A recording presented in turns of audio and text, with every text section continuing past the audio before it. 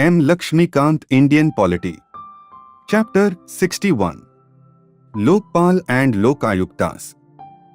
Global scenario. Modern democratic states are characterized by a welfare orientation. Hence, the government has come to play an important role in the socio-economic development of a nation. This has resulted in the expansion of bureaucracy and the multiplication of administrative process, which in turn increased the administrative power and discretion enjoyed by the civil servants at different levels of the government. The abuse of this power and discretion by civil servants opens up scope for harassment, malpractices, maladministration and corruption. Such a situation gives rise to citizens' grievances against administration. The success of democracy and the realization of socio-economic development depends on the extent to which the citizens' grievances are redressed. Therefore, the following institutional devices have been created in different parts of the world to deal with the redressal of these grievances. 1. The Ombudsman system. 2. The Administrative Courts system. 3. The Procurator system. The earliest democratic institution created in the world for the redressal of citizens' grievance is the Scandinavian Institution of Ombudsman. Donald C. Rovath, an international authority on the Ombudsman, calls it a uniquely appropriate institution for dealing with the average citizen's complaints about unfair administrative actions. The institution of Ombudsman was first created in Sweden in 1809. Ombud is a Swedish term and refers to a person who acts as the representative or spokesman of another person. According to Donald C. Rovath, Ombudsman refers to an officer appointed by the legislature to handle complaints against administrative and judicial action. The Swedish Ombudsman deals with the citizens' grievances in the following matters.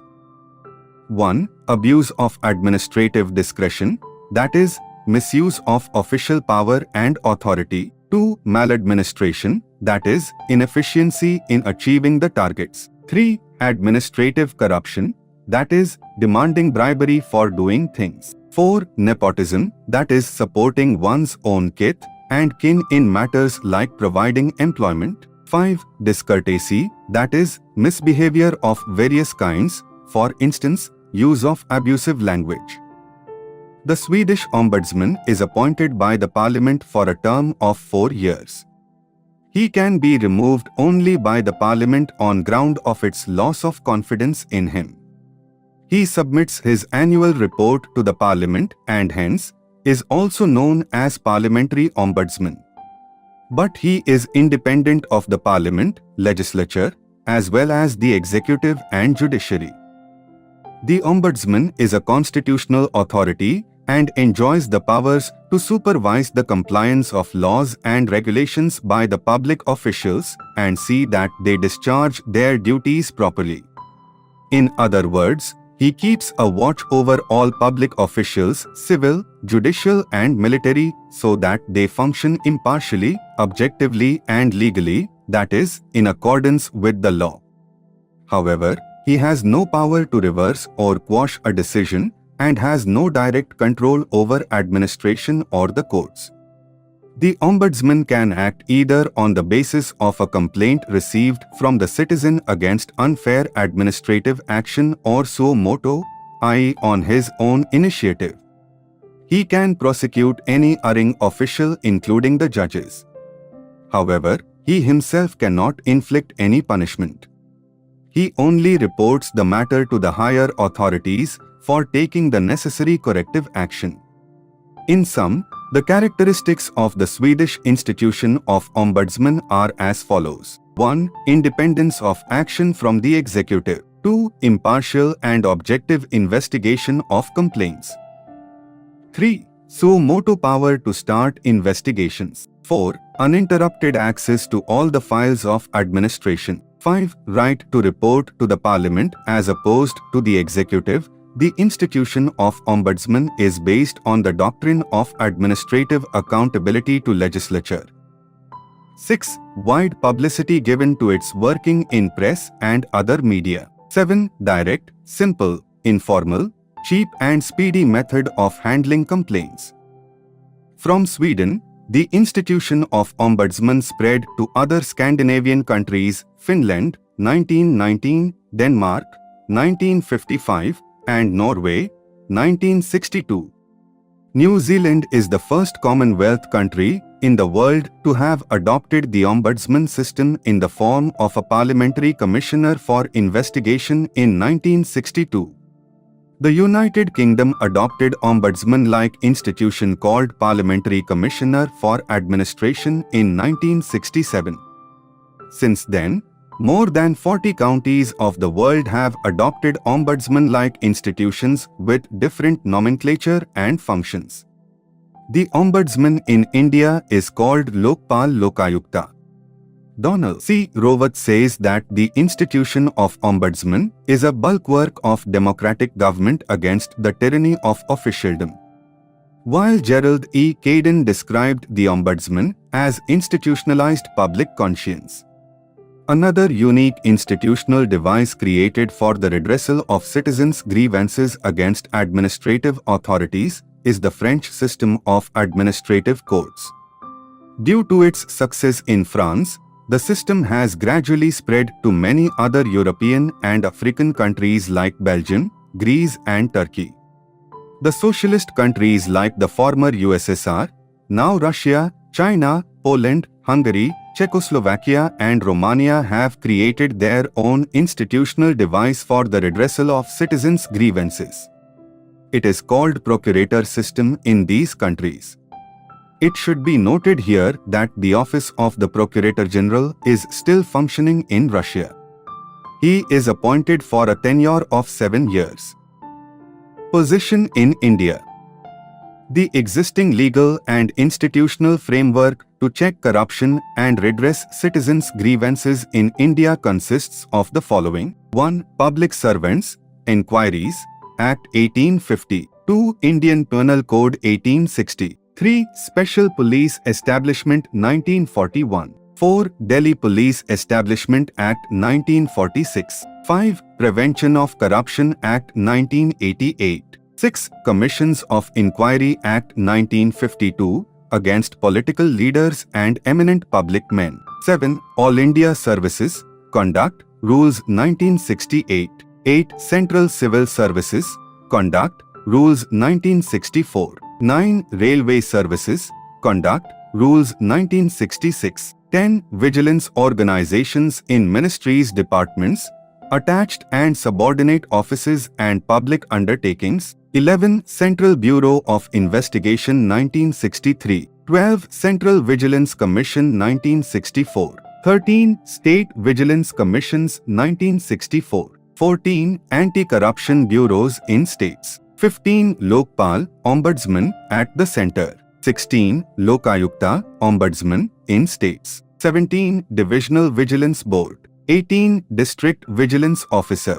19. National Consumer Disputes Redressal Commission. 20. National Commission for SCs. 21. National Commission for STs. 22. Supreme Court and High Courts in states. 23. Administrative Tribunals, quasi-judicial bodies. 24. Directorate of Public Grievances in the Cabinet Secretariat 1988.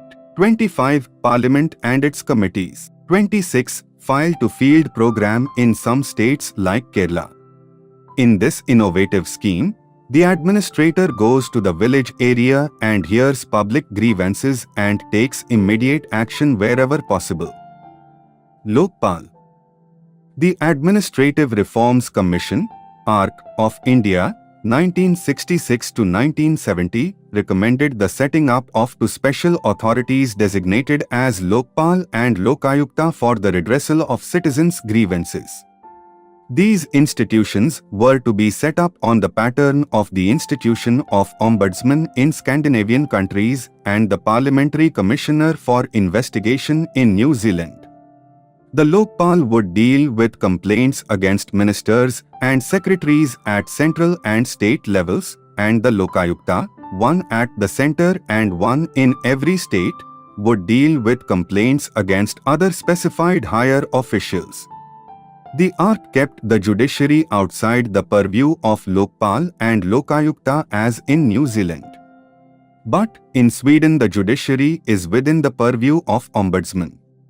According to the ARC, the Lokpal would be appointed by the President after consultation with the Chief Justice of India, the Speaker of Lok Sabha and the Chairman of the Rajya Sabha. The ARC also recommended that the institutions of Lokpal and Lokayukta should have the following features. 1. They should be demonstratively independent and impartial. 2. Their investigations and proceedings should be conducted in private and should be informal in character. 3. Their appointment should be, as far as possible, non-political. 4. Their status should compare with the highest judicial functionaries in the country. 5. They should deal with matters in the discretionary field involving acts of injustice, corruption or favoritism. 6. Their proceedings should not be subject to judicial interference. 7. They should have the maximum latitude and powers in obtaining information relevant to their duties. 8. They should not look forward to any benefit or pecuniary advantage from the executive government. The Government of India accepted the recommendations of ARC in this regard. So far, 10 official attempts have been made to bring about legislation on this subject. Bills were introduced in the Parliament in the following years. 1. In May 1968, by the Congress government headed by Indira Gandhi. 2. In April 1971, again by the Congress government headed by Indira Gandhi. 3. In July 1977, by the Janata government headed by Morarji Desai. 4. In August 1985, by the Congress government headed by Rajiv Gandhi. 5. In December 1989, by the National Front government headed by VP Singh. 6. In September 1996, by the United Front government headed by Dave Govda. 7. In August 1998, by the BJP-led coalition government headed by A.B. Vajpayee. 8. In August 2001, by the NDA government headed by A.B. Vajpayee. 9. In August 2011, by the UPA government headed by Manmohan Singh. 10. In December 2011, by the UPA government headed by Manmohan Singh. The first 4 bills lapsed due to the dissolution of Lok Sabha, while the 5th one was withdrawn by the government. The 6th and 7th bills also lapsed due to the dissolution of the 11th and 12th Lok Sabha. Again, the 8th bill, 2001, lapsed due to the dissolution of the 13th Lok Sabha in 2004. The 9th bill, 2011, was withdrawn by the government. Lokpal and Lokayuktas Act, 2013. Features. The salient features of the Lokpal and Lokayuktas Act, 2013 are as follows.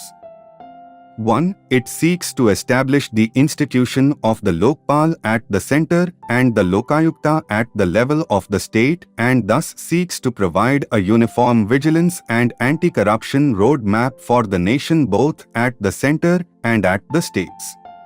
The jurisdiction of Lokpal includes the Prime Minister, Ministers, Members of Parliament and Groups A, B, C and D officers and officials of the central government. 2. The Lokpal to consist of a chairperson with a maximum of 8 members of which 50% shall be judicial members. 3. 50% of the members of the Lokpal shall come from amongst the SCs, the STs, the OBCs, minorities and women. 4. The selection of the chairperson and the members of Lokpal shall be through a selection committee consisting of the Prime Minister, the Speaker of the Lok Sabha, the Leader of the Opposition in the Lok Sabha, the Chief Justice of India or a sitting Supreme Court judge nominated by the Chief Justice of India and an eminent jurist to be nominated by the President of India on the basis of recommendations of the first 4 members of the selection committee. 5. A search committee will assist the selection committee in the process of selection. 50% of the members of the search committee shall also be from amongst the SCs, the STs, the OBCs, minorities and women. 6. The Prime Minister has been brought under the purview of the Lokpal with subject matter exclusions and specific process for handling complaints against the Prime Minister. 7. Lokpal's jurisdiction will cover all categories of public servants, including Group A, Group B, Group C, and Group D officers and employees of government. On complaints referred to the CVC by the Lokpal, the CVC will send its report of preliminary inquiry in respect of Group A and Group B officers back to the Lokpal for further decision. With respect to categories of employees from Group C and Group D, the CVC will proceed further in exercise of its own powers under the CVC Act subject to reporting and review by the Lokpal. 8. The Lokpal will have the power of superintendence and direction over any investigating agency, including the CBI, for cases referred to them by the Lokpal. 9. A high-powered committee chaired by the Prime Minister will recommend the selection of the Director of CBI. 10. It incorporates provisions for attachment and confiscation of property of public servants acquired by corrupt means, even while the prosecution is pending. 11. It lays down clear timelines. For preliminary inquiry, it is 3 months extendable by 3 months. For investigation, it is 6 months which may be extended by 6 months at a time. For trial, it is 1 year extendable by 1 year, and to achieve this, special courts to be set up. 12. It enhances maximum punishment under the Prevention of Corruption Act from 7 years to 10 years. The minimum punishment under Sections 7, 8, 9 and 12 of the Prevention of Corruption Act will now be 3 years, and the minimum punishment under Section 15, punishment for attempt, will now be 2 years. 13. Institutions which are financed fully or partly by government are under the jurisdiction of Lokpal, but institutions aided by government are excluded. 14. It provides adequate protection for honest and upright public servants. 15. Lokpal conferred with power to grant sanction for prosecution of public servants in place of the government or competent authority. 16. It contains a number of provisions aimed at strengthening the CBI such as 1. Setting up of a Directorate of Prosecution headed by a Director Prosecution under the overall control of the Director of CBI. 2. Appointment of the Director of Prosecution on the recommendation of the CVC. 3. Maintenance of a panel of advocates by CBI other at government advocates with the consent of the Lokpal handling Lokpal referred cases. 4. Transfer of officers of CBI investigating cases referred by Lok with the approval of Lokpal. 5. Provision of adequate funds to CBI for investigating cases referred by Lokpal. 17. All entities receiving donations from foreign source in the context of the Foreign Contribution Regulation Act, FCRA, in excess of 10 lakhs rupees per year are brought under the jurisdiction of Lokpal. 18. It contains a mandate for setting up of the institution of Lokayukta through enactment of a law by the state legislature within a period of 365 days from the date of commencement of this act. Thus, the Act provides freedom to the states to decide upon the contours of the Lokayukta mechanism in their respective states. Drawbacks. The following are the drawbacks, shortcomings, of the Lokpal and Lokayuktas Act, 2013. 1. Lokpal cannot suo motu proceed against any public servant. 2. Emphasis on form of complaint rather than substance. 3. Heavy punishment for false and frivolous complaints against public servants may deter complaints being filed to Lokpal. 4. Anonymous complaints not allowed, can't just make a complaint on plain paper and drop it in a box with supporting documents.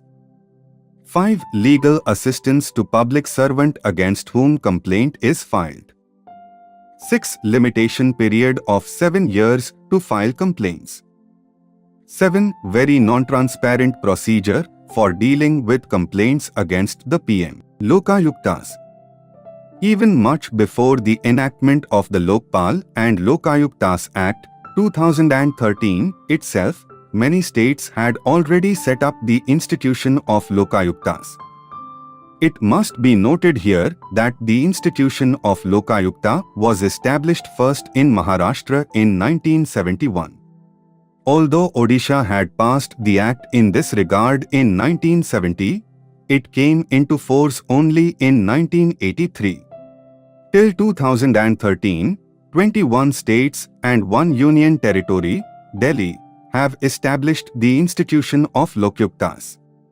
The details in this regard are mentioned below in Table 61.1. The various aspects of the institution of Lokayukta are structural variations. The structure of the Lokayukta is not same in all the states. Some states like Rajasthan, Karnataka, Andhra Pradesh and Maharashtra have created the Lokayukta as well as Uplokayukta, while some others like Bihar, Uttar Pradesh and Himachal Pradesh have created only the Lokayukta. There are still other states like Punjab and Odisha that have designated officials as Lokpal. This pattern was not suggested by the ARC in the states. Appointment. The Lokayukta and Uplokayukta are appointed by the governor of the state. While appointing, the governor in most of the states consults a. the Chief Justice of the State High Court and b. the Leader of Opposition in the State Legislative Assembly. Qualifications. Judicial qualifications are prescribed for the Lokayukta in the states of Uttar Pradesh, Himachal Pradesh, Andhra Pradesh, Gujarat, Odisha, Karnataka and Assam. But no specific qualifications are prescribed in the states of Bihar, Maharashtra and Rajasthan. Tenure. In most of the states, the term of office fixed for Lokayukta is of 5 years duration or 65 years of age, whichever is earlier. He is not eligible for reappointment for a second term. Jurisdiction. There is no uniformity regarding the jurisdiction of Lokayukta in all the states. The following points can be noted in this regard. A. The Chief Minister is included within the jurisdiction of Lokayukta in the states of Himachal Pradesh, Andhra Pradesh, Madhya Pradesh and Gujarat, while he is excluded from the purview of Lokayukta in the states of Maharashtra, Uttar Pradesh, Rajasthan, Bihar and Odisha. B. Ministers and higher civil servants are included in the purview of Lokayukta in almost all the states. Maharashtra has also included former ministers and civil servants. C. Members of state legislatures are included in the purview of Lokayukta in the states of Andhra Pradesh, Himachal Pradesh, Gujarat, Uttar Pradesh and Assam. D. The authorities of the local bodies, corporations, companies and societies are included in the jurisdiction of the Lokayukta in most of the states. Investigations. In most of the states, the Lokayukta can initiate investigations either on the basis of a complaint received from the citizen against unfair administrative action or suo moto. But he does not enjoy the power to start investigations on his own initiative, suo moto, in the states of Uttar Pradesh, Himachal Pradesh and Assam. Scope of cases covered. The Lokayukta can consider the cases of grievances as well as allegations in the states of Maharashtra, Uttar Pradesh, Assam, Bihar and Karnataka. But in Himachal Pradesh, Andhra Pradesh, Rajasthan and Gujarat, the job of Lokayuktas is confined to investigating allegations, corruption and not grievances, maladministration. Other features. 1. The Lokayukta presents, annually, to the governor of the state a consolidated report on his performance. The governor places this report along with an explanatory memorandum before the state legislature. The Lokayukta is responsible to the state legislature. 2. He takes the help of the state investigating agencies for conducting inquiries. 3. He can call for relevant files and documents from the state government departments. 4. The recommendations made by the Lokayukta are only advisory and not binding on the state government. Thank you so much for watching this video. If this video helped you in any way, so please do like and share this video and hit the subscribe button. M. Laxmikanth, Indian Polity. Chapter 62. National Investigation Agency. Establishment of the NIA. The National Investigation Agency, NIA, was constituted in 2009 under the provisions of the National Investigation Agency Act, 2008, NIA Act. It is the central counter-terrorism law enforcement agency in the country. The NIA was established in the backdrop of the 2008 Mumbai terror attacks, popularly known as the 26/11 incident. This national horror led to the realization of the need for a separate federal agency to deal with terror-related crimes in the country. The headquarters of the NIA is at New Delhi. The branch offices of the NIA are located at Hyderabad, Guwahati, Mumbai, Lucknow, Kochi, Kolkata, Jammu and Raipur. In addition, the NIA has a separate specialized cell known as TFFC cell dealing with the subjects of fake currency notes and terror funding. The NIA is headed by a Director General. He is appointed by the central government. His powers are similar to the powers exercisable by a Director General of Police in respect of the police force in a state. The NIA works under the administrative control of the Ministry of Home Affairs, Government of India. The state government extends all assistance and cooperation to the NIA for investigation of the offences specified under the NIA Act. Rationale of the NIA. While introducing the NIA bill in the Parliament, the Government of India gave the following reasons for creating the NIA. 1. Over the past several years, India has been the victim of large-scale terrorism sponsored from across the borders.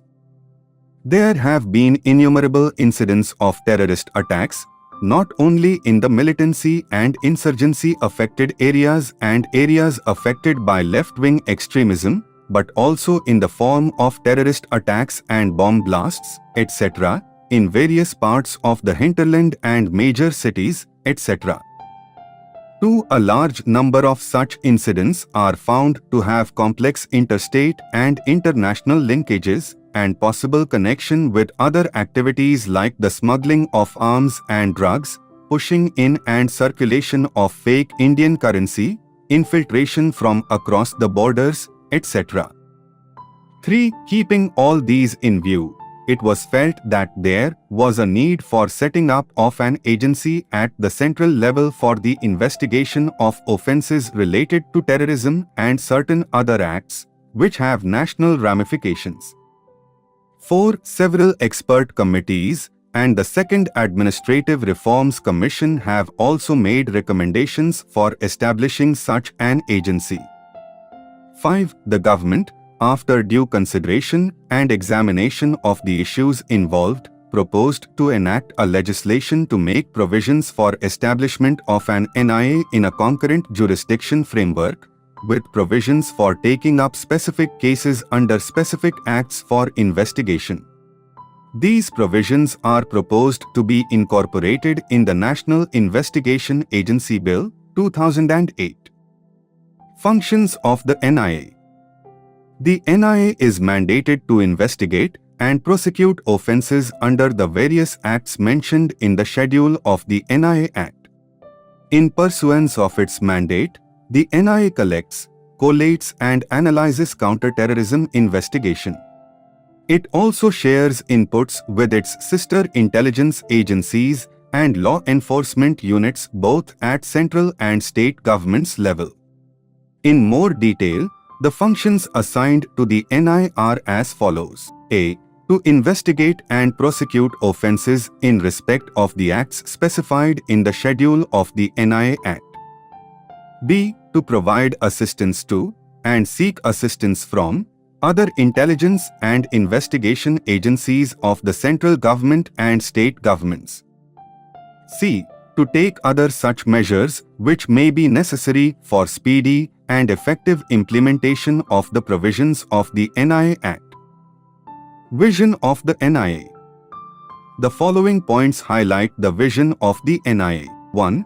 The NIA aims to be a thoroughly professional investigative agency matching the best international standards.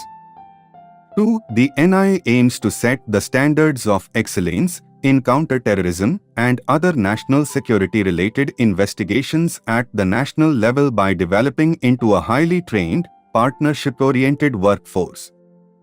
3. The NIA aims at creating deterrence for existing and potential terrorist groups individuals. 4. The NIA aims to develop as a storehouse of all terrorist-related information.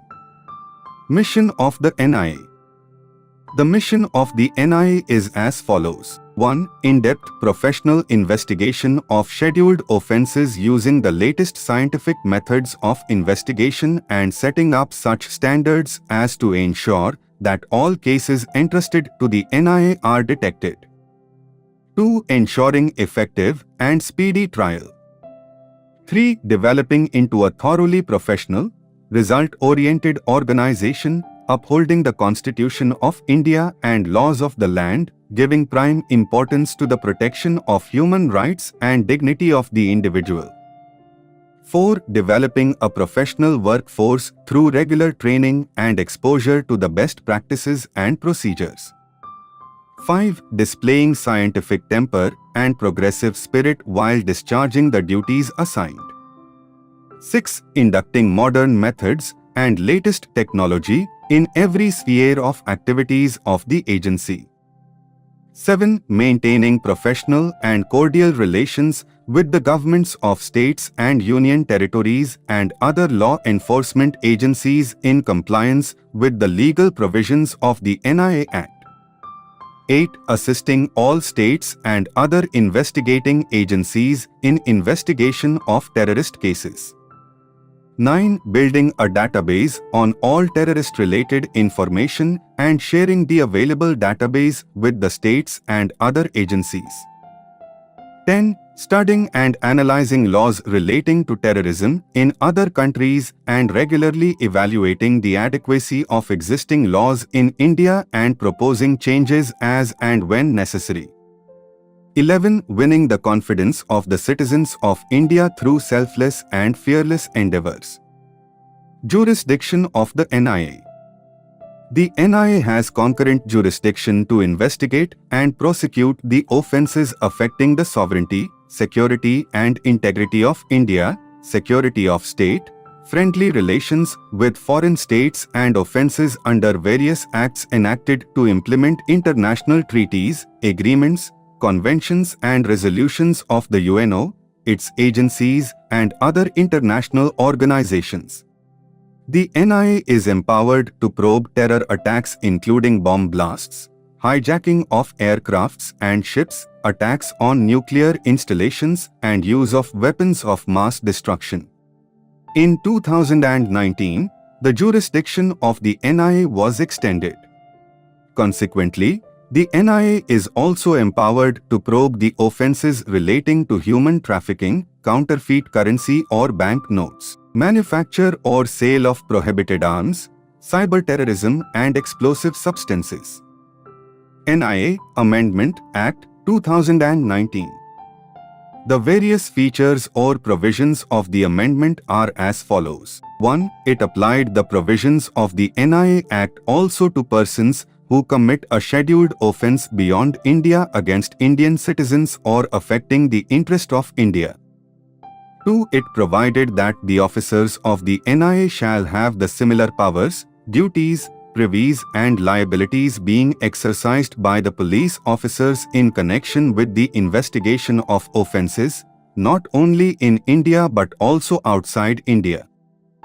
3. It empowered the central government, with respect to a scheduled offence committed outside India, to direct the NIA to register the case and take up investigation as if such offence has taken place in India.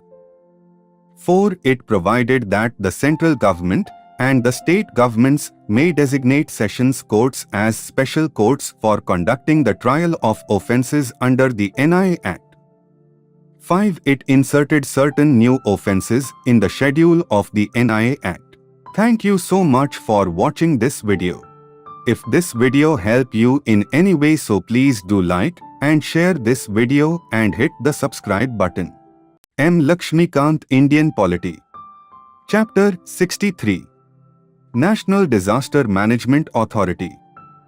Establishment of the NDMA. The Government of India, recognizing the importance of disaster management as a national priority, had set up a high-powered committee in 1999 and a national committee in 2001 after the Gujarat earthquake to make recommendations on the preparation of disaster management plans and suggest effective mitigation mechanisms. However, after the Indian Ocean tsunami of 2004, the Government of India took a defining step in the legislative history of the country by enacting the Disaster Management Act, 2005. The Act provided for the creation of the National Disaster Management Authority, NDMA, to spearhead and implement a holistic and integrated approach to disaster management in the country. Initially, the NDMA was constituted in 2005 by an executive order of the Government of India. Subsequently, the NDMA was notified in 2006 under the provisions of the Act. The NDMA consists of a chairperson and other members, not exceeding 9. The Prime Minister is the ex officio chairperson of the NDMA. The other members are nominated by the chairperson of the NDMA. The chairperson of the NDMA designates one of the members as the vice chairperson of the NDMA. The vice-chairperson has the status of a cabinet minister while the other members have the status of a minister of state.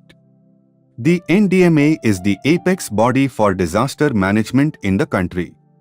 It works under the administrative control of the Union Ministry of Home Affairs.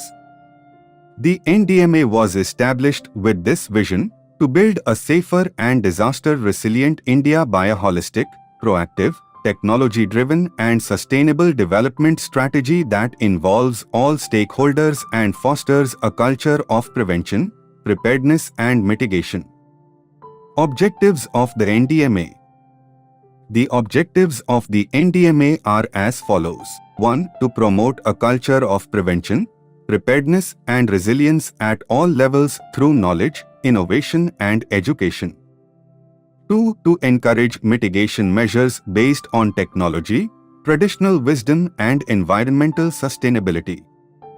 3. To mainstream disaster management into the developmental planning process. 4. To establish institutional and techno-legal frameworks to create an enabling regulatory environment and a compliance regime.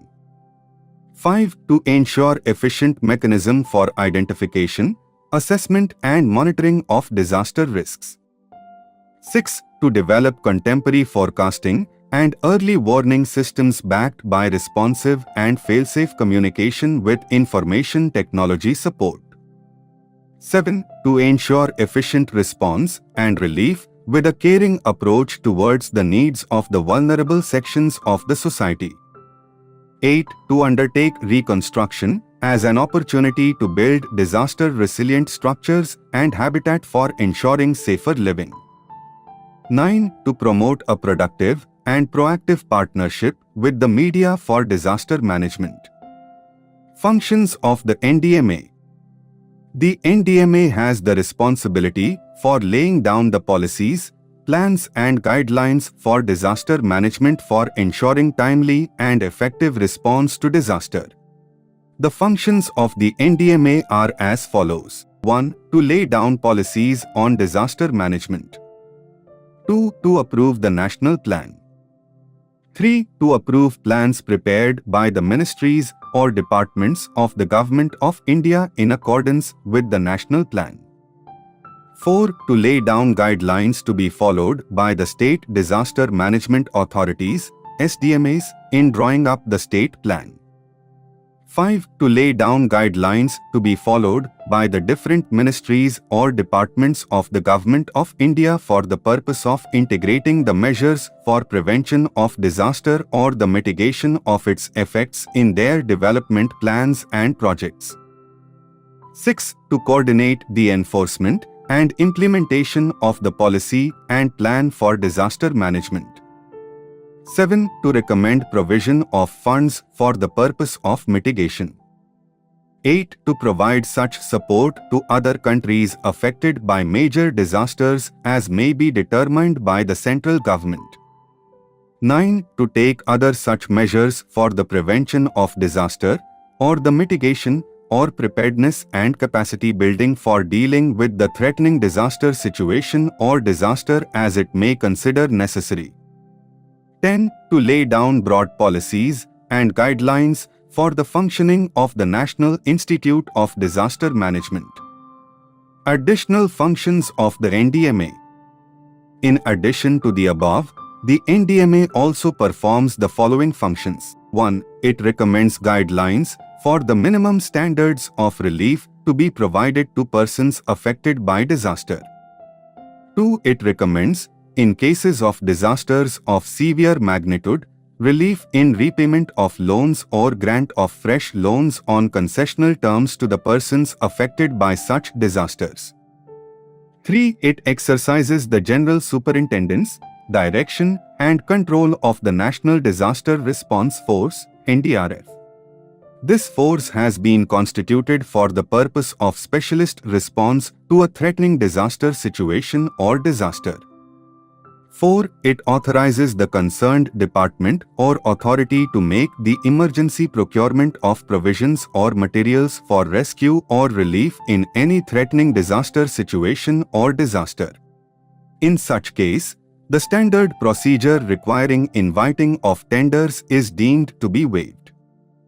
5. It prepares an annual report on its activities and submits it to the central government. The central government causes it to be laid before both houses of parliament. State Disaster Management Authority. Composition. Every state government should establish a State Disaster Management Authority, SDMA, for the state. An SDMA consists of a chairperson and other members, not exceeding 9. The Chief Minister of the state is the ex officio chairperson of the SDMA. The chairperson of the State Executive Committee is the ex officio member of the SDMA.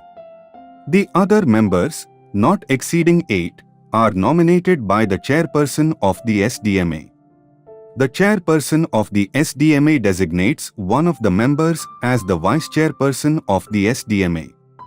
The chairperson of the State Executive Committee acts as the ex officio chief executive officer of the SDMA. Functions. An SDMA has the responsibility for laying down policies and plans for disaster management in the state. Its functions include the following. 1. To lay down the state disaster management policy.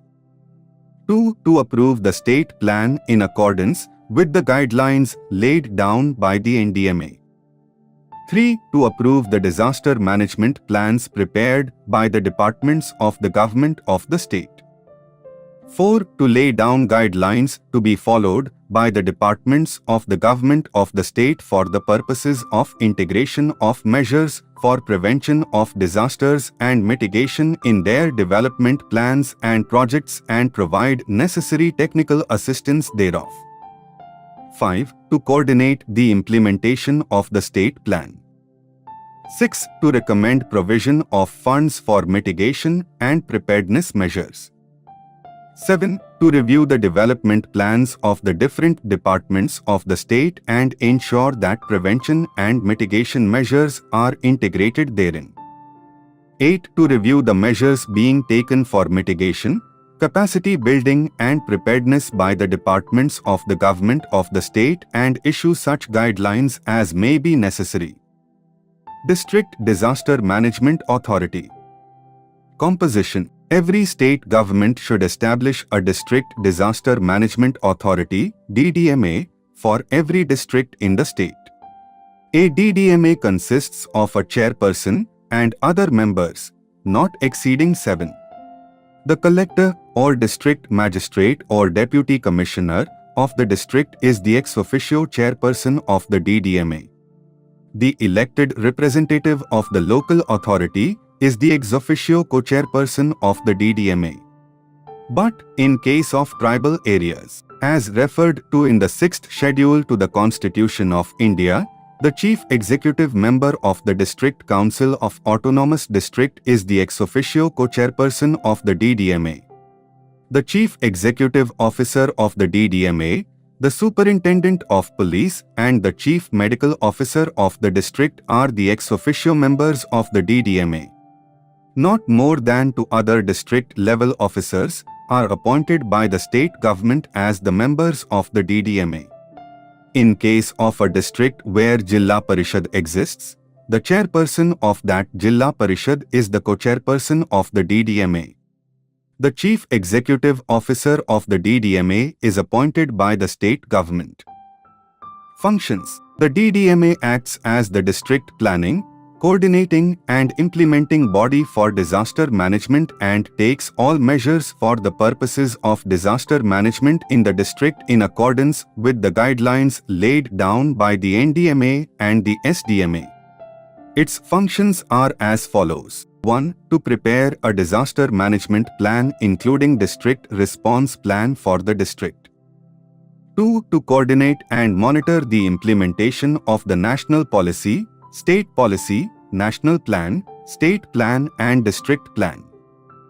3. To ensure that the areas in the district vulnerable to disasters are identified and measures for the prevention of disasters and the mitigation of its effects are undertaken by the departments of the government at the district level as well as by the local authorities. 4. To ensure that the guidelines for prevention of disasters, mitigation of its effects, preparedness and response measures as laid down by the NDMA and the SDMA are followed by all departments of the government at the district level and the local authorities in the district. 5. To organize and coordinate specialized training programs for different levels of officers, employees and voluntary rescue workers in the district. 6. To facilitate community training and awareness programs for prevention of disaster or mitigation with the support of local authorities, governmental and non-governmental organizations. 7. To set up, maintain, review and upgrade the mechanism for early warnings and dissemination of proper information to the public. 8. To advise, assist and coordinate the activities of the departments of the government at the district level, statutory bodies and other governmental and non-governmental organizations in the district engaged in disaster management. 9. To identify buildings and places which could, in the event of any threatening disaster situation or disaster, be used as relief centers or camps and make arrangements for water supply and sanitation in such buildings or places. 10. To perform such other functions as the state government or SDMA may assign to it or as it deems necessary for disaster management in the district. Thank you so much for watching this video. If this video helped you in any way, so please do like and share this video and hit the subscribe button. M. Laxmikanth, Indian Polity. Chapter 64. Cooperative Societies. The 97th Constitutional Amendment Act of 2011 gave a constitutional status and protection to cooperative societies. In this context, it made the following 3 changes in the Constitution. 1. It made the right to form cooperative societies a fundamental right, Article 19. 2. It included a new directive principle of state policy on promotion of cooperative societies, Article 43-B. 3. It added a new Part 9b in the Constitution, which is entitled The Cooperative Societies Articles to 43ZH2 to 43ZT. Constitutional Provisions. Part 9b of the Constitution contains the following provisions with respect to the cooperative societies. Incorporation of cooperative societies. The state legislature may make provisions for the incorporation, regulation, and winding up of cooperative societies based on the principles of voluntary formation, democratic member control, member economic participation, and autonomous functioning. Number and term of members of board and its office bearers. The board shall consist of such number of directors as may be provided by the state legislature. But the maximum number of directors of a cooperative society shall not exceed 21. The state legislature shall provide for the reservation of 1 seat for the scheduled castes or the scheduled tribes and 2 seats for women on the board of every cooperative society having members from such a category of persons. The term of office of elected members of the board and its office bearers shall be 5 years from the date of election. The state legislature shall make provisions for co-option of persons having experience in the field of banking, management, finance or specialization in any other related field as members of the board. But the number of such co-opted members shall not exceed 2, in addition to 21 directors. Further, the co-opted members shall not have the right to vote in any election of the cooperative society or be eligible to be elected as office bearers of the board. The functional directors of a cooperative society shall also be the members of the board, and such members shall be excluded for the purpose of counting the total number of directors, that is, 21. Election of members of board. The election of a board shall be conducted before the expiry of the term of the board so as to ensure that the newly elected members assume office immediately on the expiry of the term of the office of members of the outgoing board. The superintendence, direction, and control of the preparation of electoral rolls and the conduct of elections to a cooperative society shall vest in such body as may be provided by the state legislature. Supersession and suspension of board and interim management. No board shall be superseded or kept under suspension for a period exceeding 6 months.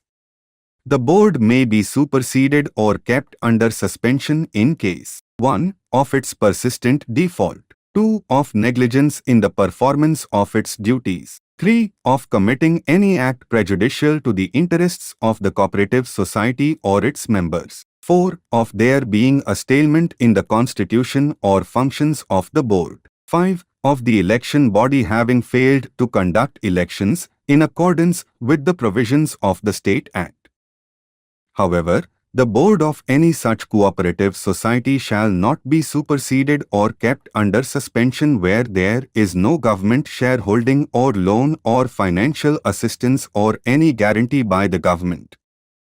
In case of supersession of a board, the administrator appointed to manage the affairs of such a cooperative society shall arrange for conduct of elections within the period of 6 months and hand over the management to the elected board.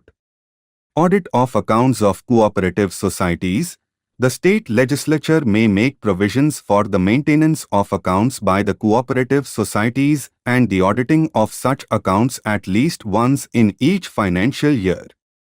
It shall lay down the minimum qualifications and experience of auditors and auditing firms that shall be eligible for auditing the accounts of the cooperative societies. Every cooperative society shall be audited by an auditor or auditing firm appointed by the general body of the cooperative society.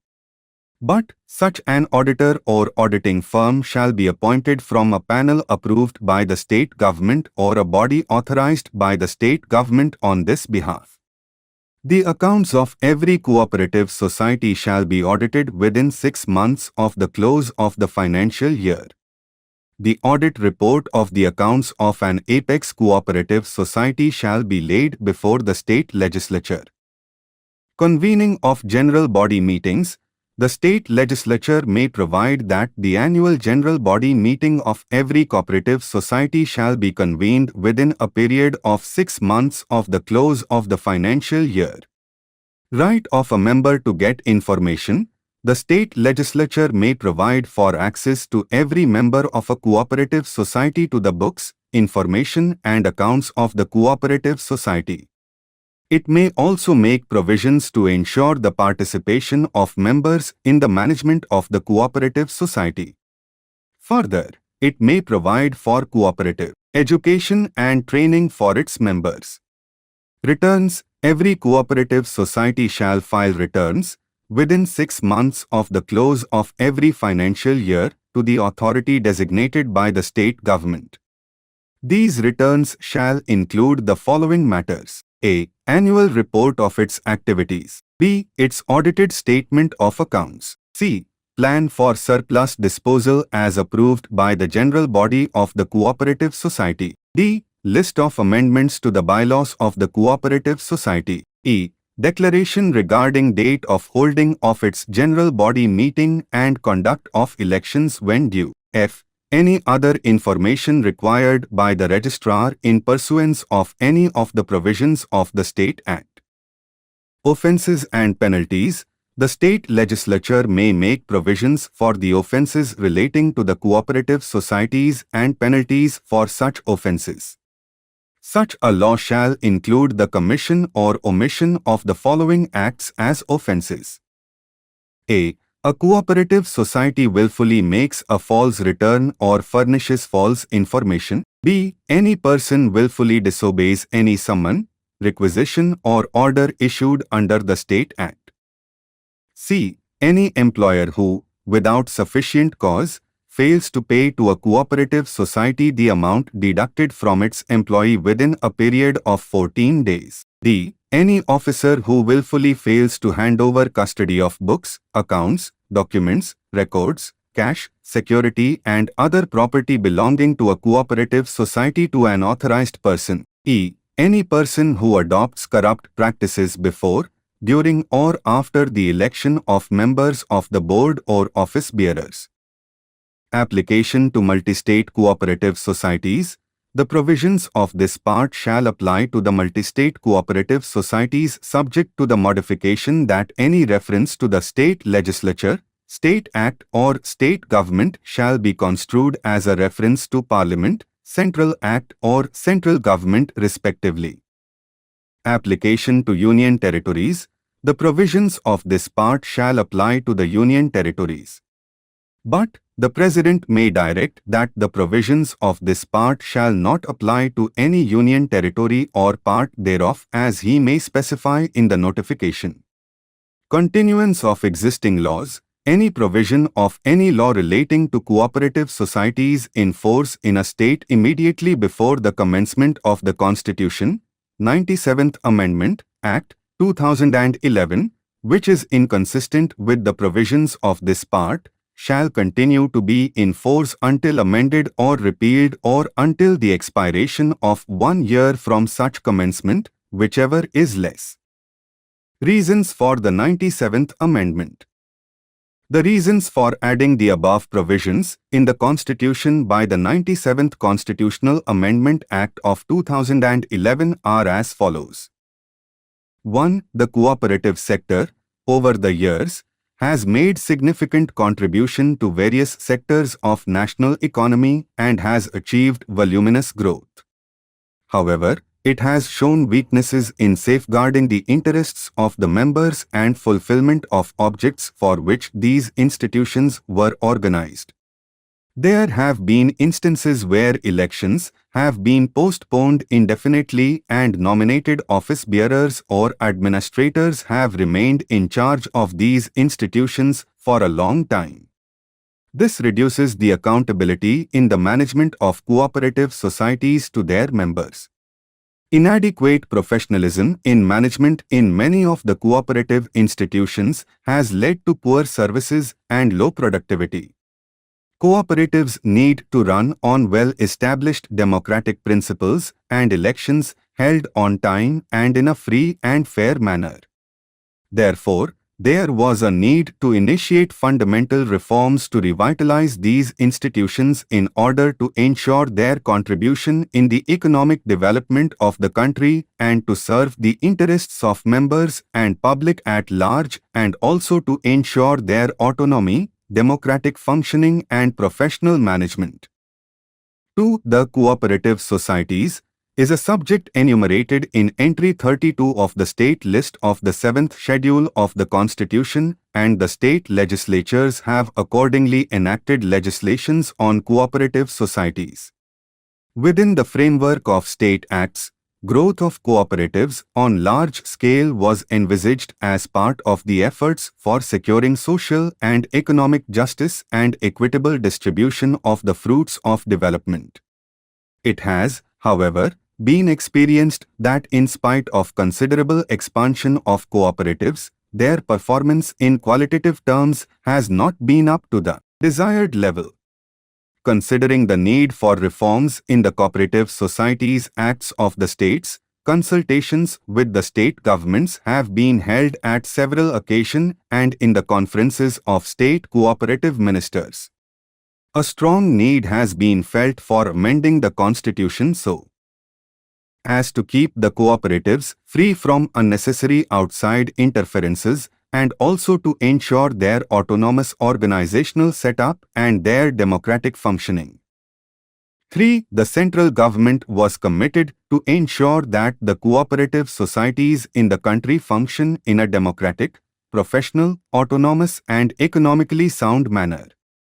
With a view to bring the necessary reforms, it was proposed to incorporate a new part in the Constitution so as to provide for certain provisions covering the vital aspects of working of cooperative societies like democratic, autonomous and professional functioning. It was expected that these provisions will not only ensure the autonomous and democratic functioning of cooperatives, but also ensure the accountability of management to the members and other stakeholders and shall provide for deterrence for violation of the provisions of the law. Thank you so much for watching this video. If this video helped you in any way, so please do like and share this video and hit the subscribe button. M. Laxmikanth, Indian Polity. Chapter 65. Official Language. Part 17 of the Constitution deals with the official language in Articles 343 to 351. Its provisions are divided into 4 heads: language of the Union, regional languages, language of the judiciary, and texts of laws and special directives. Language of the Union. The Constitution contains the following provisions in respect of the official language of the Union. 1. Hindi written in Devanagari script is to be the official language of the Union. But the form of numerals to be used for the official purposes of the Union has to be the international form of Indian numerals and not the Devanagari form of numerals. 2. However, for a period of 15 years from the commencement of the Constitution, i.e., from 1950 to 1965, the English language would continue to be used for all the official purposes of the Union for which it was being used before 1950. 3. Even after 15 years, the Parliament may provide for the continued use of English language for the specified purposes. 4. At the end of 5 years, and again at the end of 10 years, from the commencement of the Constitution, the President should appoint a commission to make recommendations with regard to the progressive use of the Hindi language, restrictions on the use of the English language and other related issues. 5. A committee of Parliament is to be constituted to examine the recommendations of the Commission and to report its views on them to the President. Accordingly, in 1955, the President appointed an official language commission under the chairmanship of B.G. Kher.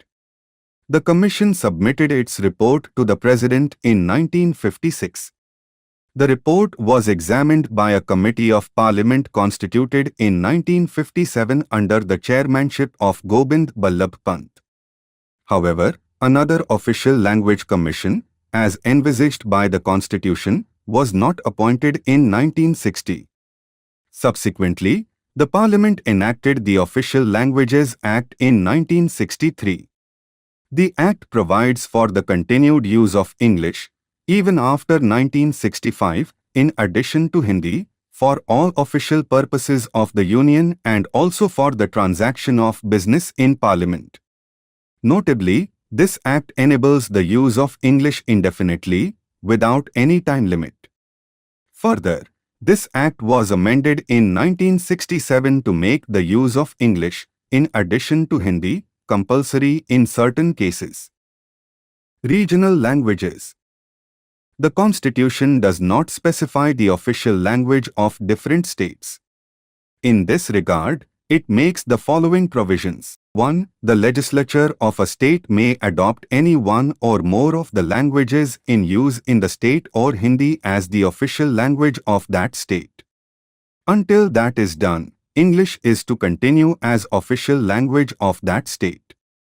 Under this provision, most of the states have adopted the major regional language as their official language. For example, Andhra Pradesh has adopted Telugu, Kerala, Malayalam, Assam, Assamese, West Bengal, Bengali, Odisha or here. The 9 northern states of Himachal Pradesh, Uttar Pradesh, Uttarakhand, Madhya Pradesh, Chhattisgarh, Bihar, Jharkhand, Haryana and Rajasthan have adopted Hindi. Gujarat has adopted Hindi in addition to Gujarati. Similarly, Goa has adopted Marathi in addition to Konkani. Jammu and Kashmir has adopted Urdu and not Kashmiri. On the other hand, certain northeastern states like Meghalaya, Arunachal Pradesh and Nagaland have adopted English. Notably, the choice of the state is not limited to the languages enumerated in the 8th schedule of the Constitution. 2. For the time being, the official language of the Union, English, would remain the link language for communications between the Union and the states or between various states. But 2 or more states are free to agree to use Hindi instead of English for communication between themselves. Rajasthan, Uttar Pradesh, Madhya Pradesh and Bihar are some of the states that have entered into such agreements. The Official Languages Act, 1963, lays down that English should be used for purposes of communication between the Union and the non-Hindi states, that is, the states that have not adopted Hindi as their official language. Further, where Hindi is used for communication between a Hindi and a non-Hindi state, such communication in Hindi should be accompanied by an English translation. 3. When the President, on a demand being made, is satisfied that a substantial proportion of the population of a state desire the use of any language spoken by them to be recognized by that state, then he may direct that such language shall also be officially recognized in that state. This provision aims at protecting the linguistic interests of minorities in the states. Language of the judiciary and texts of laws. The constitutional provisions dealing with the language of the courts and legislation are as follows. 1. Until Parliament provides otherwise, the following are to be in the English language only. A. All proceedings in the Supreme Court and in every High Court. B. The authoritative texts of all bills, acts, ordinances, orders, rules, regulations and bylaws at the central and state levels. 2. However, the governor of a state, with the previous consent of the President, can authorize the use of Hindi or any other official language of the state in the proceedings in the High Court of the state, but not with respect to the judgments, decrees and orders passed by it. In other words, the judgments, decrees and orders of the High Court must continue to be in English only until Parliament otherwise provides. 3. Similarly, a state legislature can prescribe the use of any language other than English with respect to bills, acts, ordinances, orders, rules, regulations or bylaws, but a translation of the same in the English language is to be published. The Official Languages Act of 1963 lays down that Hindi translation of acts, ordinances, orders, regulations and bylaws published under the authority of the President are deemed to be authoritative texts. Further, every bill introduced in the Parliament is to be accompanied by a Hindi translation. Similarly, there is to be a Hindi translation of state acts or ordinances in certain cases. The Act also enables the governor of a state, with the previous consent of the President, to authorize the use of Hindi or any other official language of the state for judgments, decrees and orders passed by the High Court of the state, but they should be accompanied by an English translation. For example, Hindi is used in Uttar Pradesh, Madhya Pradesh, Bihar and Rajasthan for this purpose. However, the Parliament has not made any provision for the use of Hindi in the Supreme Court. Hence, the Supreme Court hears only those who petition or appeal in English. In 1971, a petitioner insisted on arguing in Hindi a habeas corpus petition in the Supreme Court. But the court cancelled his petition on the ground that the language of the court was English and allowing Hindi would be unconstitutional. The Authorized Translations, Central Laws, Act of 1973 lays down that a translation in any regional language specified in the 8th Schedule to the Constitution, other than Hindi, of any central act, ordinance, order, rule, regulation and bylaw published under the authority of the President in the Official Gazette is deemed to be the authoritative texts thereof in such language. Special Directives. The Constitution contains certain special directives to protect the interests of linguistic minorities and to promote the development of Hindi language. There are protection of linguistic minorities. In this regard, the Constitution makes the following provisions. 1. Every aggrieved person has the right to submit a representation for the redress of any grievance to any officer or authority of the Union or a state in any of the languages used in the Union or in the state, as the case may be. This means that a representation cannot be rejected on the ground that it is not in the official language. 2. Every state and a local authority in the state should provide adequate facilities for instruction in the mother tongue at the primary stage of education to children belonging to linguistic minority groups. The President can issue necessary directions for this purpose. 3. The President should appoint a special officer for linguistic minorities to investigate all matters relating to the constitutional safeguards for linguistic minorities and to report to him. The President should place all such reports before the Parliament and send to the state government concerned. Development of Hindi language. The Constitution imposes a duty upon the centre to promote the spread and development of the Hindi language so that it may become the lingua franca of the composite culture of India.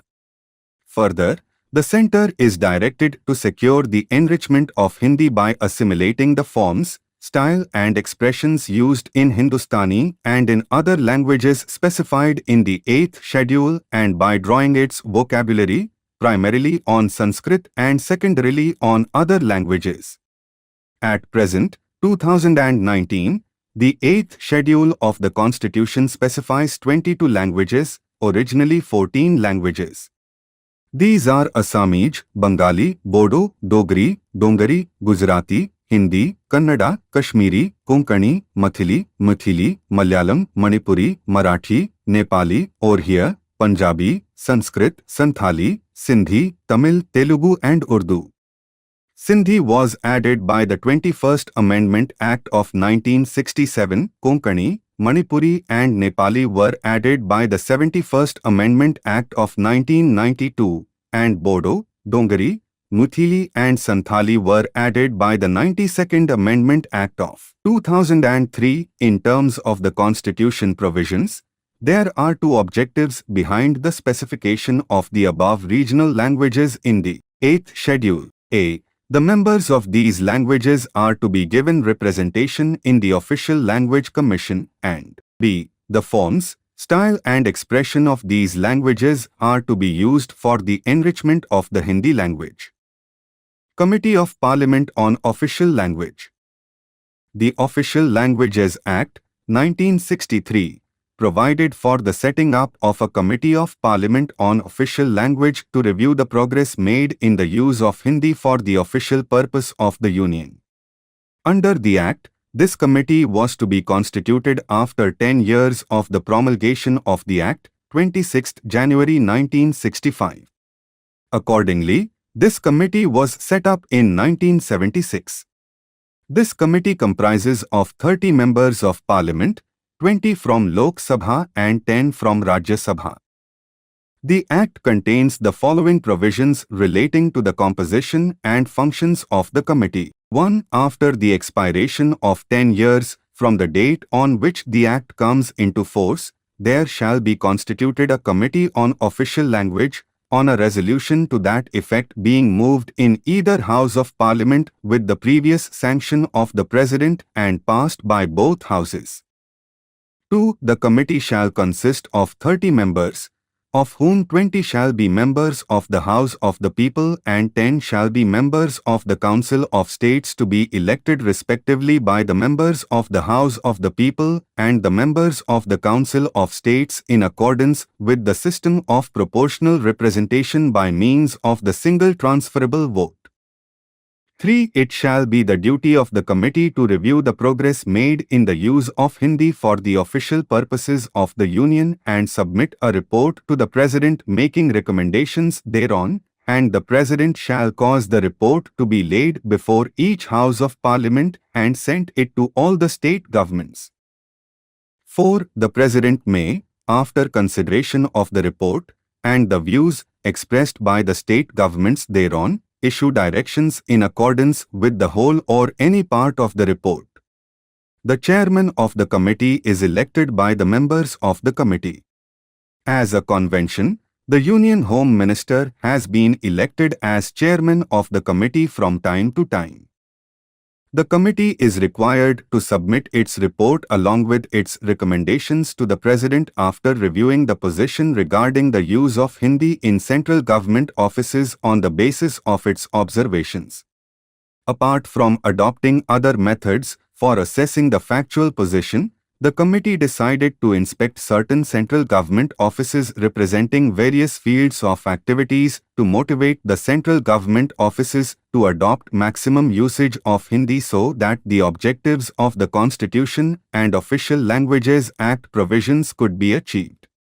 With this end in view, the committee set up 3 subcommittees, and for the purpose of inspection by the 3 subcommittees, the various ministries, departments, etc. were divided into 3 different groups. Further, in order to assess the use of official language for various purposes and other matters connected therewith, it was also decided to invite eminent persons from various fields such as from education, judiciary, voluntary organizations and the secretaries of the ministries, departments, etc. for oral evidence. The progressive use of Hindi in the central government offices is being reviewed by the committee in the background of the provisions relating to official language as provided by the Constitution, the Official Languages Act, 1963 and the rules framed thereunder. The committee also takes note of the circulars, instructions, etc. issued by the government in this regard from time to time. The terms of reference of the committee being comprehensive, it has also been examining other relevant aspects like the medium of instructions in schools, colleges and the universities, mode of recruitment to central government services and medium of departmental examination, etc.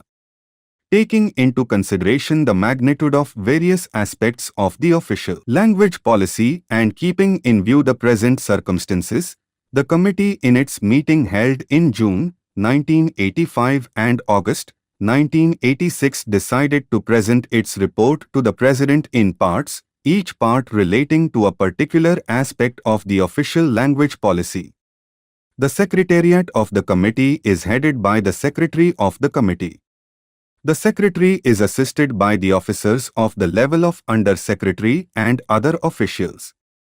They extend all required assistance in performing the various activities of the committee.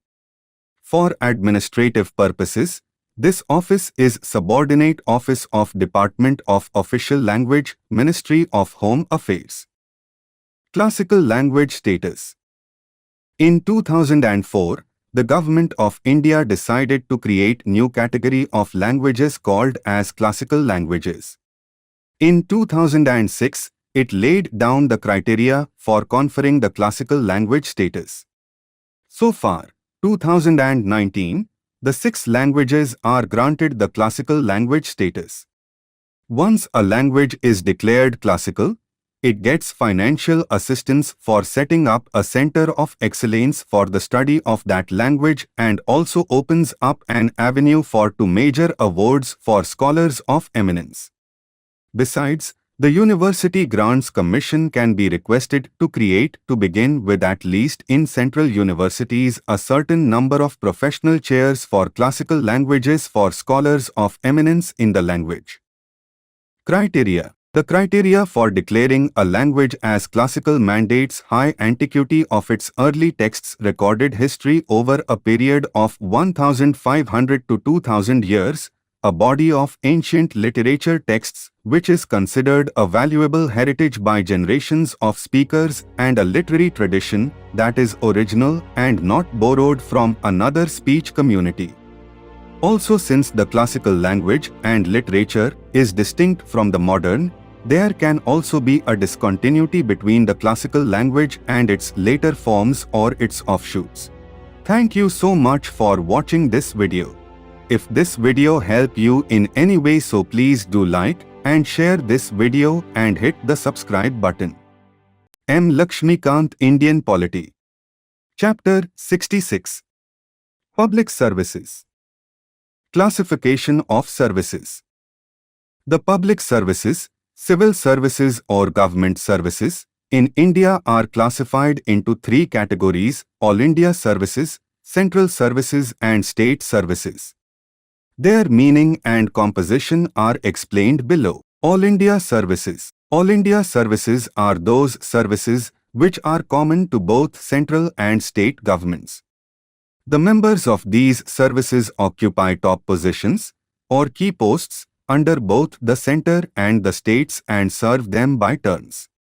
At present, there are 3 All India services.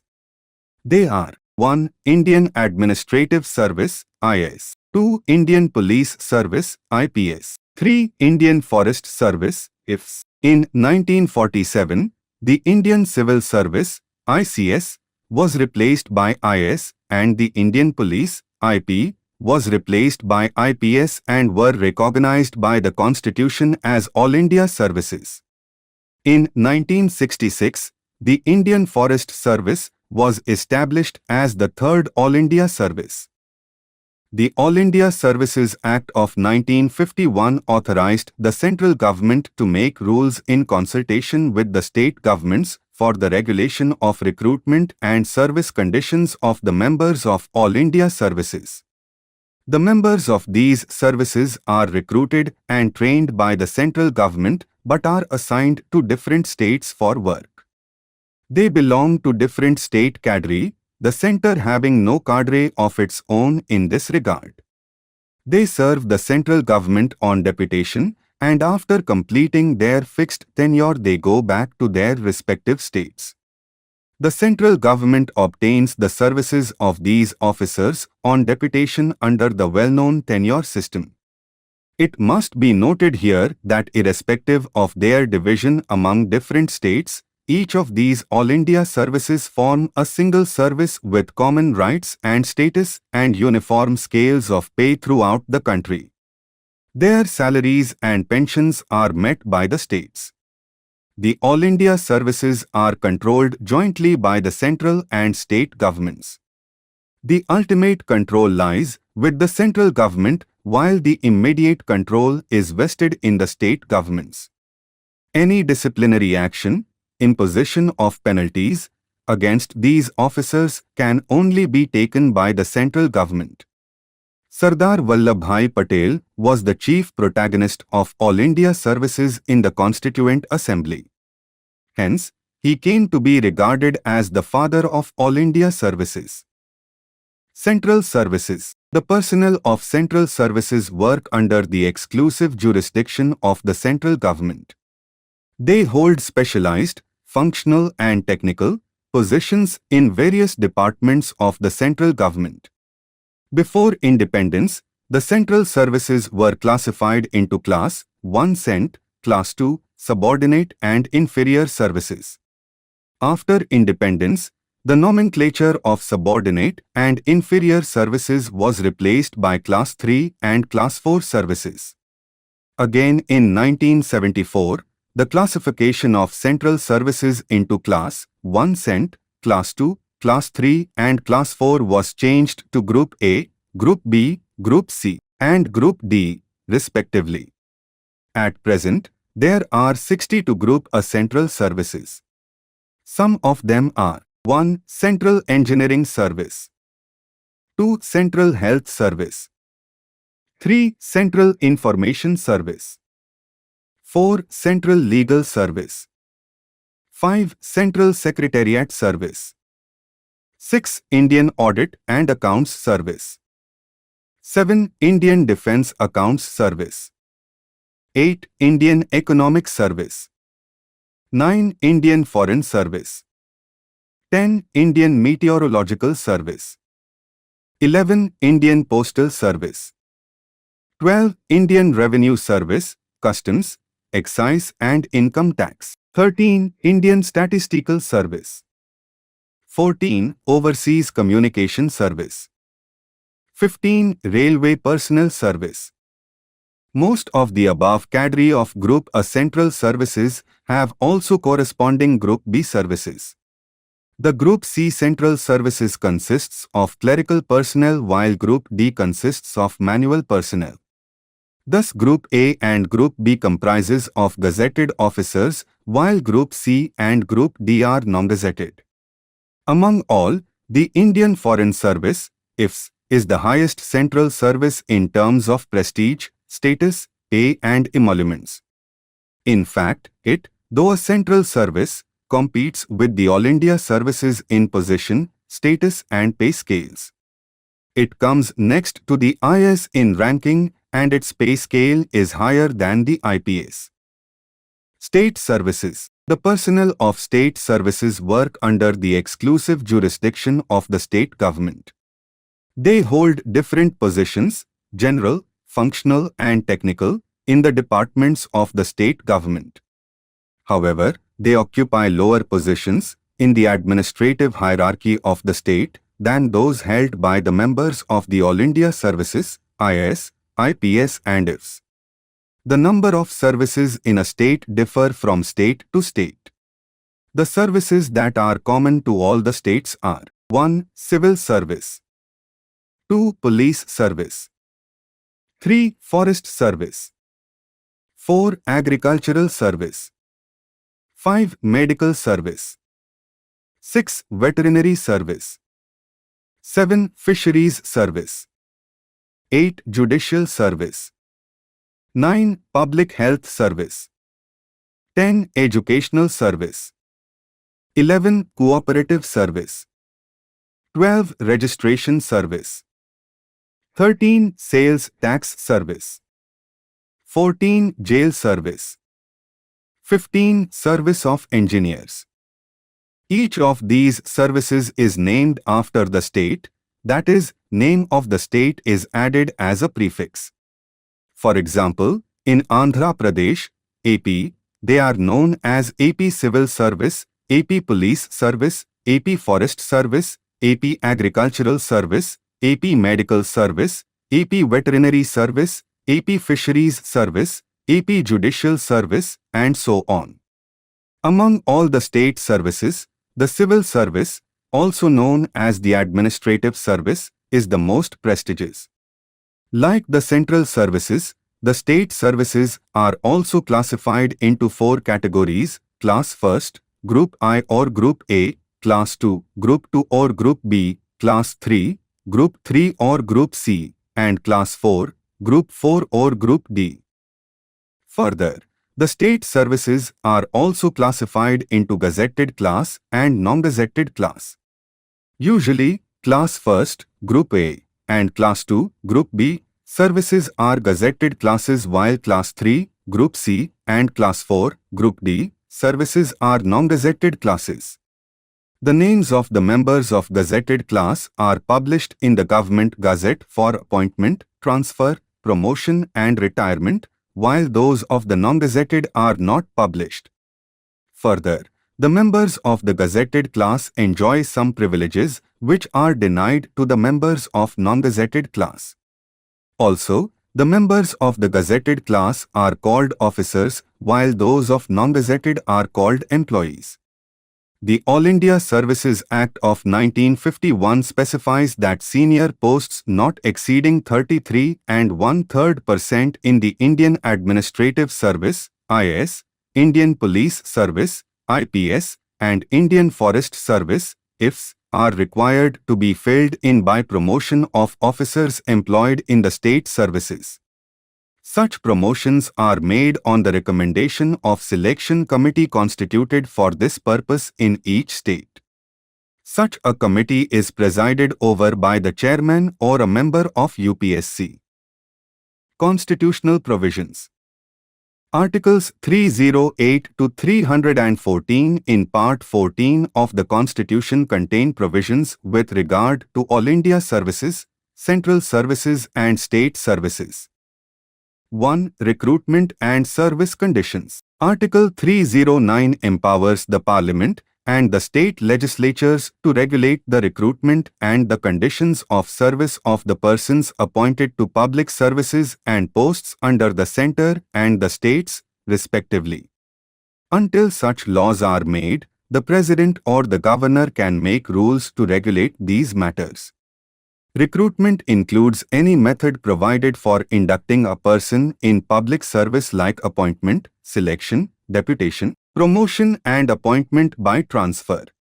The conditions of service of a public servant includes pay, allowances, periodical increments, leave, promotion, tenure or termination of service, transfer, deputation, various types of rights, disciplinary action, holidays, hours of work and retirement benefits like pension, provident fund, gratuity and so on. Under this provision, the Parliament or the state legislature can impose reasonable restrictions on the fundamental rights of public servants in the interests of integrity, honesty, efficiency, discipline, impartiality, secrecy, neutrality, anonymity, devotion to duty and so on. Such restrictions are mentioned in the conduct rules like central services, conduct rules, railway services, conduct rules and so on. 2. Tenure of office. According to Article 310, members of the defence services, the civil services of the centre and the All India services or persons holding military posts or civil posts under the centre hold office during the pleasure of the President. Similarly, members of the civil services of a state or persons holding civil posts under a state hold office during the pleasure of the governor of the state. However, there is an exception to this general rule of dismissal at pleasure. The President or the Governor may, in order to secure the services of a person having special qualifications, provide for the payment of compensation to him in 2 cases. 1. If the post is abolished before the expiration of the contractual period, or 2. If is required to vacate that post for reasons not connected with misconduct on his part. Notably, such a contract can be made only with a new entrant, that is, a person who is not already a member of a defence service, a civil service of the centre, an All India service or a civil service of a state. 3. Safeguards to civil servants. Article 311 places to restrictions on the above doctrine of pleasure. In other words, it provides to safeguards to civil servants against any arbitrary dismissal from their posts. A civil servant cannot be dismissed or removed by an authority subordinate to that by which he was appointed. B. A civil servant cannot be dismissed or removed or reduced in rank except after an inquiry in which he has been informed of the charges against him and given a reasonable opportunity of being heard in respect of those charges. The above two safeguards are available only to the members of the civil services of the Centre, the All India Services, the civil services of a state, or to persons holding civil posts under the Centre or a state, and not to the members of defence services or persons holding military posts. However, the second safeguard, holding inquiry, is not available in the following three cases. A. Where a civil servant is dismissed or removed or reduced in rank on the ground of conduct which has led to his conviction on a criminal charge, or B. Where the authority empowered to dismiss or remove a civil servant or to reduce him in rank is satisfied that for some reason, to be recorded in writing, it is not reasonably practicable to hold such inquiry, or C. Where the President or the Governor is satisfied that in the interest of the security of the state, it is not expedient to hold such inquiry. Originally, the opportunity of being heard was given to a civil servant at two stages, at the inquiry stage and at the punishment stage. But the 42nd Amendment Act of 1976 abolished the provision for second opportunity, that is, the right of a civil servant to make representation against the punishment proposed as a result of the findings of the inquiry. Hence, the present position is that where it is proposed, after inquiry, to impose upon a civil servant the punishment of dismissal, removal or reduction in rank, it may be imposed on the basis of the evidence adduced at the inquiry without giving him any opportunity of making representation on the penalty proposed. The Supreme Court held that the expression reasonable opportunity of being heard envisaged to a civil servant in the second safeguard mentioned above includes a.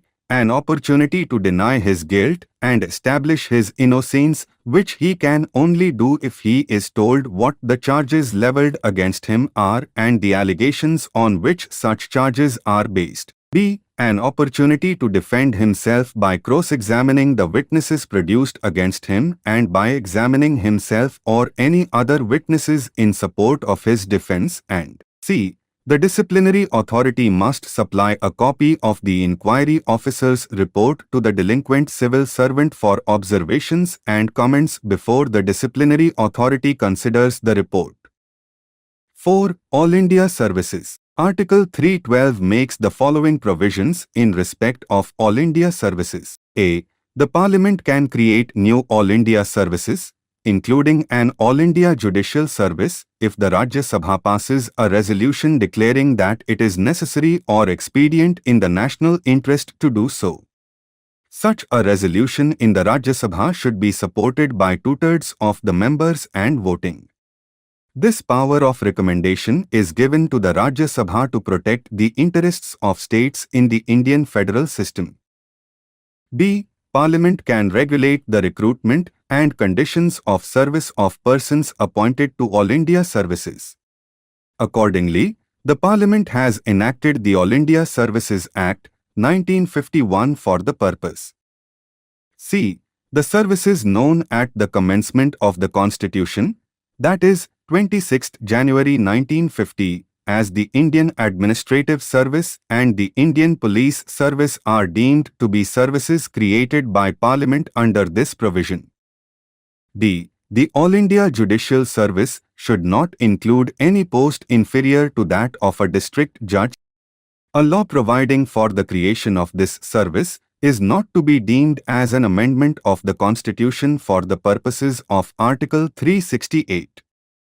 Though the 42nd Amendment Act of 1976 made the provision for the creation of All India Judicial Service, no such law has been made so far. 5. Other provisions. Article 312A, inserted by the 28th Amendment Act of 1972, confers powers on the Parliament to vary or revoke the conditions of service of persons who were appointed to a civil service of the Crown in India before 1950. Article 313 deals with transitional provisions and says that until otherwise provided, all the laws in force before 1950 and applicable to any public service would continue. Article 314, which made provision for protection of existing officers of certain services, was repealed by the 28th Amendment Act of 1972. Thank you so much for watching this video. If this video helped you in any way, so please do like and share this video and hit the subscribe button. M. Laxmikanth, Indian Polity. Chapter 67. Rights and Liabilities of the Government. Articles 294 to 300 in Part 12 of the Constitution deal with the property, contracts, rights, liabilities, obligations and suits of the Union and the states. In this regard, the Constitution makes the Union or the states as juristic, legal persons. Property of the Union and the states.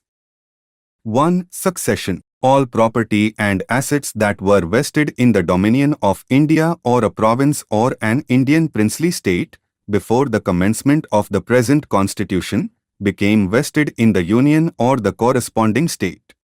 Similarly, all rights, liabilities, and obligations of the government of the Dominion of India or a province or an Indian state would now be the rights, liabilities and obligations of the government of India or the corresponding state.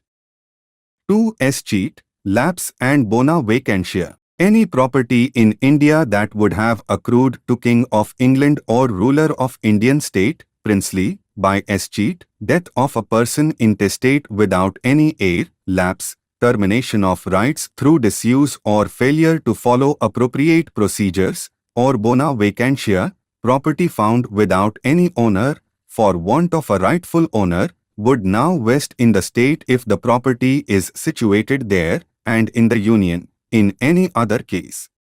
In all these three cases, the property accrues to the government as there is no rightful owner, claimant.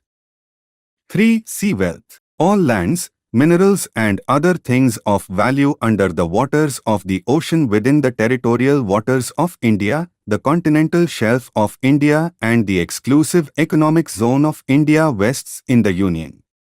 Hence, a state near the ocean cannot claim jurisdiction over these things.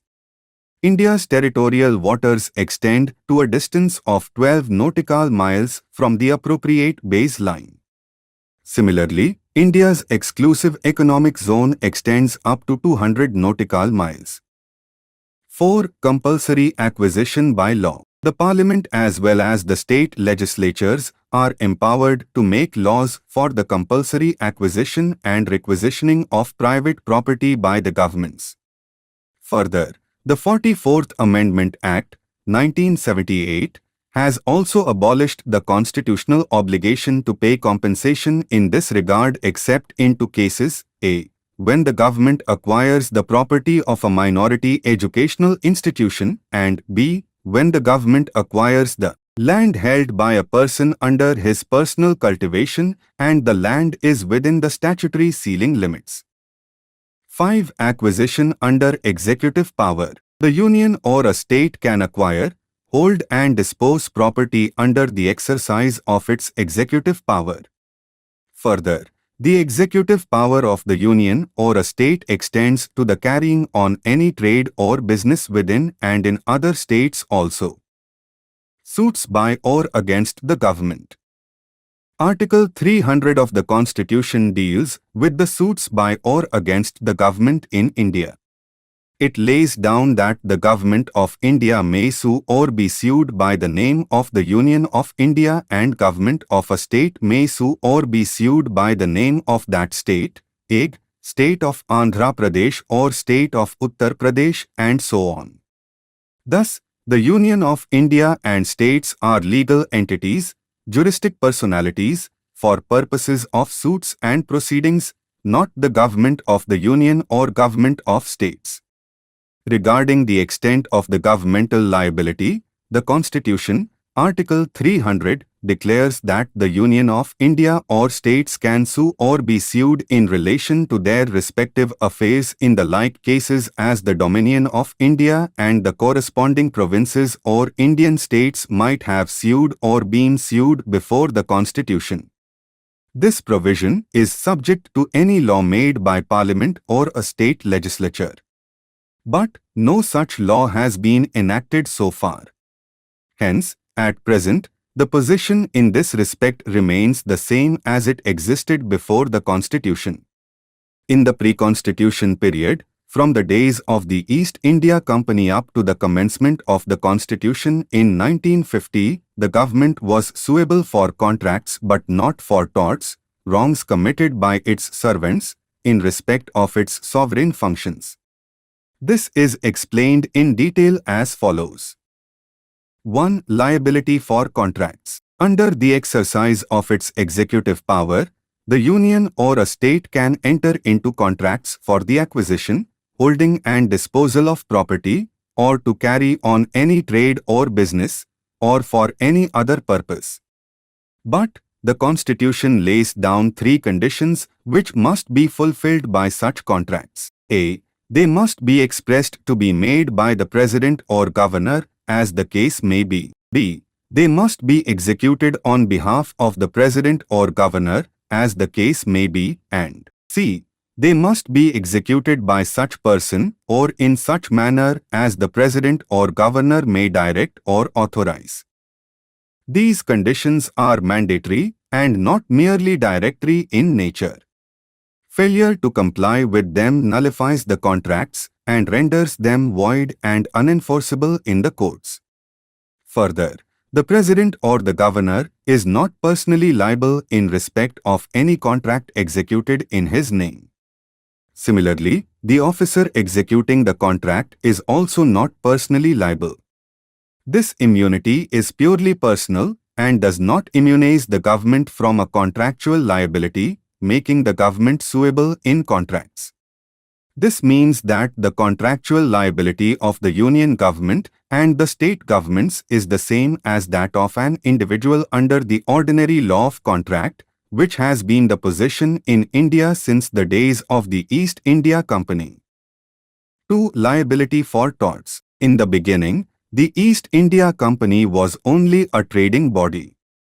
Gradually, it acquired territories in India and became a sovereign authority. The company was suable for its functions as a trader but not as a sovereign. This immunity of the company in respect of its sovereign functions was based on the English common law maxim that the king can do no wrong, which means that the king was not liable for wrongs of his servants. This traditional immunity of the state, Crown, in Britain from any legal liability for any action has been done away by the Crown Proceedings Act, 1947. However, the position in India still remains the same.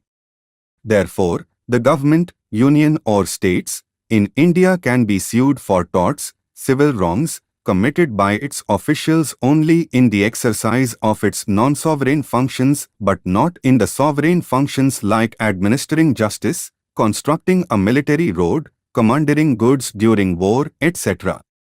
This distinction between the sovereign and non-sovereign functions of the government in India and the immunity of the government in respect of its sovereign functions was established in the famous P&O Steam Navigation Company case, 1861. This was reaffirmed by the Supreme Court in the post-independence era in the Kasturilal case, 1965. However, after this case, the Supreme Court started giving a restrictive interpretation to sovereign functions of the government and awarded compensation to victims in a large number of cases. In Nagendra Rao case, 1994, the Supreme Court criticized the doctrine of sovereign immunity of the state and adopted a liberal approach with respect to the tortious liability of the state. It ruled that when a citizen suffers any damage due to the negligent act of the servants of the state would be liable to pay compensation for it, and the state cannot avoid this liability on the ground of sovereign immunity. It held that in the modern sense, the distinction between sovereign and non-sovereign functions does not exist. It laid down the proposition that barring a few functions, the state cannot claim any immunity. Its observations, in this case, are as follows. 1. No civilized system can permit an executive to play with the people of its country and claim that it is entitled to act in any manner as it is sovereign. The concept of public interest has changed with structural change in the society. No legal or political system today can place the state above law, as it is unjust and unfair for a citizen to be deprived of his property illegally by negligent act of officers of the state without any remedy. 2. The modern social thinking of progressive societies and the judicial approach is to do away with archaic state protection and place the state or the government at par with any other juristic legal entity. Any watertight compartmentalization of the functions of the state as sovereign and non-sovereign or governmental and non-governmental is not sound. It is contrary to modern jurisprudential thinking. 3. The need of the state, duty of its officials and right of the citizens are required to be reconciled so that the rule of law in a welfare state is not shaken. In a welfare state, the functions of the state are not only the defense of the country or administration of justice or maintaining law and order, but it extends to regulating and controlling the activities of the people in almost every sphere: educational, commercial, social, economic, political, and even marital. 4. The demarcating line between sovereign and non-sovereign powers, for which no rational basis survives, has largely disappeared. Therefore, barring functions such as administration of justice, maintenance of law and order and repression of crime, etc., which are among the primary and inalienable functions of a constitutional government, the state cannot claim any immunity. In the above case, the Supreme Court did not overrule its judgment in the Kasturilal case, 1965. However, it said that it is applicable to rare and limited cases. In Common Cause case, 1999, the Supreme Court again examined the whole doctrine and rejected the sovereign immunity rule. The court held that the rule of state liability, as laid down in P&O Steam Navigation Company case, is very outmoded. It said that in modern times, when the state activities have been considerably increased, it is very difficult to draw a line between its sovereign and non-sovereign functions. The increased activities of the state have made a deep impression on all facets of citizens' life, and therefore, the liability of the state must be made coextensive with the modern concept of a welfare state. The state must be liable for all tortuous acts of its employees, whether done in exercise of sovereign or non-sovereign powers. Finally, the court observed that the efficacy of Kasturilal case as a binding precedent has been eroded. In the prisoner's murder case, 2000, the Supreme Court ruled that in the process of judicial advancement, Kasturilal case has paled into insignificance and is no longer of any binding value. Suits against public officials. 1. President and Governor. The Constitution confers certain immunities to the President of India and Governor of States with regard to their official acts and personal acts. These are: A. Official acts. The President and the Governors cannot be sued during the term of their office or thereafter for any act done by them in the exercise and performance of their official powers and duties. However, The official conduct of the President can be reviewed by a court, tribunal or any other body authorized by either House of Parliament to investigate charges for impeachment. Further, the aggrieved person can bring appropriate proceedings against the Union of India instead of the President and the state instead of the governor of that state. B. Personal acts. No criminal proceedings can be started against the President and the governors in respect of their personal acts, nor can they be arrested or imprisoned. This immunity is limited to the period of the term of their office only and does not extend beyond that. However, civil proceedings can be started against them during their term of office in respect of their personal acts after giving 2 months advance notice. 2. Ministers. The Constitution does not grant any immunity to the ministers for their official acts. But since they are not required to countersign, as in Britain, the official acts of the President and the governors, they are not liable in the courts for those acts. Moreover, they are not liable for the official acts done by the President and the governors on their advice, as the courts are debarred from inquiring into such advice. However, the ministers do not enjoy any immunity for their personal acts and can be sued for crimes as well as torts in the ordinary courts like common citizens.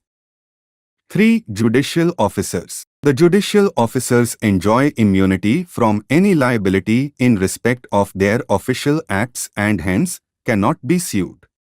The Judicial Officers Protection Act, 1850, lays down that no judge, magistrate, justice of peace, collector or other person acting judicially shall be liable to be sued in any civil court for any act done by him in the discharge of his official duty. 4. Civil servants. Under the Constitution, the civil servants are conferred personal immunity from legal liability for official contracts. This means that the civil servant who made a contract in his official capacity is not personally liable in respect of that contract, but it is the government, central or state, that is liable for the contract. But if the contract is made without complying the conditions specified in the Constitution, then the civil servant who made the contract is personally liable. Further, the civil servants also enjoy immunity from legal liability for their tortious acts in respect of the sovereign functions of the government. In other cases, the liability of the civil servants for torts or illegal acts is the same as of any ordinary citizen. Civil proceedings can be instituted against them for anything done in their official capacity after giving a 2 months advance notice. But no such notice is required when the action is to be brought against them for the acts done outside the scope of their official duties. Criminal proceedings can be instituted against them for acts done in their official capacity, with the prior permission of the President or the Governor, where necessary. Thank you so much for watching this video. If this video helped you in any way, so please do like and share this video and hit the subscribe button. M. Laxmikanth, Indian Polity. Chapter 68. Special Provisions Relating to Certain Classes. Rationale of Special Provisions. In order to realize the objectives of equality and justice as laid down in the preamble, the Constitution makes special provisions for the scheduled castes, SCs, the scheduled tribes, STs, the backward classes, BCs, and the Anglo-Indians. These special provisions are contained in Part 16 of the Constitution from Articles 330 to 342A. They are related to the following. 1. Reservation in legislatures. 2. Special representation in legislatures. 3. Reservation in services and posts. 4. Educational grants. 5. Appointment of national commissions. 6. Appointment of commissions of investigation. These special provisions can be classified into the following broad categories. A. Permanent and temporary. Some of them are a permanent feature of the Constitution, while some others continue to operate only for a specified period. B. Protective and developmental. Some of them aim at protecting these classes from all forms of injustice and exploitation, while some others aim at promoting their socio-economic interests. Specification of classes. The Constitution does not specify the castes or tribes which are to be called the SCs or the STs. It leaves to the President the power to specify as to what castes or tribes in each state and union territory are to be treated as the SCs and STs. Thus, the lists of the SCs or STs vary from state to state and union territory to union territory. In case of the states, the President issues the notification after consulting the governor of the state concerned. But any inclusion or exclusion of any caste or tribe from presidential notification can be done only by the Parliament and not by a subsequent presidential notification. Presidents have issued several orders specifying the SCs and STs in different states and union territories, and these have also been amended by the Parliament. Similarly, the Constitution has not specified the classes of citizens who are to be called the socially and educationally backward classes, also known as other backward classes, OBCs. The 102nd Amendment Act of 2018 empowered the President to specify the socially and educationally backward classes in relation to a state or union territory. In case of a state, the President issues the notification after consultation with the governor of the state concerned. But any inclusion in or exclusion from the central list of socially and educationally backward classes specified in a presidential notification can be done only by the Parliament and not by a subsequent presidential notification. Unlike in the case of SCs, STs and OBCs, the Constitution has defined the persons who belong to the Anglo-Indian community. Accordingly, an Anglo-Indian means a person whose father or any of whose other male progenitors in the male line is or was of European descent but who is domiciled within the territory of India and is or was born within such territory of parents habitually resident therein and not established there for temporary purposes only. Components of Special Provisions. 1. Reservation for SCs and STs and special representation for Anglo-Indians in legislatures, seats, are to be reserved for the SCs and STs in the Lok Sabha and the state legislative assemblies on the basis of population ratios. The President can nominate two members of the Anglo-Indian community to the Lok Sabha if the community is not adequately represented. Similarly, the governor of a state can nominate one member of the Anglo-Indian community to the state legislative assembly if the community is not adequately represented. Originally, these two provisions of reservation and special representation were to operate for 10 years, up to 1960 only. But this duration has been extended continuously since then by 10 years each time. Now, under the 95th Amendment Act of 2009, these two provisions of reservation and special representation are to last until 2020. The reasons for the extension of the above two provisions of reservation and special representation by the 95th Amendment Act of 2009 are as follows. I. Article 334 of the Constitution lays down that the provisions of the Constitution relating to the reservation of seats for the scheduled castes and the scheduled tribes and the representation of the Anglo-Indian community by nomination in the House of the People and the legislative assemblies of the states shall cease to have effect on the expiration of the period of 60 years from the commencement of the Constitution. In other words, these provisions will cease to have effect on the 25th January 2010, if not extended further. 2. Although the scheduled castes and the scheduled tribes have made considerable progress in the last 60 years, the reasons which weighed with the Constituent Assembly in making provisions with regard to the aforesaid reservation of seats and nomination of members have not ceased to exist. It is, therefore, proposed to continue the reservation for the scheduled castes and the scheduled tribes and the representation of the Anglo-Indian community by nomination for a further period of 10 years. The reason for this special representation to the Anglo-Indians is as follows. Anglo-Indians constitute a religious, social, as well as a linguistic minority. These provisions were necessary, for, otherwise, being numerically an extremely small community and being interspersed all over India, the Anglo-Indians could not hope to get any seat in any legislature through election. 2 claims of SCs and STs to services and posts. The claims of the SCs and STs are to be taken into consideration while making appointments to the public services of the centre and the states, without sacrificing the efficiency of administration.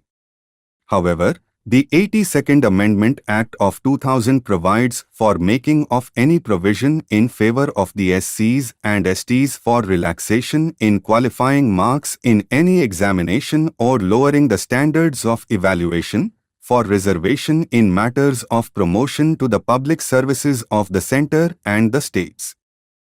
3. Special provision in services and educational grants for Anglo-Indians. Before independence, certain posts were reserved for the Anglo-Indians in the railway, customs, postal and telegraph services of the Union.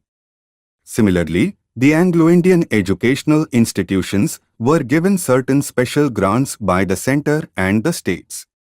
Both the benefits were allowed to continue under the Constitution on a progressive diminution basis and finally came to an end in 1960. 4. National Commissions for SCs and STs. The President should set up a National Commission for the SCs to investigate all matters relating to the constitutional safeguards for the SCs and to report to him. Article 338. Similarly, the President should also set up a National Commission for the STs to investigate all matters relating to the constitutional safeguards for the STs and to report to him. Article 338-A. The President should place all such reports before the Parliament, along with the action taken memorandum. Previously, the Constitution provided for a combined National Commission for SCs and STs. The 89th Amendment Act of 2003 bifurcated the combined commission into 2 separate bodies. The National Commission for SCs is also required to discharge similar functions with regard to the Anglo-Indian community as it does with respect to the SCs. In other words, the Commission has to investigate all matters relating to the constitutional and other legal safeguards for the Anglo-Indian community and report to the President upon their working. 5. National Commission for BCs. The National Commission for BCs was set up in 1993 by an Act of Parliament. Later, the 102nd Amendment Act of 2018 conferred a constitutional status on the Commission. For this purpose, the amendment inserted a new Article 338-B in the Constitution. Accordingly, the President should set up a National Commission for the socially and educationally BCs to investigate all matters relating to the constitutional safeguards for the socially and educationally BCs and to report to him. The President should place all such reports before the Parliament, along with the action taken memorandum.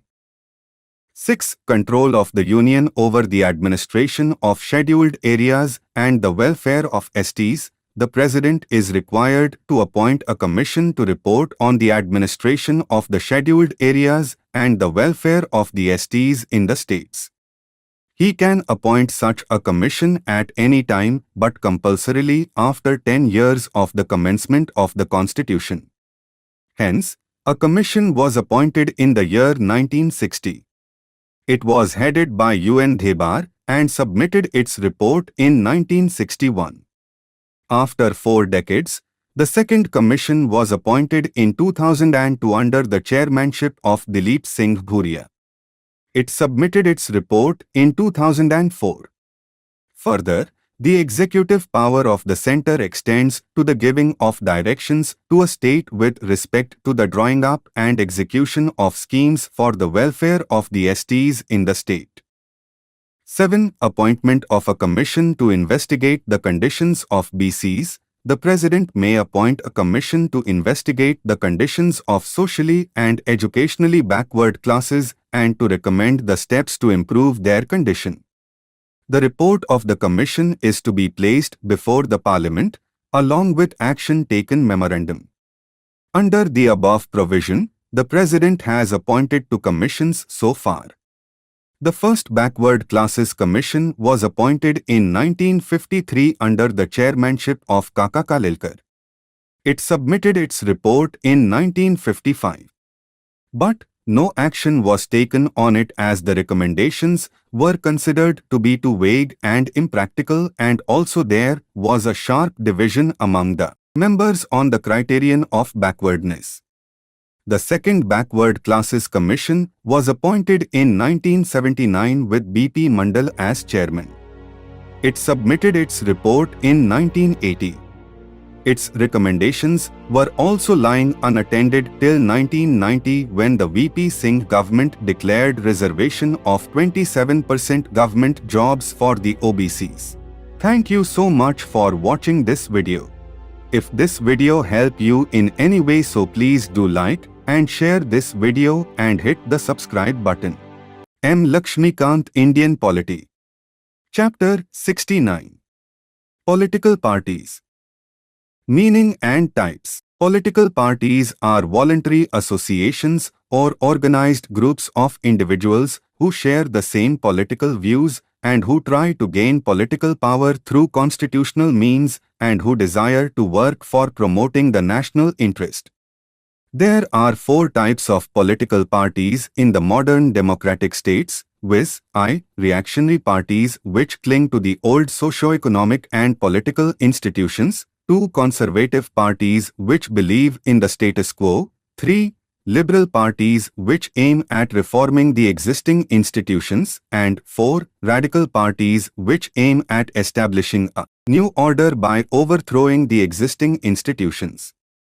In their classification of political parties on the basis of ideologies, the political scientists have placed the radical parties on the left and the liberal parties in the center and reactionary and conservative parties on the right. In other words, they are described as the leftist parties, centrist parties, and the rightist parties.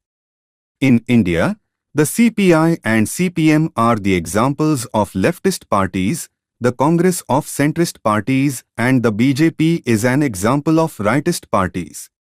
There are 3 kinds of party systems in the world, viz. I. One-party system in which only one ruling party exists and no opposition is permitted, as for example, in the former communist countries like the USSR and other East European countries. 2. Two-party system in which 2 major parties exists, as for example, in USA and Britain. And 3. Multi-party system in which there are a number of political parties leading to the formation of coalition governments, as for example, in France, Switzerland and Italy. Party system in India. The Indian party system has the following characteristic features. Multi-party system. The continental size of the country, the diversified character of Indian society, the adoption of universal adult franchise, the peculiar type of political process, and other factors have given rise to a large number of political parties. In fact, India has the largest number of political parties in the world. On the eve of 17th Lok Sabha general elections, 2019, there were 7 national parties, 52 state parties, and 2354 registered unrecognized parties in the country. Further, India has all categories of parties, left parties, centrist parties, right parties, communal parties, non-communal parties, and so on. Consequently, the hung parliaments, hung assemblies and coalition governments have become a common phenomena. One dominant party system. In spite of the multi-party system, the political scene in India was dominated for a long period by the Congress. Hence, Rajni Kothari, an eminent political analyst, preferred to call the Indian party system as one-party dominance system or the Congress system. The dominant position enjoyed by the Congress has been declining since 1967 with the rise of regional parties and other national parties like Janata, 1977, Janata Dal, 1989, and the BJP, 1991, leading to the development of a competitive multi-party system. Lack of clear ideology. Except the BJP and the two communist parties, CPI and CPM, all other parties do not have a clear-cut ideology. All other parties, are ideologically closer to each other. They have a close resemblance in their policies and programs. Almost every party advocates democracy, secularism, socialism and Gandhism. More than this, every party, including the so-called ideological parties, is guided by only one consideration: power capture. Thus, politics has become issue-based rather than the ideology, and pragmatism has replaced the commitment to the principles. Personality cult. Quite often, the parties are organized around an eminent leader who becomes more important than the party and its ideology. Parties are known by their leaders rather than by their manifesto. It is a fact that the popularity of the Congress was mainly due to the leadership of Nehru, Indira Gandhi and Rajiv Gandhi. Similarly, the AIADMK in Tamil Nadu and TDP in Andhra Pradesh got identified with N.G. Ramachandran and N.T. Rama Rao respectively. Interestingly, several parties bear the name of their leader like Biju Janata Dal, Lok Dal, A, Congress, I, and so on. Hence, it is said that there are political personalities rather than political parties in India. Based on traditional factors, in the Western countries, the political parties are formed on the basis of socio-economic and political program. On the other hand, a large number of parties in India are formed on the basis of religion, caste, language, culture, race and so on. For example, Shiv Sena, Muslim League, Hindu Mahasabha, Akali Dal, Muslim Majlis, Bahujan Samaj Party, Republican Party of India, Gorkha League and so on. These parties work for the promotion of communal and sectional interests and thereby undermine the general public interest.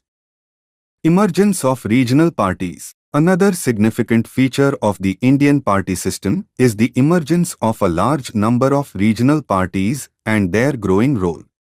They have become the ruling parties in various states like BJD in Odisha, DMK or AIADMK in Tamil Nadu, Akali Dal in Punjab, AGP in Assam, National Conference in J&K, JDU in Bihar and so on. In the beginning, they were confined to the regional politics only. But of late, they have come to play a significant role in the national politics due to coalition governments at the center. In the 1984 elections, the TDP emerged as the largest opposition party in the Lok Sabha. Factions and defections. Factionalism, defections, splits, mergers, fragmentation, polarization and so on have been an important aspect of the functioning of political parties in India. Lust for power and material considerations have made the politicians to leave their party and join another party or start a new party. The practice of defections gained greater currency after the 4th general elections, 1967. This phenomenon caused political instability both at the center and in the states and led to disintegration of the parties. Thus, there are two Janata Dals, two TDPs, two DMKs, two Communist parties, two Congress, three Akali Dals, three Muslim leagues and so on. Lack of effective opposition. An effective opposition is very essential for the successful operation of the parliamentary democracy prevalent in India. It checks the autocratic tendencies of the ruling party and provides an alternative government. However, in the last 50 years, an effective, strong, organized, and viable national opposition could never emerge except in flashes.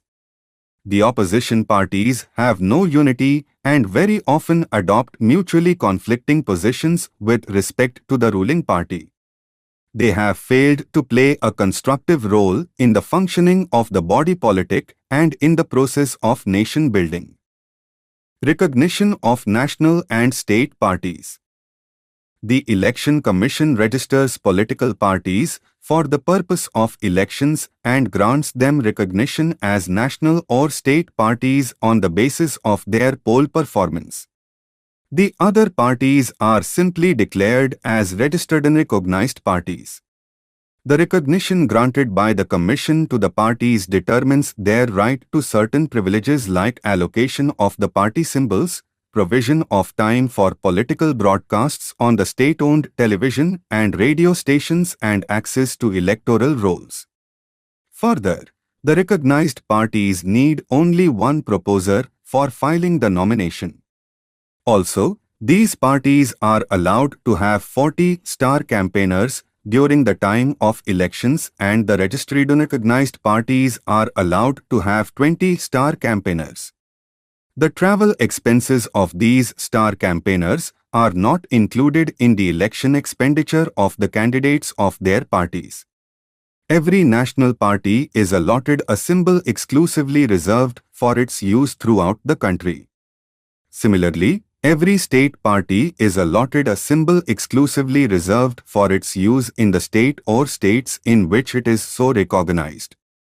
A registered and recognized party, on the other hand, can select a symbol from a list of free symbols.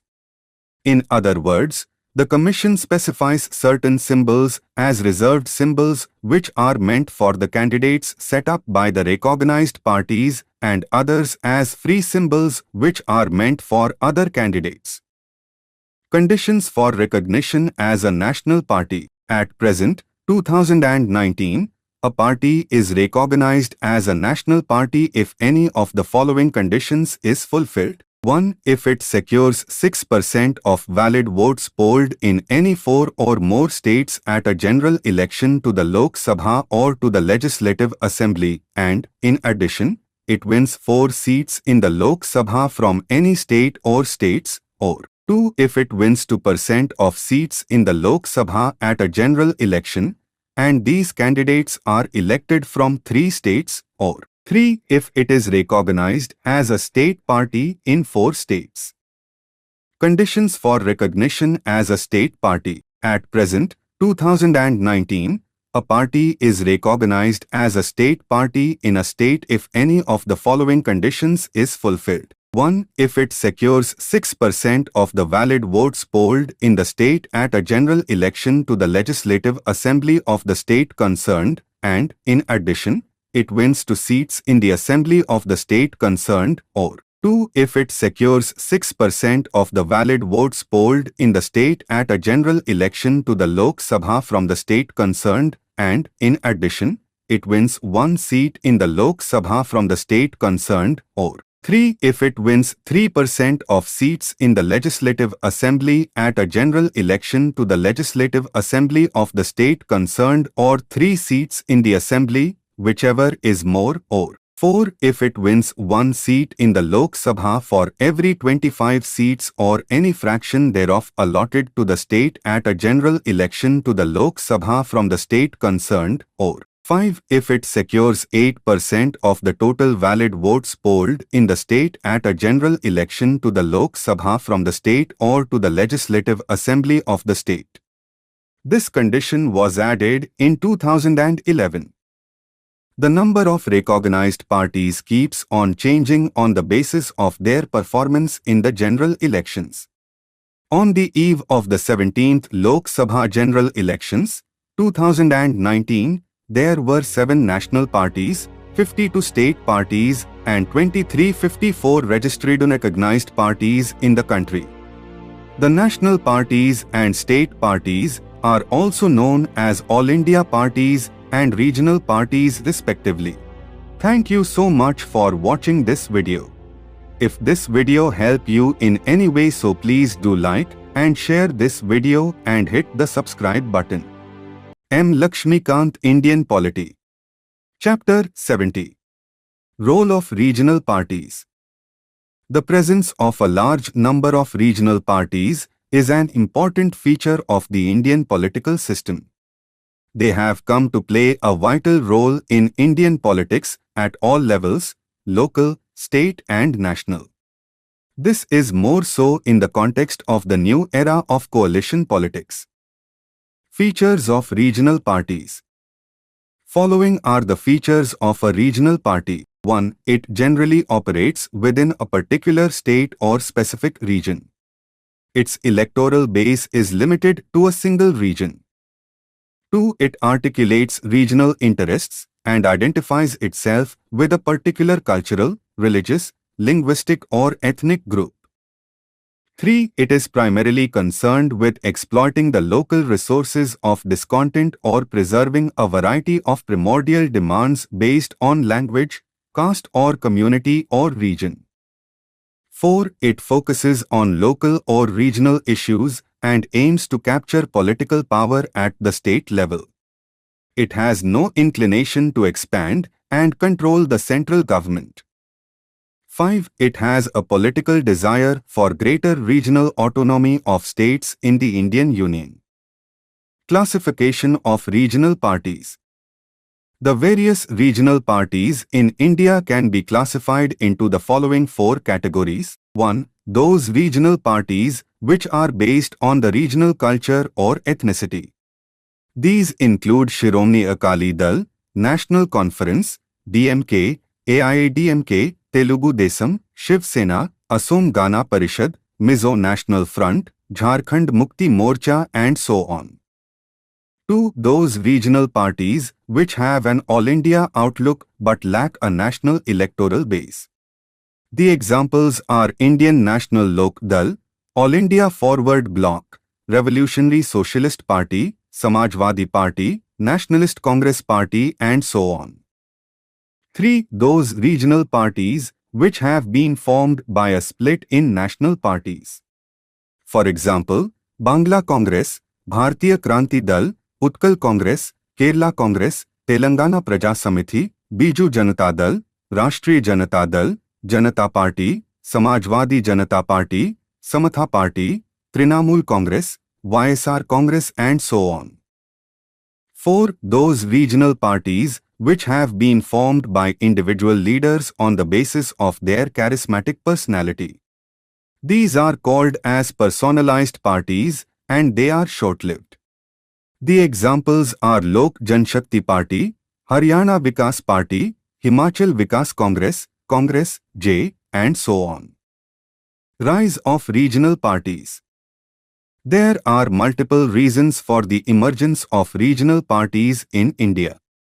These are as follows. 1. Cultural and ethnic pluralism of the Indian society. 2. Economic disparities and regional imbalances in the development. 3. Desire of certain sections or areas to maintain separate identity due to historical factors. 4. Self-interest of the deposed Maharajas and dispossessed Zamindars. 5. Failure of national politics to meet the regional aspirations. 6. Reorganization of states on the basis of language. 7. Charismatic personality of the regional leaders. 8. Factional fights within the larger parties. 9. Centralizing tendencies of the Congress Party. 10. Absence of a strong opposition party at the central level. 11. Role of caste and religion in the political process. 12. Alienation and discontentment among the tribal groups. Role of regional parties. The following points highlight the role played by the regional parties in Indian politics. 1. They have provided better governance and a stable government at the regional level. 2. They have posed a challenge to the one-party dominant system in the country and led to a decline in the domination of the Congress party. 3. They have made a strong impact on the nature and course of center-state relations. The tension areas in center-state relations and the demand for grant of greater autonomy made the central leadership more responsive to the needs of the regional actors. 4. They have made politics more competitive and popular participation in the political process more extensive at the grassroots. 5. They have widened the choice for voters in both the parliamentary and assembly elections. The voters can vote for that party which aims to promote the interest of their state region. 6. They have increased the political consciousness of the people and also their interest in politics. They bring into focus the local or regional issues which immediately attract the attention of the masses. 7. They provided a check against the dictatorial tendencies of the central government. They opposed the ruling Congress party at the center on certain issues and forced the dominant party to be more reasonable in its approach to the process of conflict resolution. 8. They have made a significant contribution for the successful functioning of parliamentary democracy. In a parliamentary democracy, the minority must have its say, the majority must have its way, and the regional parties have played this role successfully by being ruling parties in some states and opposition parties at the center. 9. They have succeeded in exposing the partisan role of the governors in the appointment and dismissal of the chief minister, in issuing of ordinances and reservation of bills for the consideration of the president. 10. After the dawn of the era of coalition politics, the regional parties have assumed an important role in national politics. They have joined the coalition governments formed at the center and shared power with the national parties. Dysfunctions of regional parties. However, there are also negative points in the role of regional parties. These are as follows. 1. They have given more importance to regional interests rather than national interests. They have neglected the implications and consequences of their narrow approach to the resolution of national issues. 2. They have encouraged regionalism, casteism, linguism, communalism and tribalism which have become hurdles to national integration. 3. They are responsible for the unresolution of the interstate water disputes, interstate border disputes and other interstate issues. 4. They have also indulged in corruption, nepotism, favoritism and other forms of misutilization of power in order to promote their self-interest. 5. They have focused more on the populist schemes and measures to expand and strengthen their electoral base. This has adversely affected the state economy and development. 6. They bring in regional factor in the decision-making and the policy-making by the coalition government at the center. They force the central leadership to yield to their demands. Thank you so much for watching this video. If this video helped you in any way, so please do like and share this video and hit the subscribe button. M. Laxmikanth, Indian Polity. Chapter 71. Elections.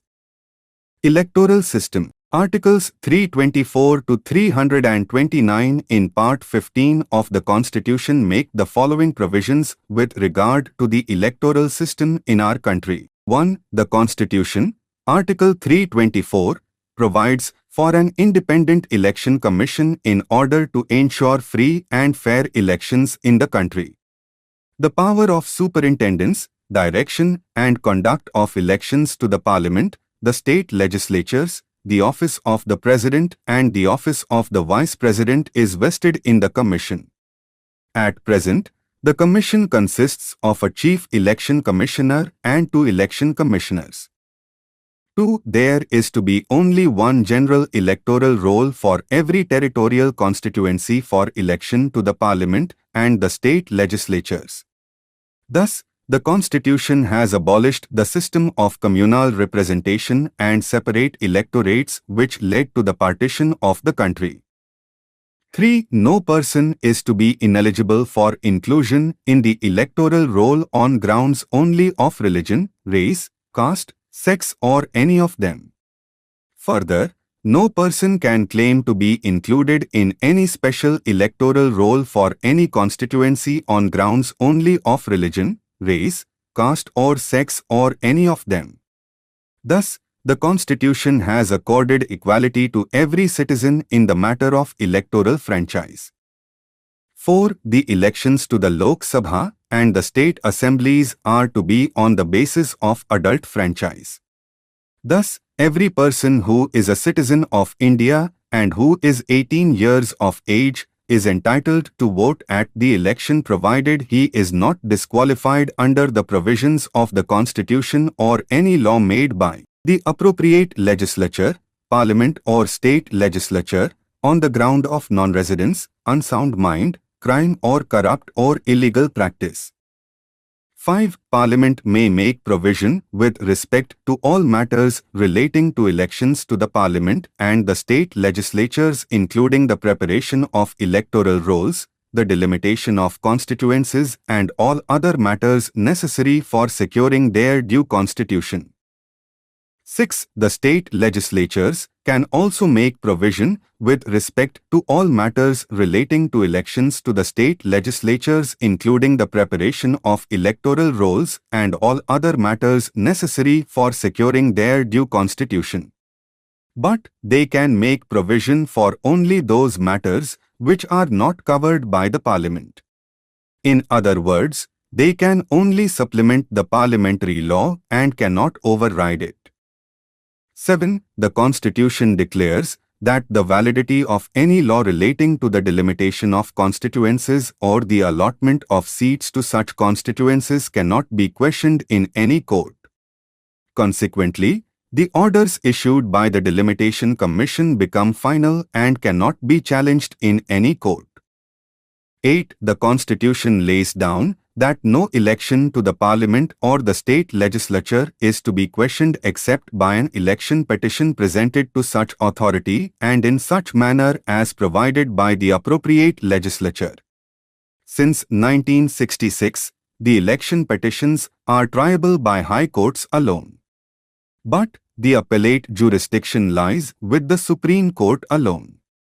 Article 323b empowers the appropriate legislature, Parliament or state legislature to establish a tribunal for the adjudication of election disputes.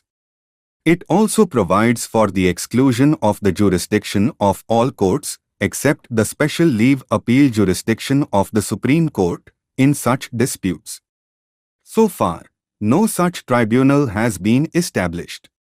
It must be noted here that in Chandra Kumar case, 1997, the Supreme Court declared this provision as unconstitutional. Consequently, if at any time an election tribunal is established, an appeal from its decision lies to the High Court. Election Machinery. Election Commission of India (ECI). Under Article 324 of the Constitution of India, the Election Commission of India is vested with the power of superintendence, direction and control of conducting the elections to the Lok Sabha and state legislative assemblies. The Election Commission of India is a three-member body with one Chief Election Commissioner and two Election Commissioners. The President of India appoints the Chief Election Commissioner and the Election Commissioners. Chief Electoral Officer (CEO). The Chief Electoral Officer of a state union territory is authorized to supervise the election work in the state union territory subject to the overall superintendence, direction and control of the Election Commission. The Election Commission of India nominates or designates an officer of the government of the state union territory as the Chief Electoral Officer in consultation with that state government union territory administration. District Election Officer (DO), subject to the superintendence, direction, and control of the Chief Electoral Officer. The District Election Officer supervises the election work of a district. The Election Commission of India nominates or designates an officer of the state government as the District Election Officer in consultation with the state government. Returning Officer (RO). The returning officer of a parliamentary or assembly constituency is responsible for the conduct of elections in the parliamentary or assembly constituency concerned. The Election Commission of India nominates or designates an officer of the government or a local authority as the returning officer for each of the assembly and parliamentary constituencies in consultation with the state government union territory administration. In addition, the Election Commission of India also appoints one or more assistant returning officers for each of the assembly and parliamentary constituencies to assist the returning officer in the performance of his functions in connection with the conduct of elections. Electoral Registration Officer (ERO). The Electoral Registration Officer is responsible for the preparation of electoral rolls for a parliamentary assembly constituency. The Election Commission of India, in consultation with the state UT government, appoints an officer of the government or the local authorities as the Electoral Registration Officer. In addition, the Election Commission of India also appoints one or more assistant electoral registration officers to assist the Electoral Registration Officer in the performance of his functions in the matter of preparation revision of electoral rolls. Presiding Officer. The presiding officer with the assistance of polling officers conducts the poll at a polling station. The district election officer appoints the presiding officers and the polling officers. In the case of union territories, such appointments are made by the returning officers. Observers. The Election Commission of India nominates officers of government as observers for parliamentary and assembly constituencies. These observers are of various kinds. 1. General observers. The Commission deploys general observers in adequate number to ensure smooth conduct of elections. These observers are asked to keep a close watch on every stage of the electoral process to ensure free and fair elections. 2. Expenditure observers. Expenditure observers from central government services are appointed to keep a close watch on election expenditure of the candidates and to ensure that no inducement is offered to the electors during the entire election process for exercise of their franchise. 3. Police observers. The Commission deploys IPS officers as police observers at state and district levels, depending upon the sensitivity of the constituency, wherever required. They monitors all activities relating to force deployment, law and order situation and coordinate between the civil and police administration to ensure free and fair election. 4. Awareness observers. For the first time in the 16th Lok Sabha elections, 2014, the Commission deployed central awareness observers to oversee the efficient and effective management of the electoral process at the field level, mainly in respect of voter awareness and facilitation. Awareness observers are deployed to observe the interventions undertaken by the election machinery to bridge the gap in people's participation in the electoral process, particularly in regard to voters' turnout. They also monitors the various media-related aspects of RP Act 1951 and observe the mechanism directed by the Commission at district levels on checking the problem of paid news. 5. Micro-observers. In addition to general observers, the Commission also deploys micro-observers to observe the poll proceedings on the poll day in selected critical polling stations. They are chosen from central government central PSU's officials. Micro-observers verify the BMF at the polling stations and certify the same before start of polling.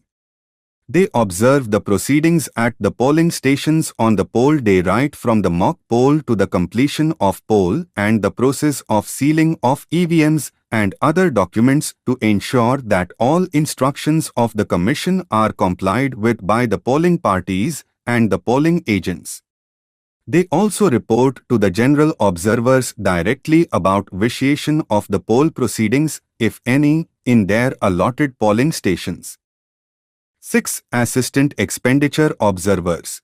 In addition to expenditure observers, assistant expenditure observers are appointed for each assembly segment to ensure that all major election campaign events are videographed and complaints of electoral malpractices are promptly attended. Election process. Time of elections. Elections for the Lok Sabha and every state legislative assembly have to take place every 5 years, unless called earlier. The President can dissolve Lok Sabha and call a general election before 5 years is up, if the government can no longer command the confidence of the Lok Sabha and if there is no alternative government available to take over. Schedule of elections. When the 5-year limit is up, or the legislature has been dissolved and new elections have been called, the Election Commission puts into effect the machinery for holding an election. The Constitution states that there can be no longer than 6 months between the last session of the dissolved Lok Sabha and the recalling of the new House, so elections have to be concluded before then. The Commission normally announces the schedule of elections in a major press conference a few weeks before the formal process is set in motion. The Model Code of Conduct for Guidance of Candidates and Political Parties comes immediately into effect after such announcement. The formal process for the elections starts with the notification or notifications calling upon the electorate to elect members of a house. As soon as notifications are issued, candidates can start filing their nominations in the constituencies from where they wish to contest. These are scrutinized by the returning officer of the constituency concerned after the last date for the same is over after about a week. The validly nominated candidates can withdraw from the contest within 2 days from the date of scrutiny. Contesting candidates get at least 2 weeks for political campaign before the actual date of poll.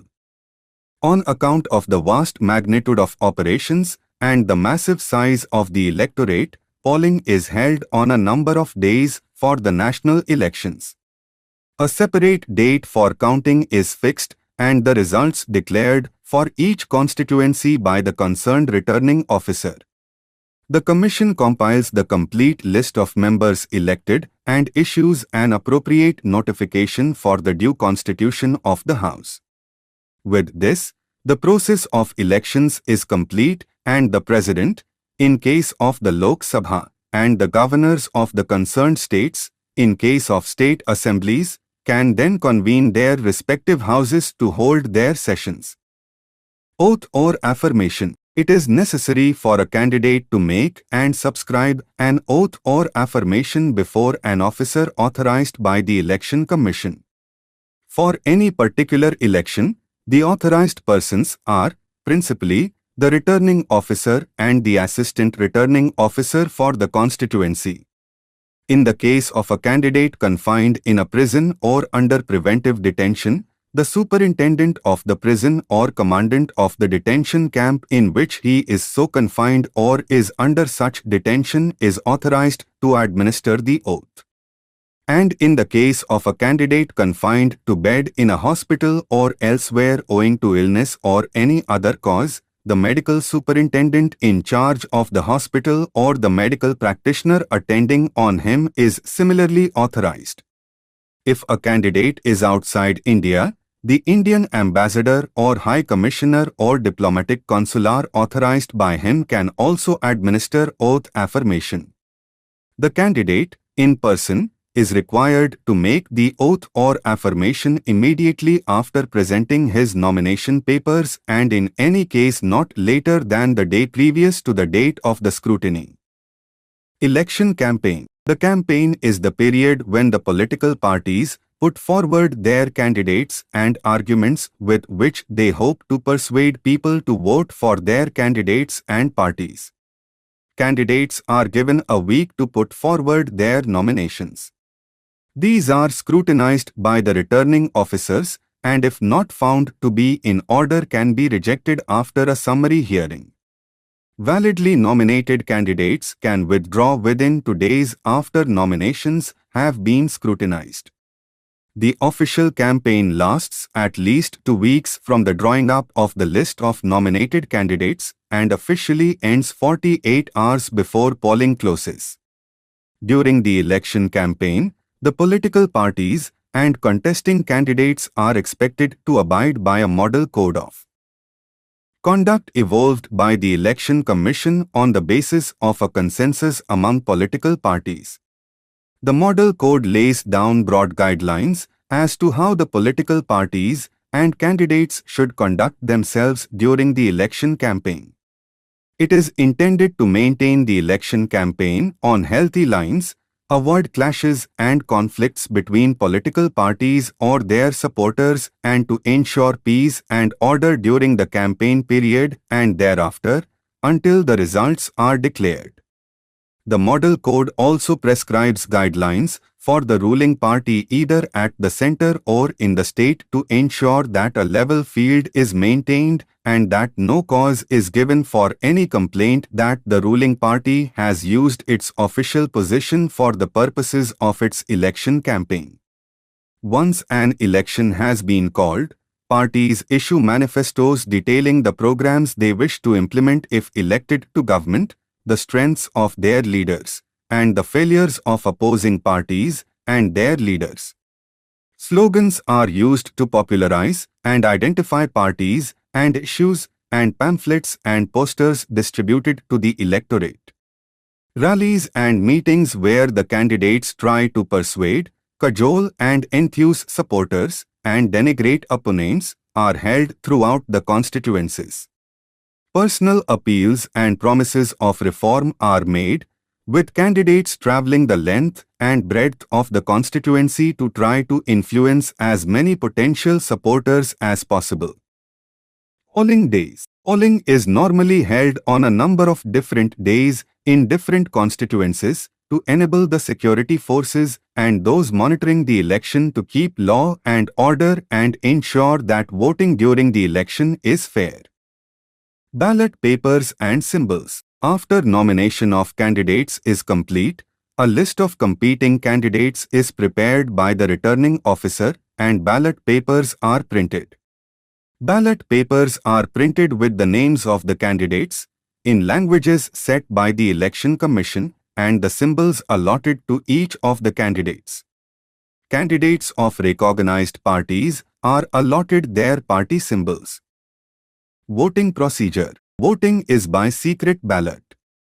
Polling stations are usually set up in public institutions, such as schools and community halls. To enable as many electors as possible to vote, the officials of the Election Commission try to ensure that there is a polling station within 2 kilometers of every voter and that no polling stations should have to deal with more than 1,500 voters.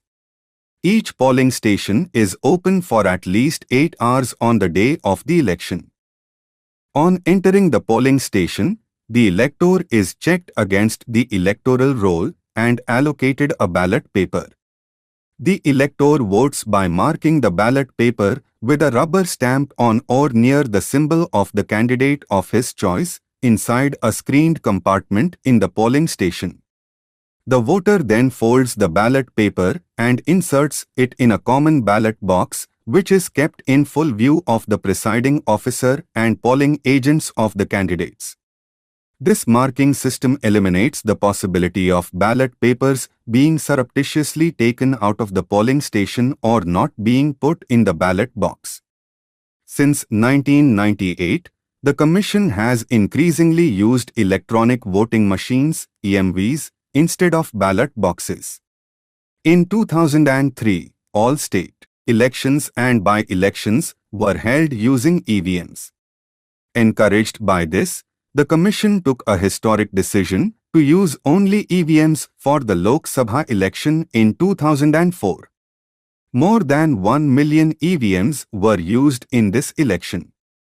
Electronic voting machine. An electronic voting machine, EVM, is a simple electronic device used to record votes in place of ballot papers and boxes which were used earlier in conventional voting system.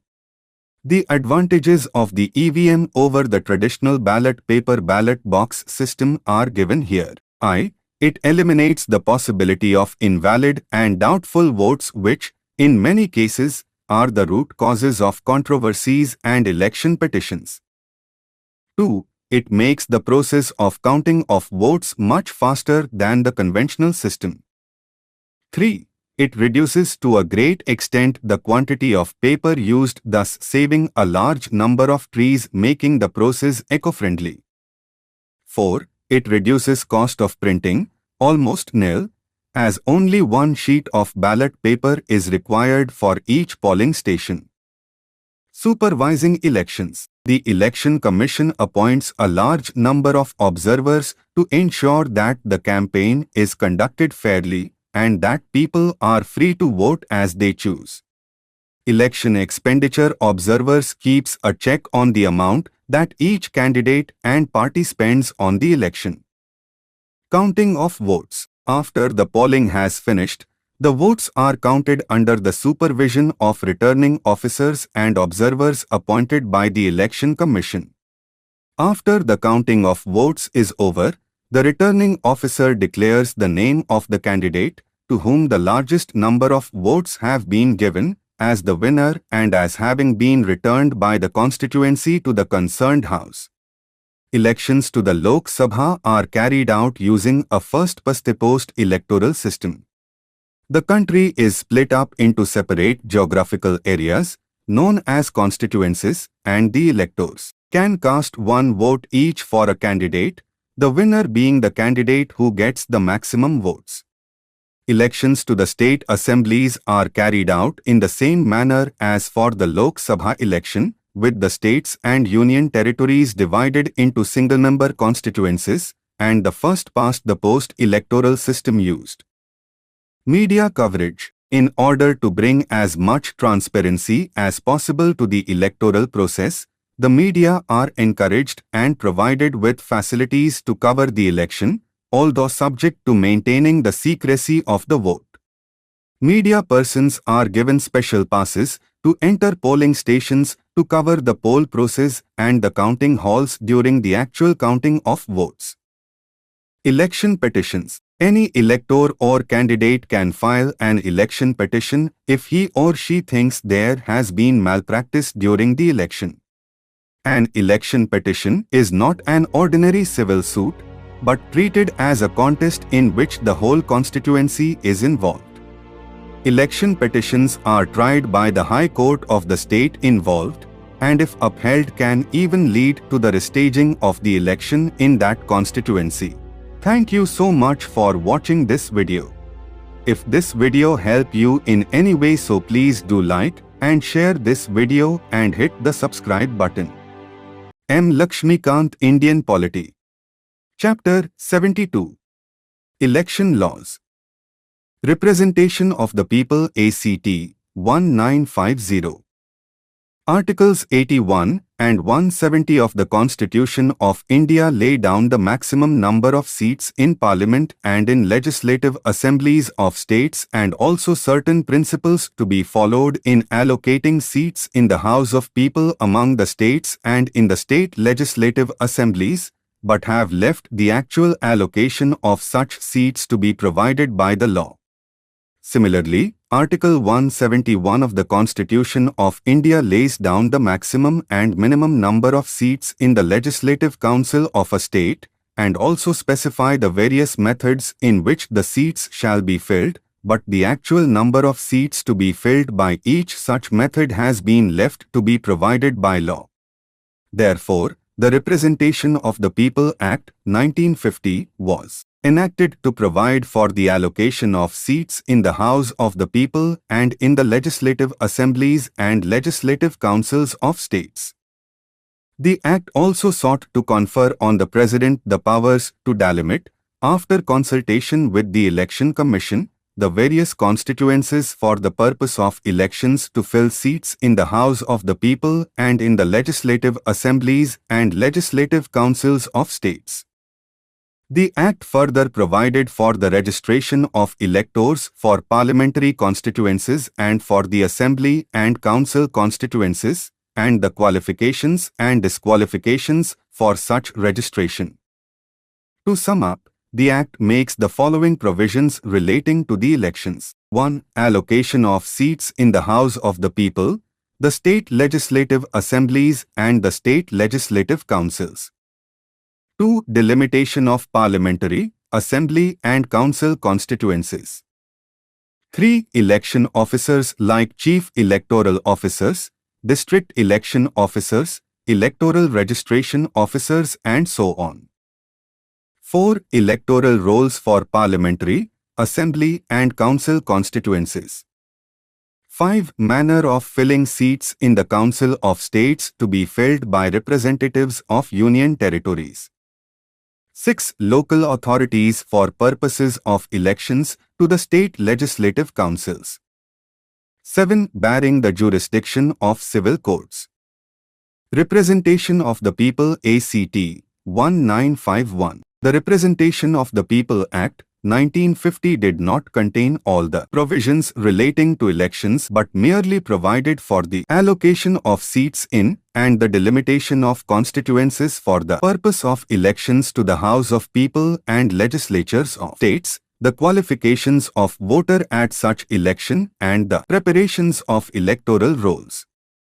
The provisions for the actual conduct of elections to the Houses of Parliament and to the House or Houses of the Legislature of each state, the qualifications and disqualifications for the membership of these houses, the corrupt practices and other election offences, and the decision of election disputes were all left to be made in a subsequent measure.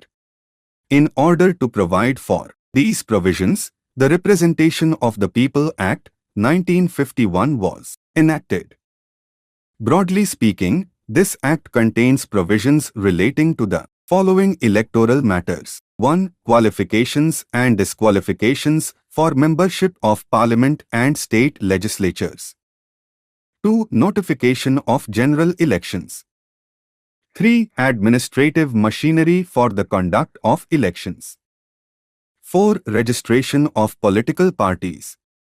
5. Conduct of elections. 6. Free supply of certain material to candidates of recognized political parties. 7. Disputes regarding elections. 8. Corrupt practices and electoral offences. 9. Powers of Election Commission in connection with inquiries as to disqualifications of members.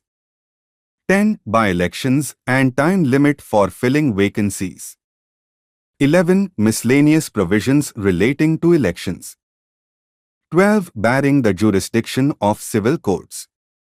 The conduct of elections include the following matters. A. Nomination of candidates. B. Candidates and their agents. C. General procedure at elections. D. The poll. E. Counting of votes. F. Multiple elections. G. Publication of election results and nominations. H. Declaration of assets and liabilities. I. Election expenses. The provisions of the Act with respect to disputes regarding elections are related to the following matters. 1. Presentation of election petitions to High Court. 2. Trial of election petitions. 3. Withdrawal and abatement of election petitions. 4. Appeals to Supreme Court. 5. Costs and security for costs. Delimitation ACT 2002.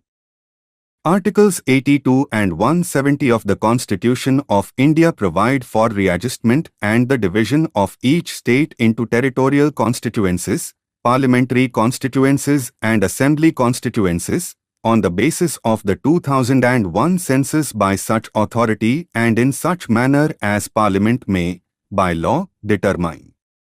Further, Articles 330 and 332 of the Constitution of India provide for refixing the number of seats reserved for the scheduled castes and the scheduled tribes in the House of the People and legislative assemblies of the states on the basis of the 2001 census. The present delimitation of parliamentary and assembly constituencies is based on the 1971 census. The uneven growth of population in different constituencies in different parts of the country as well as within the same state, as also continuous migration of people electorate from one place to other, especially from rural areas to urban areas, have resulted in strikingly differing sizes of electoral constituencies even within the same state. Therefore, the Delimitation Act 2002 was enacted to set up a delimitation commission for the purpose of effecting delimitation on the basis of the 2001 census so as to correct the aforesaid distortion in the sizes of electoral constituencies. The proposed delimitation commission would also refix the number of seats for the scheduled castes and the scheduled tribes on the basis of the 2001 census, without affecting total number of seats based on the 1971 census. The Act sought to lay down certain guidelines as to the manner in which such delimitation would be undertaken. In the Act, the new Delimitation Commission was given the task of carrying out delimitation of parliamentary and assembly constituencies. It had been specifically provided that the Delimitation Commission shall endeavour to complete the work within a period not later than 31st July 2008. The proposed delimitation would apply to every general election to the House of the People or to a state legislative assembly held after the final orders of the Commission are published, and to every by-election arising from such general election. Other acts relating to elections. 1. Parliament. Prevention of Disqualification Act 1959 declares that certain offices of profit under the government shall not disqualify the holders thereof for being chosen as, or for being, members of Parliament. 2. Scheduled Castes and Scheduled Tribes Orders Amendment Act 1976 provides for the inclusion in, and the exclusion from, the lists of scheduled castes and scheduled tribes, of certain castes and tribes, for the readjustment of representation of parliamentary and assembly constituencies. 3. Government of Union Territories Act 1963. 4. Government of National Capital Territory of Delhi Act 1991. 5. Presidential and Vice Presidential Elections Act 1952 regulates certain matters relating to or connected with elections to the offices of the President and Vice President of India. Rules relating to elections. 1. Registration of Electors Rules 1960 provide for the preparation and publication of electoral rolls. 2. Conduct of Elections Rules 1961 facilitates conduct of fair and free elections to the Parliament and state legislatures. 3. Prohibition of Simultaneous Membership Rules 1950.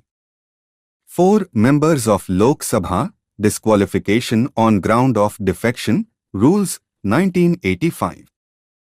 5. Members of Rajya Sabha, Disqualification on Ground of Defection Rules 1985. 6. Presidential and Vice Presidential Elections Rules 1974. 7. Members of Lok Sabha, Declaration of Assets and Liabilities Rules 2004. 8. Members of Rajya Sabha, Declaration of Assets and Liabilities Rules 2004.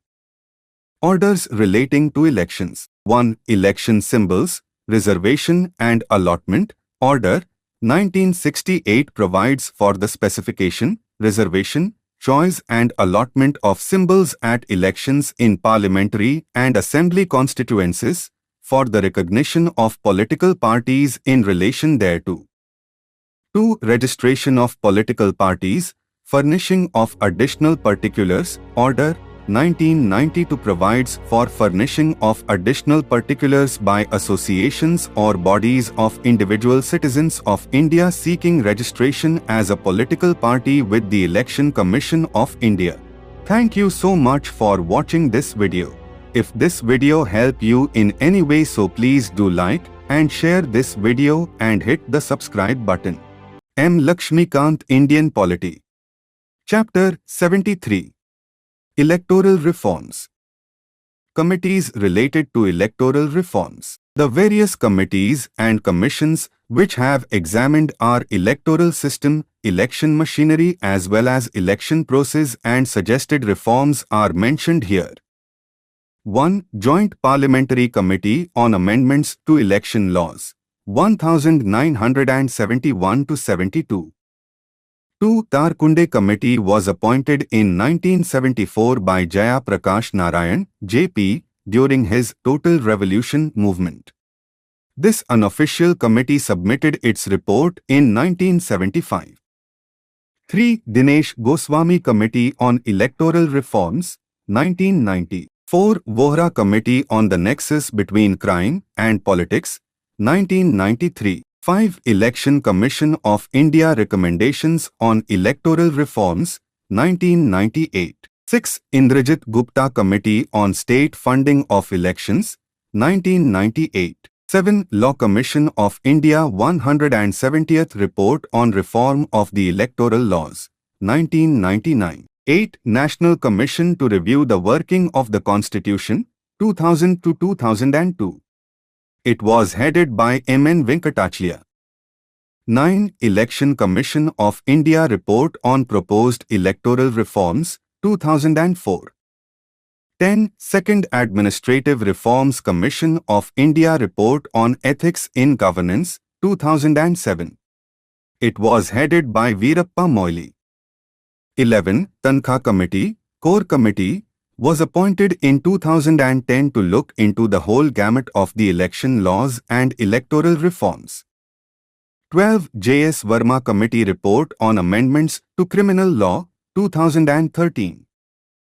13. Law Commission of India 244th Report on Electoral Disqualifications, 2014. 14. Law Commission of India 255th Report on Electoral Reforms, 2015. Based on the recommendations made by the above committees and commissions, various reforms have been introduced in our electoral system, election machinery and election process. These can be studied under the following 4 heads. Electoral reforms before 1996, electoral reforms of 1996, electoral reforms after 1996, electoral reforms since 2010, electoral reforms before 1996. Lowering of voting age. The 61st Constitutional Amendment Act of 1988 reduced the voting age from 21 years to 18 years for the Lok Sabha as well as the Assembly elections. This was done in order to provide to the unrepresented youth of the country an opportunity to express their feelings and help them become a part of political process. Deputation to Election Commission. In 1988, a provision was made that the officers and the staff engaged in preparation, revision and correction of electoral rolls for elections are deemed to be on deputation to the Election Commission for the period of such employment. These personnel, during that period, would be under the control, superintendence and discipline of the Election Commission.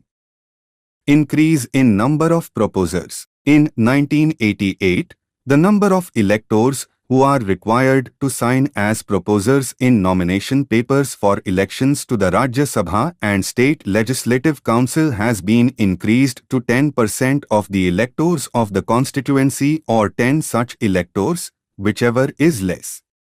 This was done in order to prevent non-serious candidates from contesting frivolously. Electronic voting machines. In 1989, a provision was made to facilitate the use of electronic voting machines, EVMs, in elections. The EVMs were used for the first time in 1998 on experimental basis in selected constituencies in the elections to the assemblies of Rajasthan, Madhya Pradesh and Delhi. The EVMs were used for the first time in the general elections, entire state, to the Assembly of Goa in 1999.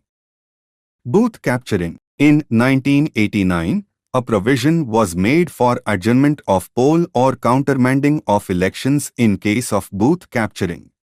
Booth capturing includes 1. Seizure of a polling station and making polling authorities surrender ballot papers or voting machines. 2. Taking possession of polling station and allowing only one's own supporters to exercise their franchise. 3. Threatening and preventing any elector from going to polling station. And 4. Seizure of the place being used for counting of votes.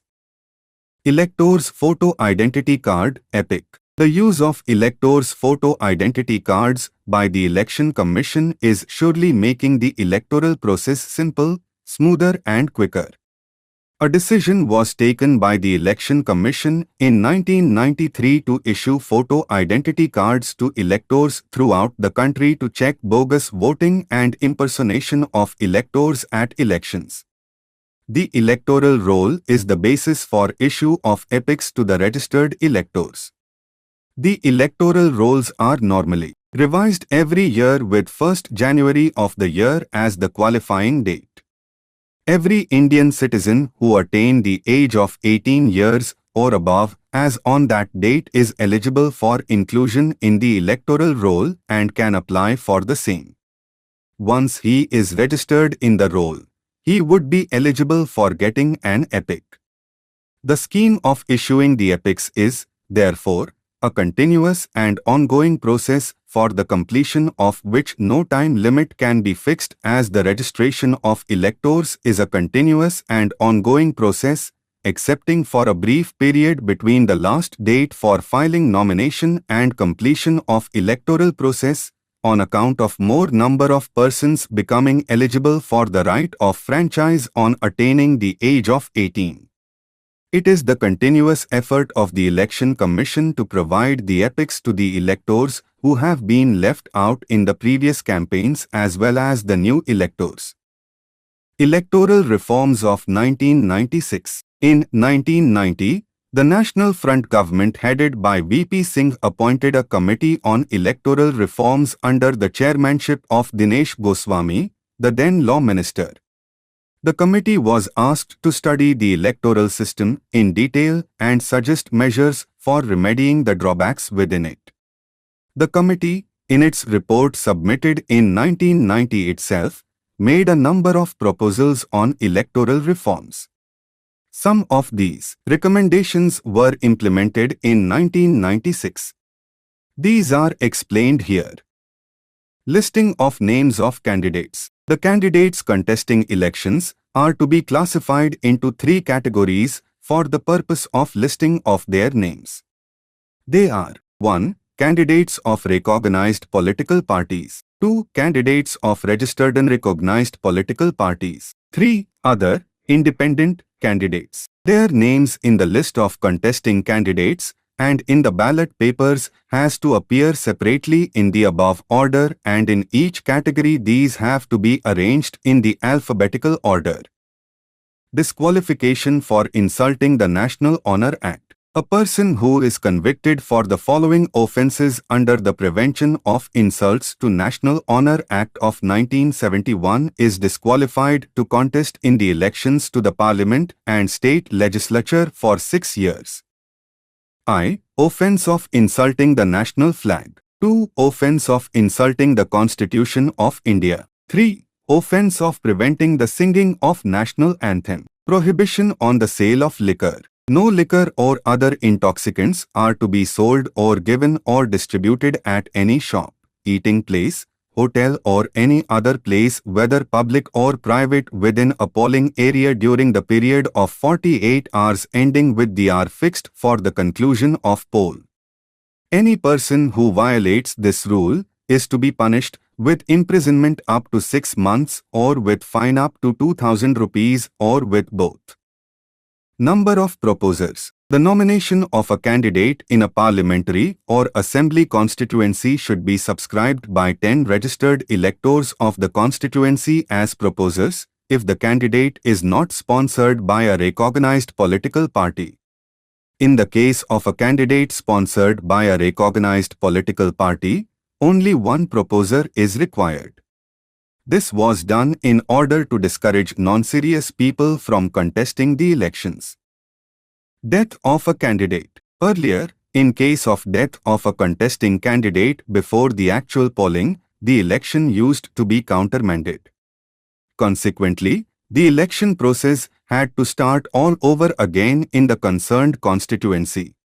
But now, the election would not be countermanded on the death of a contesting candidate before the actual polling. However, if the deceased candidate belonged to a recognized political party, the party concerned would be given an option to propose another candidate within 7 days. Time limit for by-elections. Now, by-elections are to be held within 6 months of occurrence of the vacancy in any House of Parliament or a state legislature. But this condition is not applicable in two cases. 1. Where the remainder of the term of the member whose vacancy is to be filled is less than 1 year, or 2. When the Election Commission, in consultation with the central government, certifies that it is difficult to hold the by-elections within the said period. Holiday to employees on the polling day. The registered voters employed in any trade, business, industry or any other establishment are entitled to a paid holiday on the polling day. This rule applies even to the daily wagers. Any employer who violates this rule is to be punished with a fine up to 500 rupees. However, this rule is not applicable in the case of a voter whose absence may cause danger or substantial loss in respect of the employment in which he is engaged. Contestants restricted to 2 constituencies. A candidate would not be eligible to contest from more than 2 parliamentary or assembly constituencies at a general election or at the by-elections, which are held simultaneously. Similar restrictions are imposed for biennial elections and by-elections to the Rajya Sabha and the state legislative councils. Prohibition of arms. Entering into the neighborhood of a polling station with any kind of arms is to be considered a cognizable offence. Such an act is punishable with imprisonment of up to 2 years or with fine or with both. Further, the arms found in possession of the offender are to be confiscated and the related license is to be cancelled.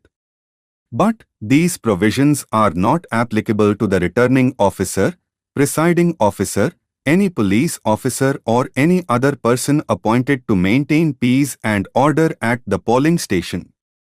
Effective campaigning period reduced. The minimum gap between the last date for withdrawal of candidature and the polling date has been reduced from 20 to 14 days.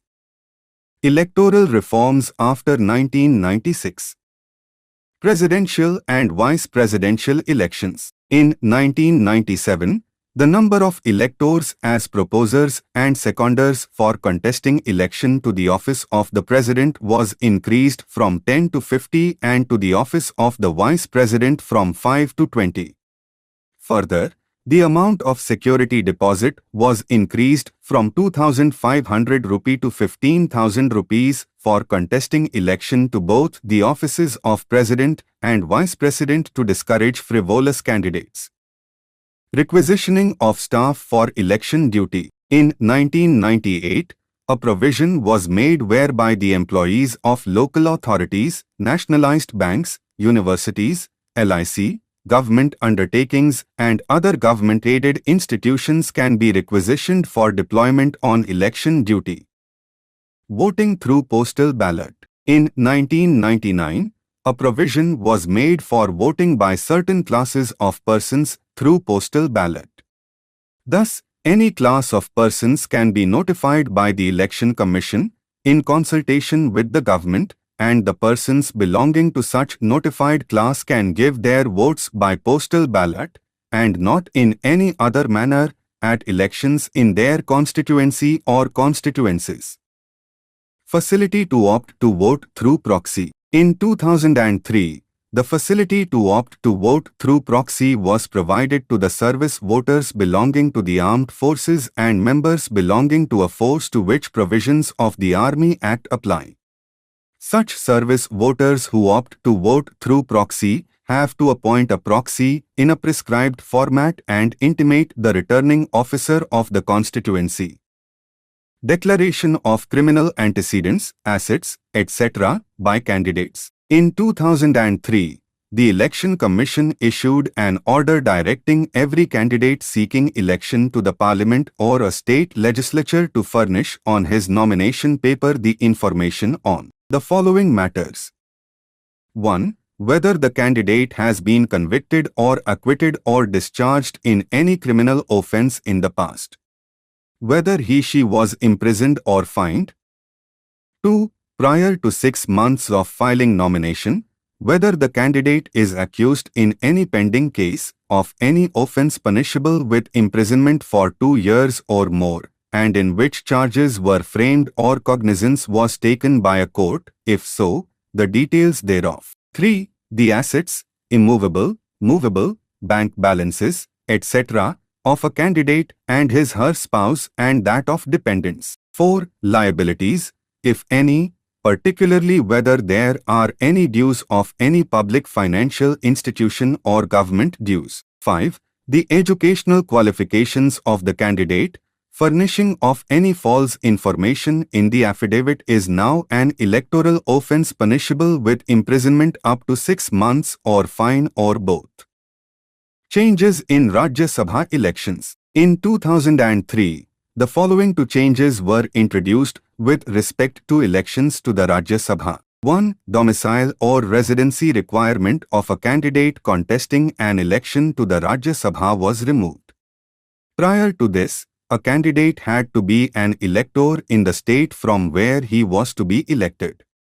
Now, it would be sufficient if he is an elector in any parliamentary constituency in the country.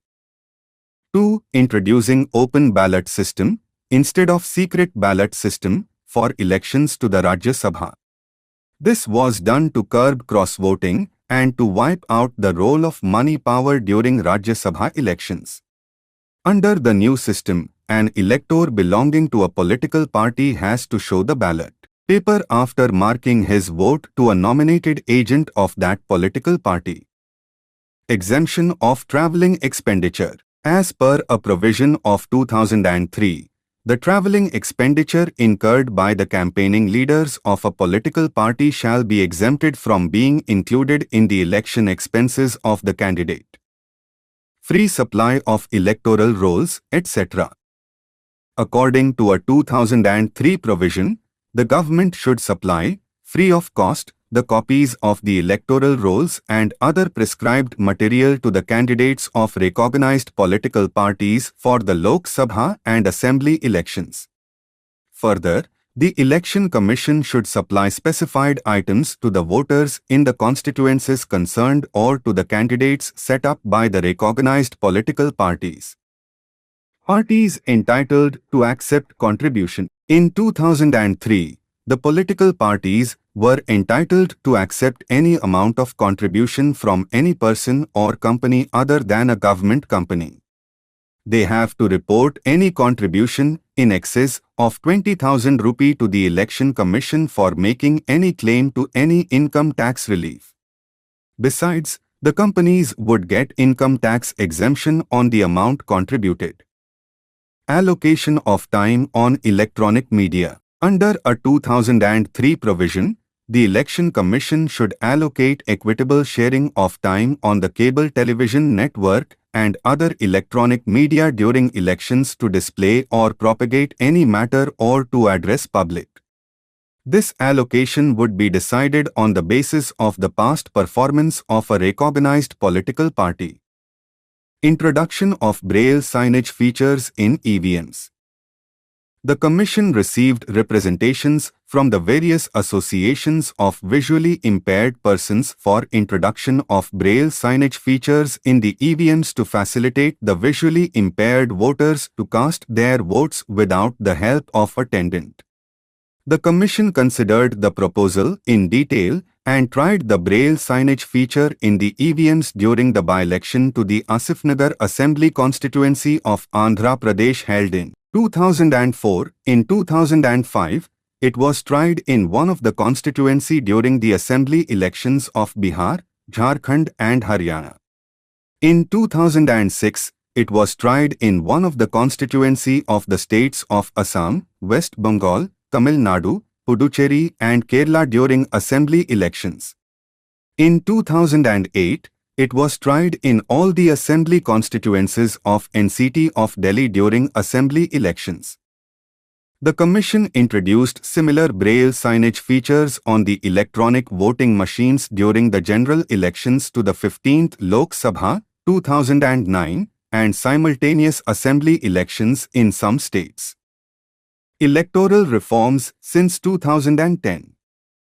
Restrictions imposed on exit polls. According to a 2009 provision, conducting exit polls and publishing results of exit polls would be prohibited during the election to Lok Sabha and state legislative assemblies. Thus, no person shall conduct any exit poll and publish or publicize by means of the print or electronic media or disseminate in any other manner the result of any exit poll during the period notified by the Election Commission in this regard. Further, any person who contravenes this provision shall be punishable with imprisonment of up to 2 years or with fine or with both. Exit poll is an opinion survey regarding how electors have voted at an election or how all the electors have performed with regard to the identification of a political party or candidate in an election. Time limit for submitting a case for disqualification. In 2009, a provision was made for the simplification of the procedure for disqualification of a person found guilty of corrupt practices.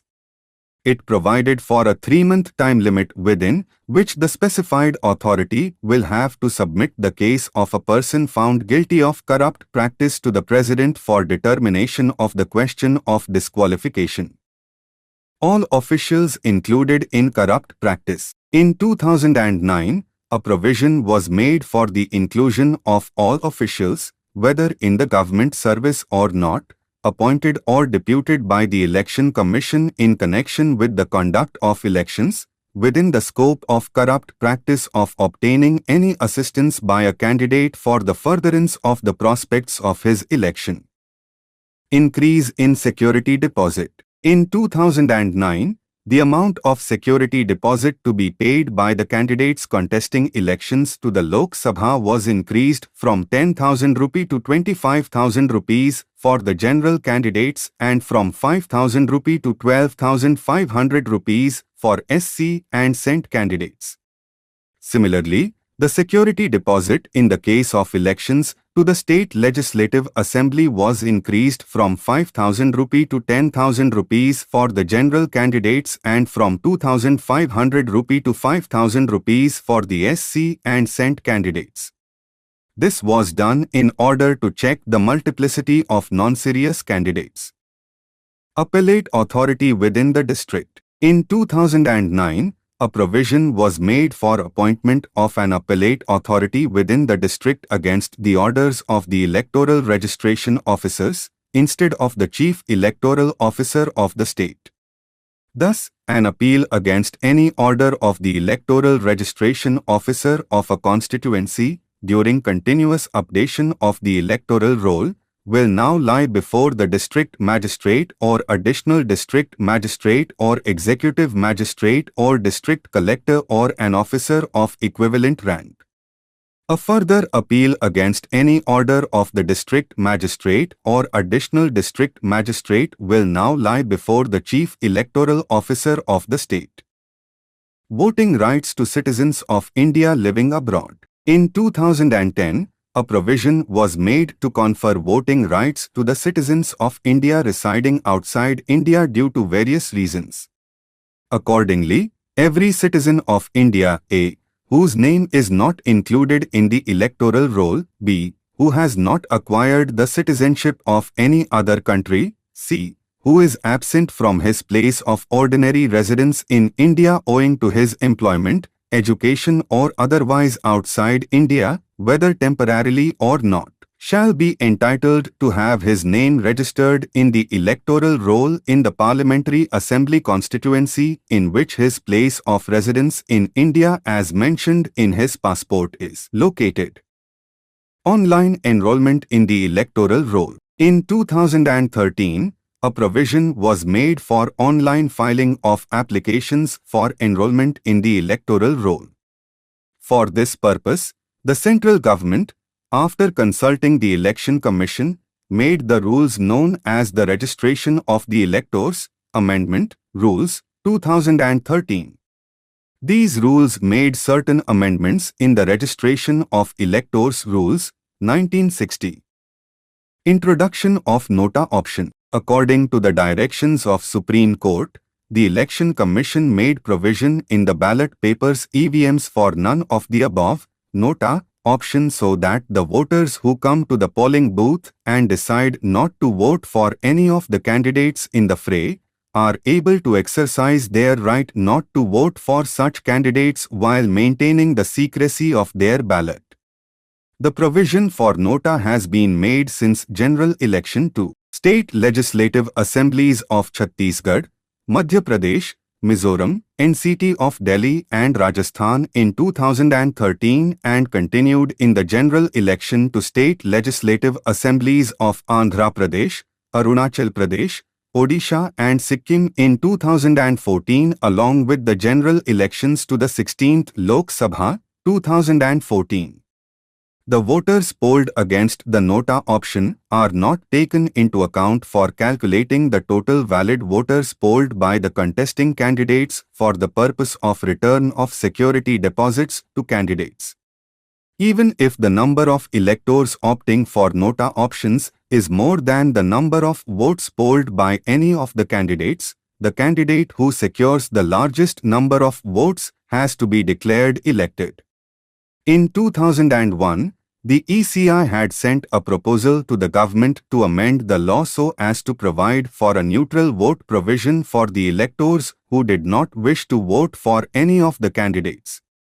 In 2004, PUCL, People's Union for Civil Liberties, filed a petition seeking a direction to provide the necessary provision in ballot papers and EVMs for protection of the right to not vote for any candidate secretly.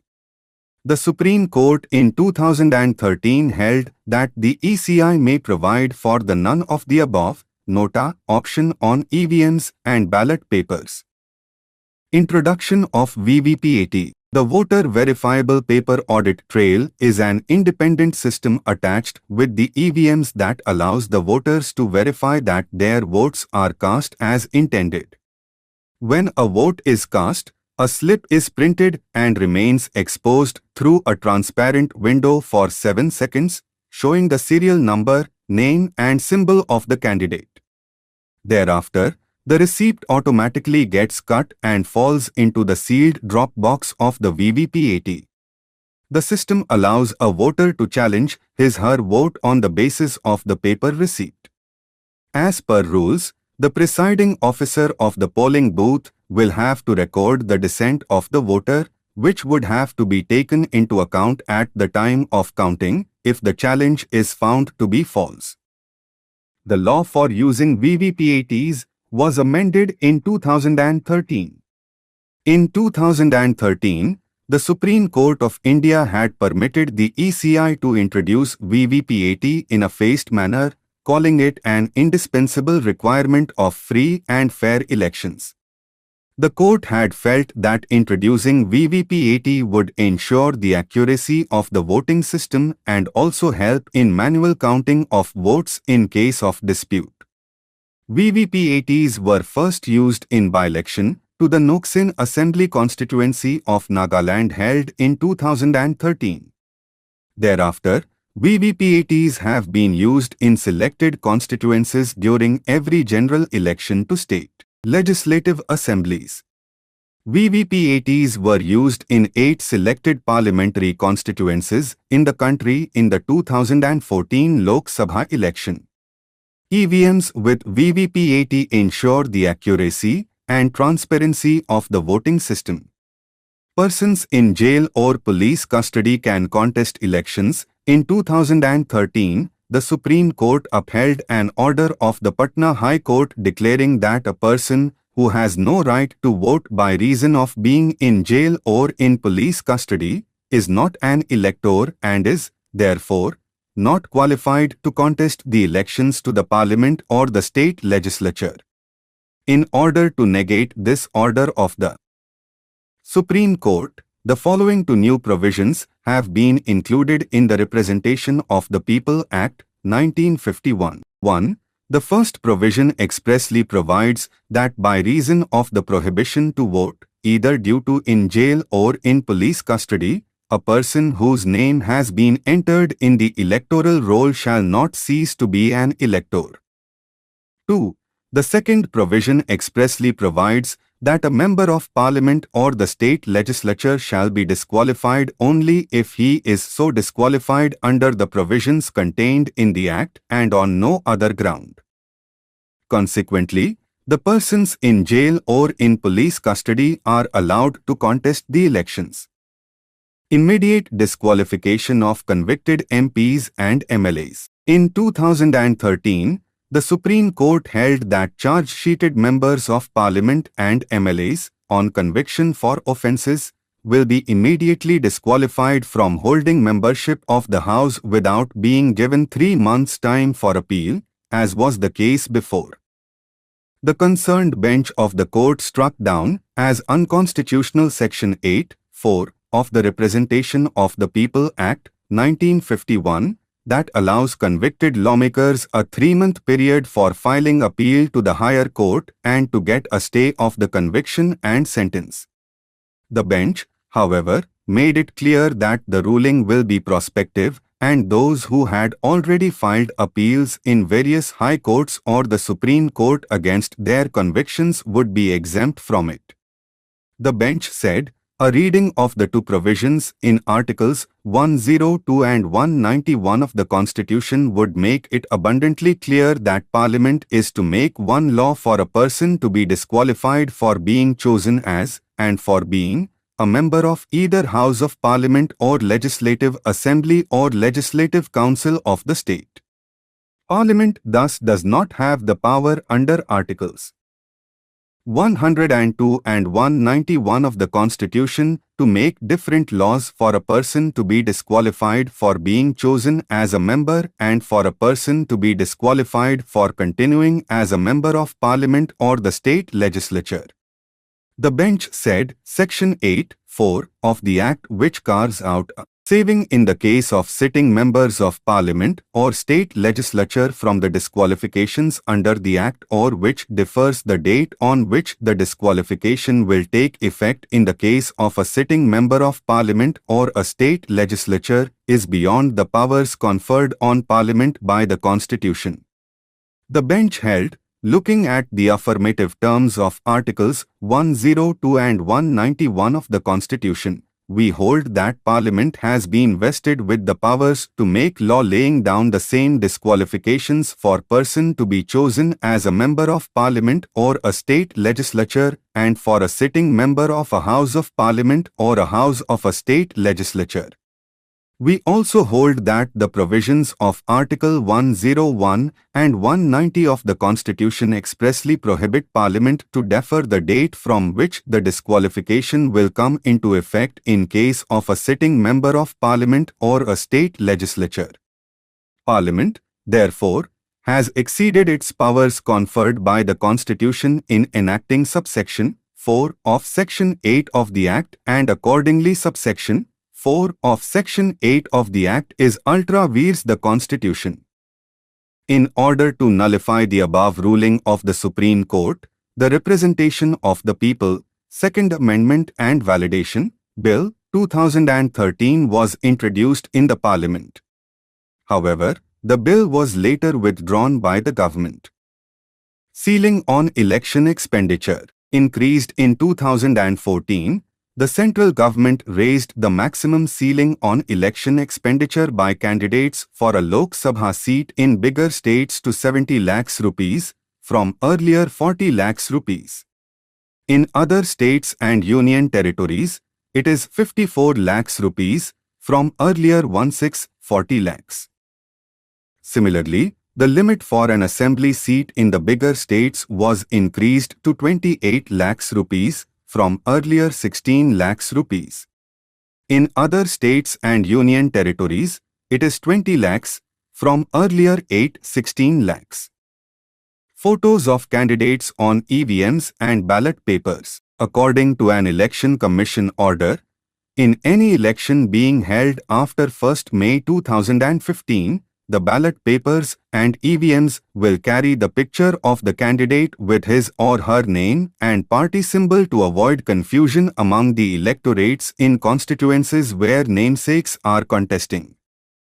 The June 2015 by-polls to 6 seats in 5 states were the first elections where photographs of candidates were used on ballot papers.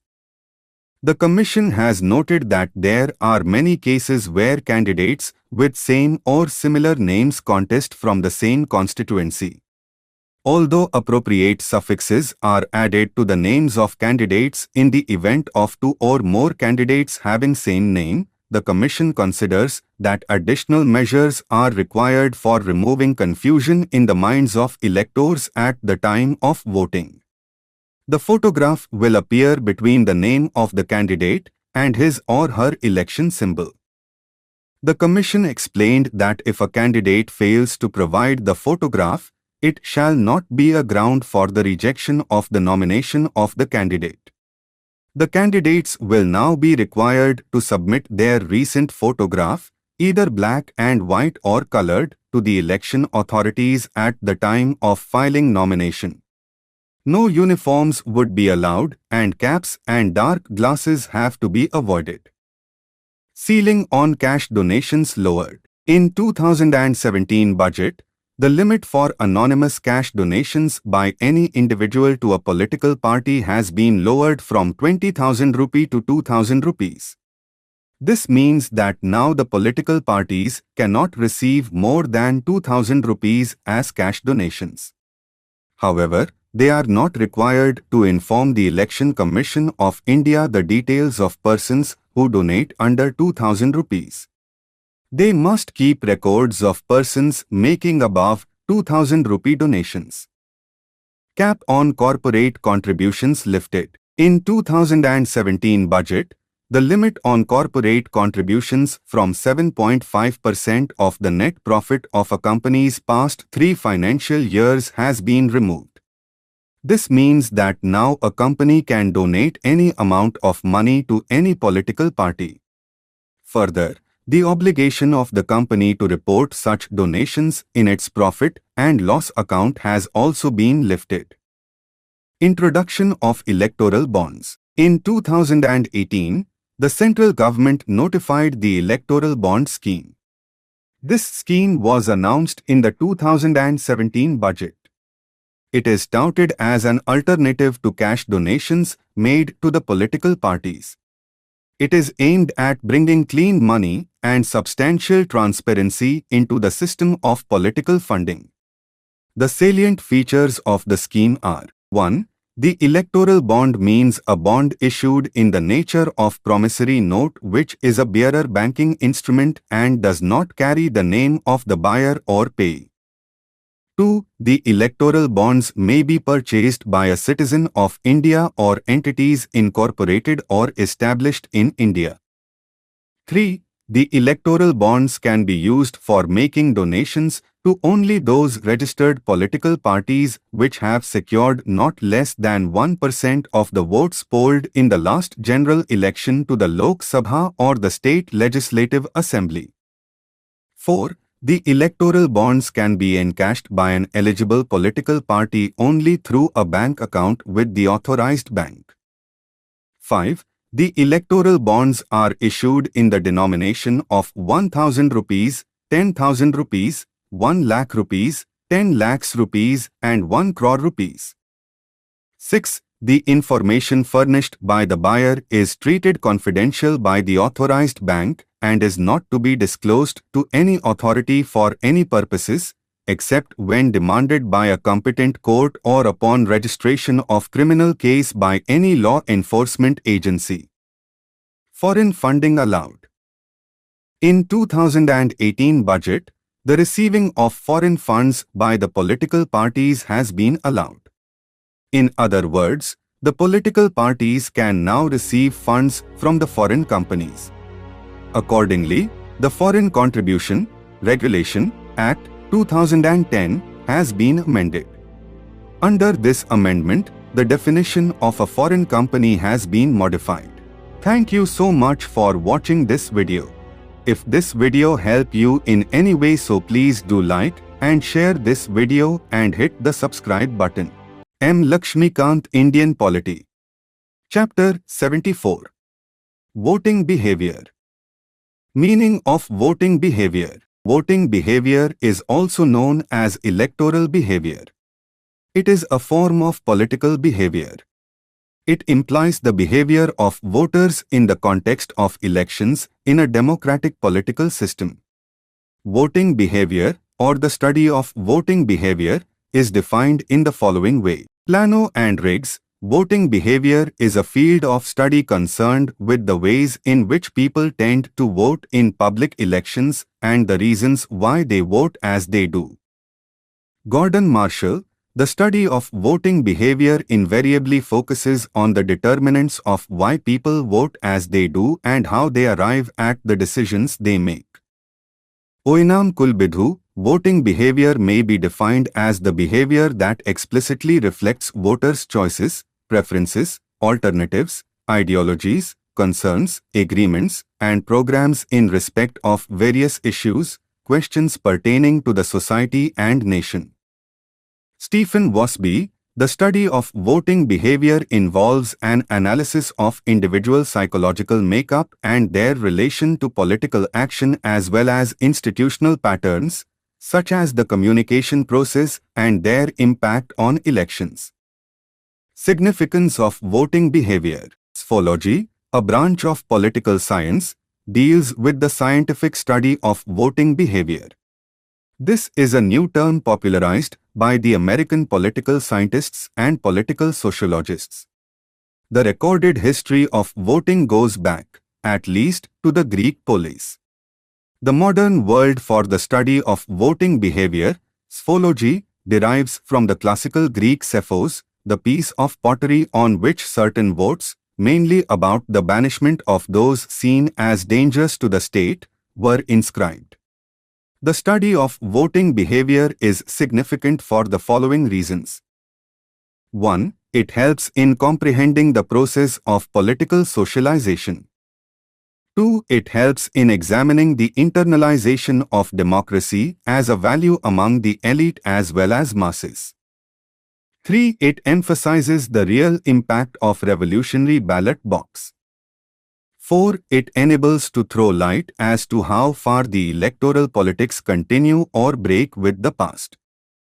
5. It helps to measure whether it is modern or primordial in the context of political development.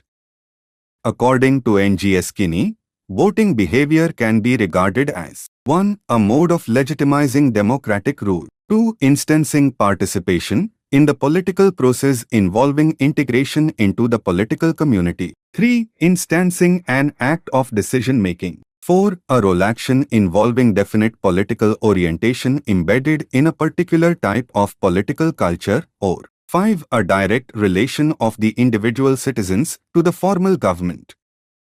Determinants of voting behavior. Indian society is highly diversified in nature and composition. Hence, voting behavior in India is determined or influenced by multiple factors. These several factors can be divided into two broad categories, namely, socioeconomic factors and political factors. These are explained below. 1. Caste. caste is an important factor influencing the behavior of voters. Politicization of caste and casteism in politics has been a remarkable feature of Indian politics. Rajni Kothari said Indian politics is casteist and caste is politicized. While formulating their election strategies, the political parties always take into account the factor of caste. Paul Brass has very well explained the role of caste factor in the Indian voting behavior in the following way. At the local level, in the countryside, by far the most important factor in voting behavior remains caste solidarity. Large and important castes in a constituency tend to back either a respected member of their caste or a political party with whom their caste members identify. However, local factions and local state factional alignments that involve intercaste coalitions are also important factors in influencing voting behavior. 2. Religion. Religion is another significant factor which influences the electoral behavior. Political parties indulge in communal propaganda and exploit the religious sentiments of the voters. The existence of various communal parties has further added to the politicization of religion. Despite India being a secular nation, no political party ignores the influence of religion in electoral politics. 3. Language. Linguistic considerations of the people influence their voting behavior. During elections, the political parties arouse the linguistic feelings of the people and try to influence their decision-making. The reorganization of states, in 1956 and later, on language basis clearly reflects the significance of language factor in Indian politics. The rise of some political parties like DMK in Tamil Nadu and TDP in Andhra Pradesh can be attributed to the linguism. 4. Region. Regionalism and subregionalism play an important role in voting behavior. These parochial feelings of subnationalism led to the emergence and perpetuation of regional parties in various states. These regional parties appeal to the electorate on the ground of regional identities and regional sentiments. Sometimes, the secessionist parties call for the boycott of elections. 5. Personality. The charismatic personality of the party leader plays an important role in electoral behavior. Thus, the towering image of Jawaharlal Nehru, Indira Gandhi, Rajiv Gandhi, Jai Prakash Narayan, Atal Bihari Vajpayee and Narendra Modi has significantly influenced the electorate to vote in favor of their parties. Similarly, at the state level also, the charismatic personality of the regional party leader has been a significant factor of popular support in the elections. 6. Money. The role of money factor cannot be overlooked in explaining the voting behavior. Despite the limitations on the election expenditures, crores of rupees are spent on elections. The voters seek money or liquor or goods in return for their votes. In other words, votes are freely exchanged for notes. However, money can influence the decisions of the voters only in the normal circumstances and not in a wave election. Paul Brass has very well explained the meaning of a wave election in the following way. A wave election is one in which a clear tendency begins to develop among the electorate in a single direction and in favor of a national party or its leader.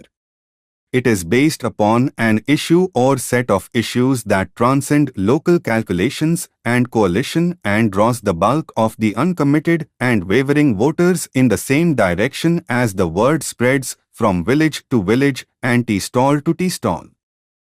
7. Performance of the ruling party. On the eve of elections, every political party releases its election manifesto containing the promises made by it to the electorate. The performance of the ruling party is judged by the electorate on the basis of its election manifesto. The defeat of Congress Party in 1977 elections and that of Janata Party in 1980 elections illustrates that the performance of the ruling party influences the voting behavior. Thus, the anti-incumbency factor, which means dissatisfaction with the performance of the ruling party, is a determinant of electoral behavior. 8. Party identification. Personal and emotional association with political parties plays a role in determining voting behavior. People who identify themselves with a particular party will always vote for that party irrespective of its omissions and commissions. Party identification was especially strong in the 1950s and 1960s. However, since the 1970s there has been a decline in the number of strong party identifiers. 9. Ideology. The political ideology professed by a political party has a bearing on the decision-making of the voters. Some people in the society are committed to certain ideologies like communism, capitalism, democracy, secularism, patriotism, decentralization, and so on. Such people generally support the candidates put up by the parties professing those ideologies. However, it must be printed out here that the number of such people is low.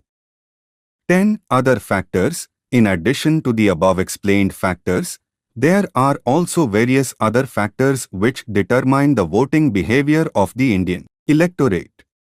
These are mentioned below. 1. Political events preceding an election like war, murder of a leader, corruption scandals, etc.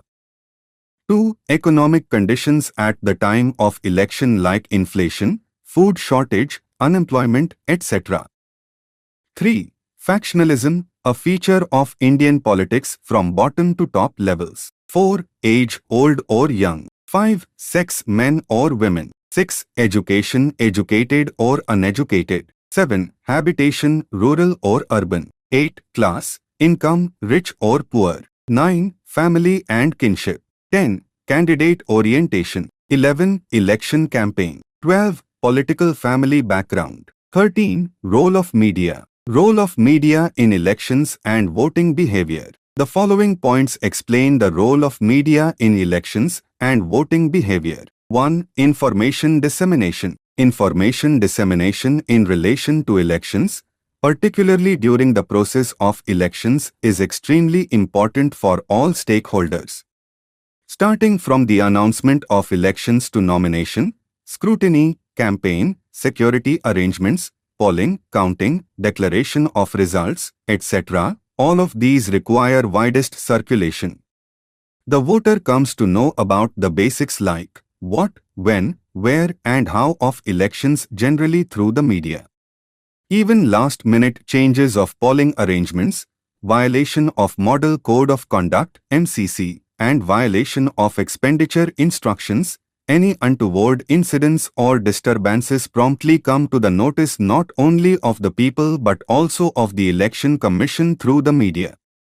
Newspapers and news channels have very enthusiastically made use of the information relating to educational, financial and criminal antecedents of candidates, contained in the affidavit filed by them along with their nomination paper, which is immediately uploaded on the Election Commission's website. This has contributed to further honesty and transparency in the election system. 2. Enforcement of MCC and other laws. In today's democratic and political landscape, the watchdog role of the media is quite vital.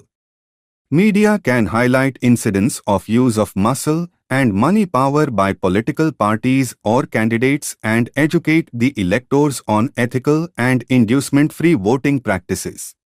It can also expose violations of the MCC such as divisive or hate speeches or unverified allegations in campaigns aimed at influencing electors. Violations reported by media are followed up by the Election Commission as in dealing with formal complaints. The media can sensitize the political functionaries and the electorate about the MCC and relevant laws and instructions governing the conduct of elections. 3. Compliance to election laws. The Election Commission does not regulate media. It has, however, the responsibility to enforce the provisions of law or court directions, which might have linkages with media or certain aspects of media functioning. During elections, media is present and active at all stages, which would also mean that they too conform to various laws governing the elections. These laws are mentioned below. 1. Section 126 of the Representation of the People Act, 1951, it prohibits displaying any election matter by means of cinematograph, television or other similar apparatus during the period of 48 hours ending with the hour fixed for conclusion of poll. 2. Section 126 of the Representation of the People Act, 1951, it prohibits conduct of exit poll and dissemination of their results during the period mentioned therein, i.e., the hour fixed for commencement of polls in the first phase and half hour after the time fixed for close of poll for the last phase in all the states and union territories. 3. Section 127 of the Representation of the People Act, 1951, the printing and publication of election pamphlets, posters, etc. is governed by its provisions, which make it mandatory to bear on its face the names and addresses of the printer and the publisher. 4. Section 171H of the Indian Penal Code, it prohibits incurring of expenditure on, inter alia, advertisement without the authority of the contesting candidate. 4. Voter education and participation. There is scope for a much larger and committed partnership from media in the crucial area of voter awareness and participation. This is one of the most promising areas of the Election Commission-media relationship.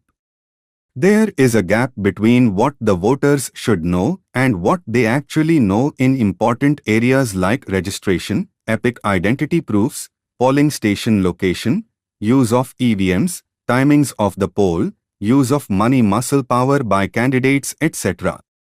The elector should be well informed when he/she goes to exercise his/her franchise on the day of the polls.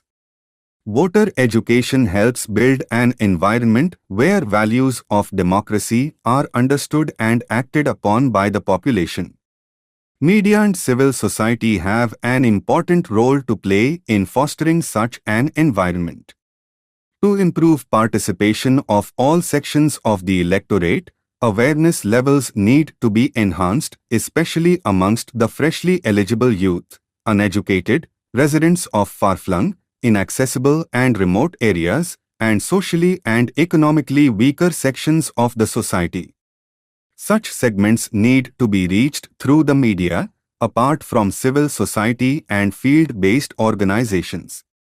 The Election Commission has in place a framework of engagement for collaboration between the Commission and media houses, organizations in this important area of voter participation. The Election Commission expects that the media should volunteer to take up this task of informing, motivating and facilitating citizens to take part in the democratic elections.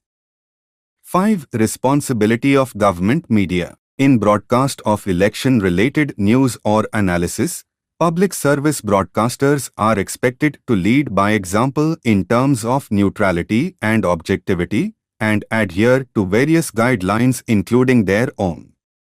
The Election Commission has a fruitful arrangement with Prasar Bharati in providing free broadcast time on All India Radio and Doordarshan to recognized national and state parties so as to ensure a level playing field in elections. The political parties in this manner can reach out to every corner of the country, even in the remotest parts. In addition to this, Prasar Bharati's contribution in spreading voter awareness and educating the public about their voting rights and responsibilities is of great consequence to the inclusion of all in the electoral process. The contribution of Prasar Bharati has come in good measure in this arena. The Election Commission also urges PIB, DAF, National Film Development Corporation, Directorate of Field Publicity, Song and Drama Division, and many other central and state information directorates departments to come forward and shoulder the same responsibility. Thank you so much for watching this video. If this video helped you in any way, so please do like and share this video and hit the subscribe button. M. Laxmikanth, Indian Polity. Chapter 75. Coalition Government. Meaning of coalition government. The term coalition is derived from the Latin word coalitio, which means to grow together. Thus, technically, coalition means the act of uniting parts into one body or whole. Politically, coalition means an alliance of distinct political parties.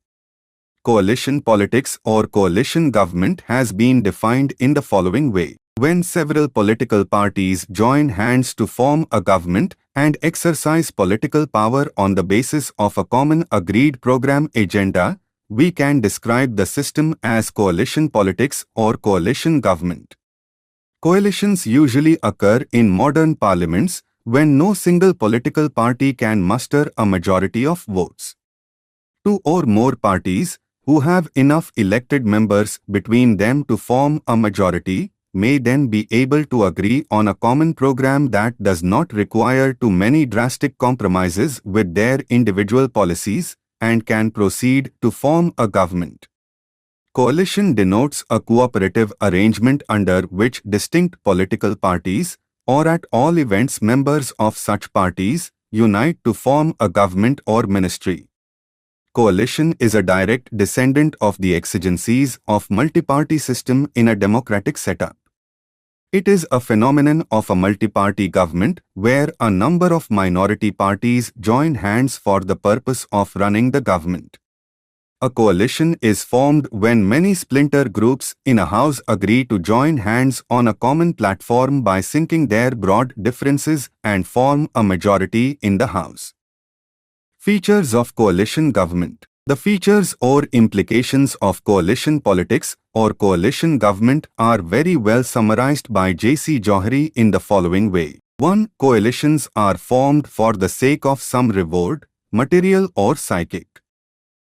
2. A coalition implies the existence of at least two partners.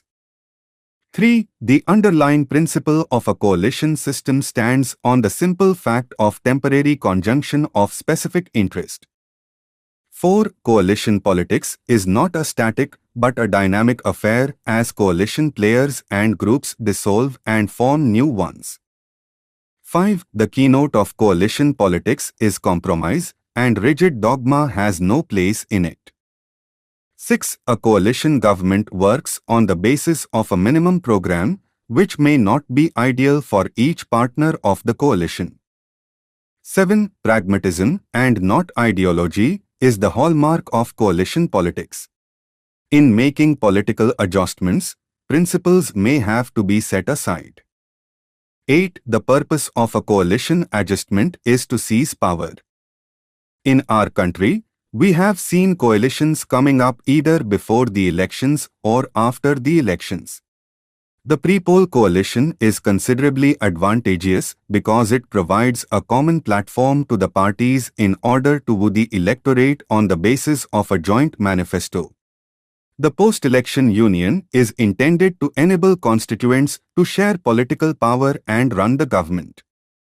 Formation of coalition governments. In the first four Lok Sabha elections, 1952, 1957, 1962 and 1967, the Congress party secured the required majority to form the government at the center. Even though there was a split in the Congress party in 1969, the minority government of Indira Gandhi managed to continue with the outside support of the CPI, the DMK and other parties. Again, the Congress party won the 1971 elections and formed a single-party government. However, the dominant Congress party was badly defeated in the 1977 elections. Since then, there have been a number of coalition governments at the center. Merits of coalition government. The various advantages or strengths of the coalition governments are as follows. 1. There is an accommodation of diverse interests in the functioning of the government. A coalition government acts as a channel to meet the expectations and redress the grievances of different groups. 2. India is a highly diversified country. There are different cultures, languages, castes, religions and ethnic groups, and all these get represented in the coalition governments. This means that a coalition government is more representative in nature and it better reflects the popular opinion of the electorate. In other words, it represents a much more broader spectrum of public opinion than the single-party government. 3. A coalition government comprises different political parties having their own ideologies or agendas. But the governmental policy requires the concurrence of all the coalition partners. Therefore, a coalition government leads to consensus-based politics. In other words, there is consensual decision-making in the coalition governments. 4. Coalition politics strengthens the federal fabric of the Indian political system.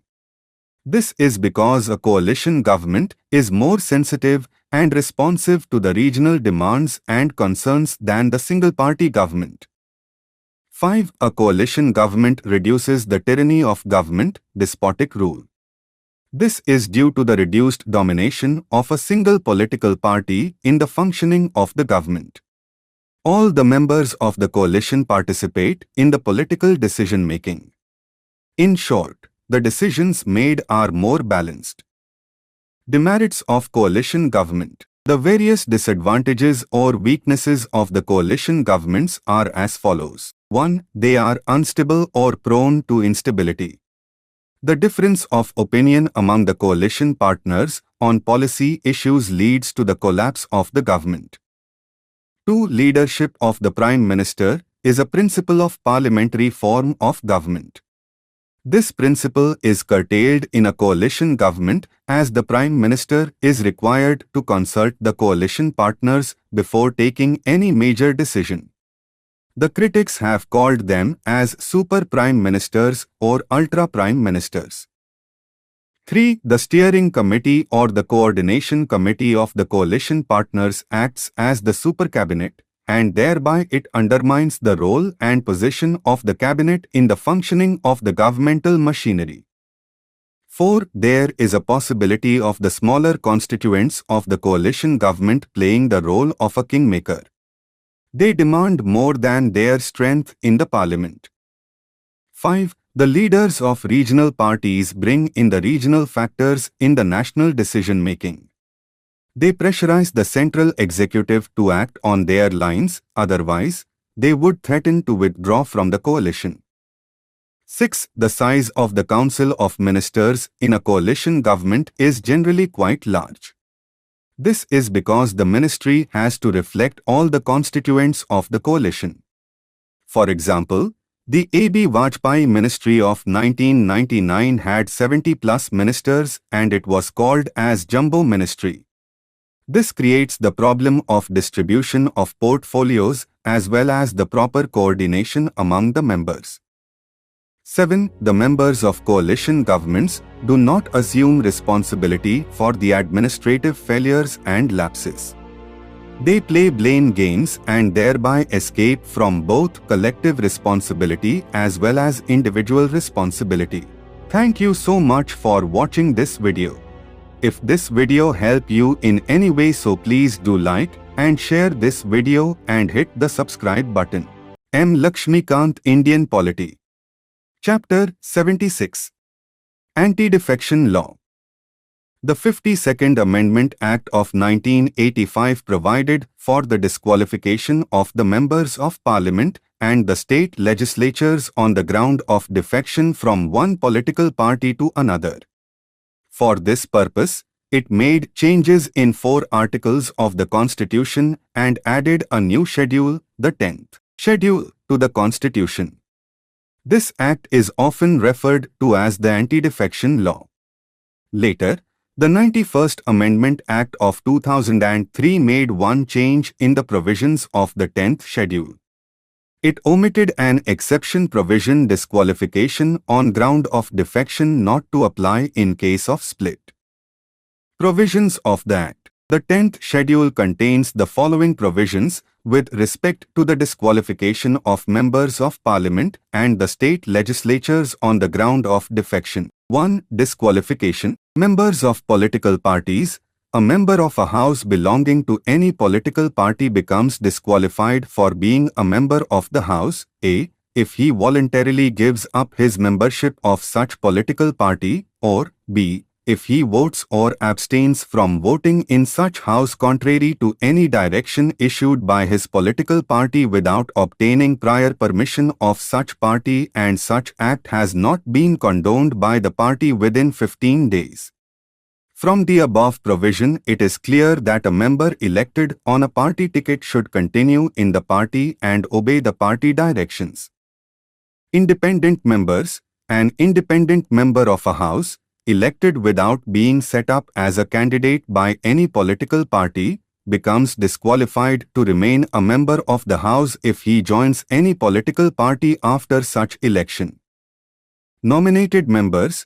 A nominated member of a House becomes disqualified for being a member of the House if he joins any political party after the expiry of 6 months from the date on which he takes his seat in the House.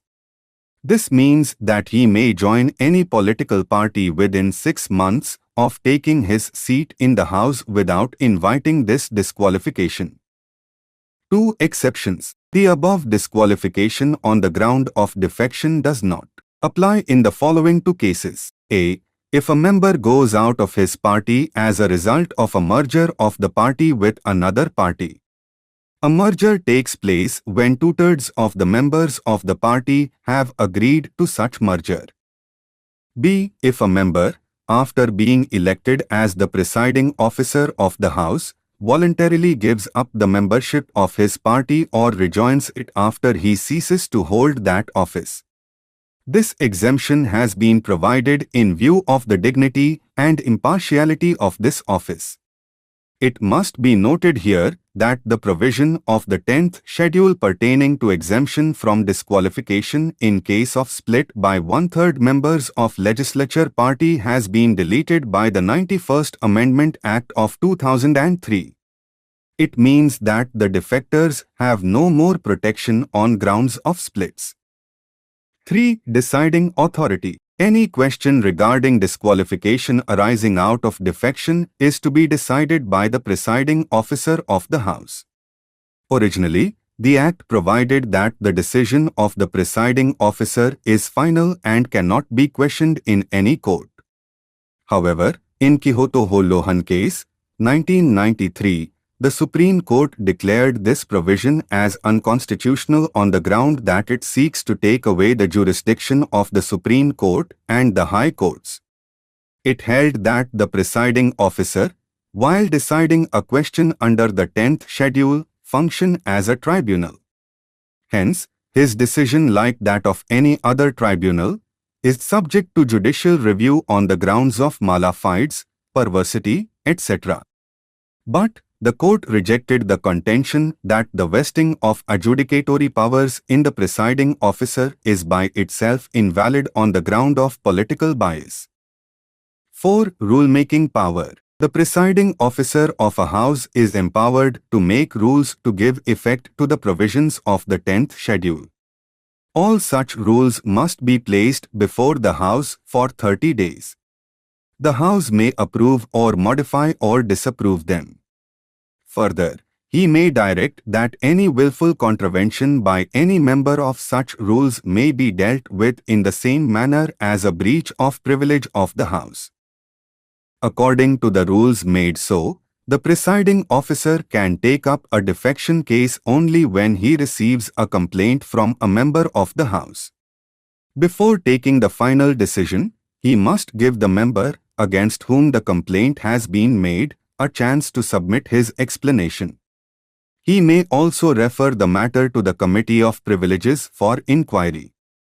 Hence, defection has no immediate and automatic effect. Evaluation of the Act. The 10th schedule of the Constitution, which embodies the anti-defection law, is designed to prevent the evil or mischief of political defections motivated by the lure of office or material benefits or other similar considerations. It is intended to strengthen the fabric of Indian parliamentary democracy by curbing unprincipled and unethical political defections. Rajiv Gandhi, the then Prime Minister, described it as the first step towards cleaning up public life. The then Central Law Minister stated that the passing of the 52nd Amendment Bill, Anti-Defection Bill, by a unanimous vote by both the Houses of Parliament was a proof, if any, of the maturity and stability of Indian democracy. Advantages. The following can be cited as the advantages of the anti-defection law. A. It provides for greater stability in the body politic by checking the propensity of legislators to change parties. B. It facilitates democratic realignment of parties in the legislature by way of merger of parties. C. It reduces corruption at the political level as well as non-developmental expenditure incurred on irregular elections. D. It gives, for the first time, a clear-cut constitutional recognition to the existence of political parties. Criticism. Though the anti-defection law been hailed as a bold step towards cleansing our political life and started as new epoch in the political life of the country, it has revealed a lacuna in its operation and failed to prevent defections in toto.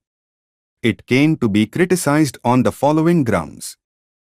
1. It does not make a differentiation between dissent and defection. It curbs the legislator's right to dissent and freedom of conscience. Thus, it clearly puts party bossism on a pedestal and sanctions tyranny of the party in the name of the party discipline. 2. Its distinction between individual defection and group defection is irrational. In other words, it banned only retail defections and legalized wholesale defections. 3. It does not provide for the expulsion of a legislator from his party for his activities outside the legislature. 4. Its discrimination between an independent member and a nominated member is illogical. If the former joins a party, he is disqualified while the latter is allowed to do the same. 5. Its vesting of decision-making authority in the presiding officer is criticized on two grounds. Firstly, he may not exercise this authority in an impartial and objective manner due to political exigencies. Secondly, he lacks the legal knowledge and experience to adjudicate upon the cases. In fact, two speakers of the Lok Sabha, Rabi Ray, 1991 and Shivraj Patil, 1993, have themselves expressed doubts on their suitability to adjudicate upon the cases related to defections. 91st Amendment Act, 2003. Reasons. The reasons for enacting the 91st Amendment Act, 2003, are as follows. 1. Demands have been made from time to time in certain quarters for strengthening and amending the anti-defection law as contained in the 10th schedule, on the ground that these provisions have not been able to achieve the desired goal of checking defections. The 10th schedule has also been criticized on the ground that it allows bulk defections while declaring individual defections as illegal. The provision for exemption from disqualification in case of splits as provided in the 10th schedule has, in particular, come under severe criticism on account of its destabilizing effect on the government. 2. The Committee on Electoral Reforms, Dinesh Goswami Committee, in its report of 1990, the Law Commission of India in its 170th report on Reform of Electoral Laws 1999, and the National Commission to Review the Working of the Constitution, NCRWC, in its report of 2002 have, inter alia, recommended omission of the provision of the 10th schedule pertaining to exemption from disqualification in case of splits. 3. The NCRWC was also of the view that a defector should be penalized for his action by debarring him from holding any public office as a minister or any other remunerative political post for at least the duration of the remaining term of the existing legislature or until the next fresh elections, whichever is earlier. 4. The NCRWC has also observed that abnormally large councils of ministers were being constituted by various governments at centre and states, and this practice had to be prohibited by law, and that a ceiling on the number of ministers in a state or the union government be fixed at the maximum of 10% of the total strength of the popular house of the legislature. Provisions. The 91st Amendment Act of 2003 has made the following provisions to limit the size of Council of Ministers, to debar defectors from holding public offices, and to strengthen the anti-defection law. 1. The total number of ministers, including the Prime Minister, in the Central Council of Ministers shall not exceed 15% of the total strength of the Lok Sabha. 2. A member of either House of Parliament belonging to any political party who is disqualified on the ground of defection shall also be disqualified to be appointed as a minister. 3. The total number of ministers, including the Chief Minister, in the Council of Ministers in a state shall not exceed 15% of the total strength of the Legislative Assembly of that state. But the number of ministers, including the Chief Minister, in a state shall not be less than 12. 4. A member of either house of a state legislature belonging to any political party who is disqualified on the ground of defection shall also be disqualified to be appointed as a minister. 5. A member of either House of Parliament or either house of a state legislature belonging to any political party who is disqualified on the ground of defection shall also be disqualified to hold any remunerative political post. The expression remunerative political post means 1. Any office under the central government or a state government where the salary or remuneration for such office is paid out of the public revenue of the concerned government, or 2. Any office under a body, whether incorporated or not, which is wholly or partially owned by the central government or a state government, and the salary or remuneration for such office is paid by such body, except where such salary or remuneration paid is compensatory in nature. 6. The provision of the 10th Schedule, Anti-Defection Law, pertaining to exemption from disqualification in case of split by one-third members of legislature party has been deleted. It means that the defectors have no more protection on grounds of splits. Thank you so much for watching this video. If this video helped you in any way, so please do like and share this video and hit the subscribe button. M. Laxmikanth, Indian Polity. Chapter 77. Pressure Groups. Meaning and Techniques. The term pressure group originated in the USA. A pressure group is a group of people who are organized actively for promoting and defending their common interest.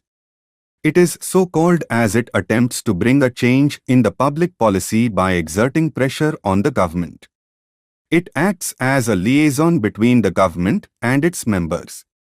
The pressure groups are also called interest groups or vested groups. They are different from the political parties in that they neither contest elections nor try to capture political power. They are concerned with specific programs and issues, and their activities are confined to the protection and promotion of the interests of their members by influencing the government.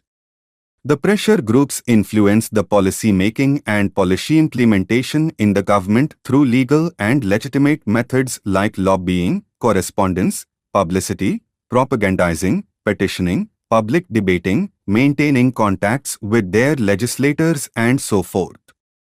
However, sometimes they resort to illegitimate and illegal methods like strikes, violent activities, and corruption, which damages public interest and administrative integrity. According to Audiobook, Pressure groups resort to three different techniques in securing their purposes. First, they can try to place in public office persons who are favorably disposed towards the interests they seek to promote. This technique may be labeled electioneering. Second, they can try to persuade public officers, whether they are initially favorably disposed toward them or not, to adopt and enforce the policies that they think will prove most beneficial to their interests. This technique may be labeled lobbying. Third, they can try to influence public opinion and thereby gain an indirect influence over government, since the government in a democracy is substantially affected by public opinion. This technique may be labeled propagandizing. Pressure groups in India. A large number of pressure groups exist in India. But they are not developed to the same extent as in the US or the Western countries like Britain, France, Germany and so on. The pressure groups in India can be broadly classified into the following categories. 1. Business groups. The business groups include a large number of industrial and commercial bodies.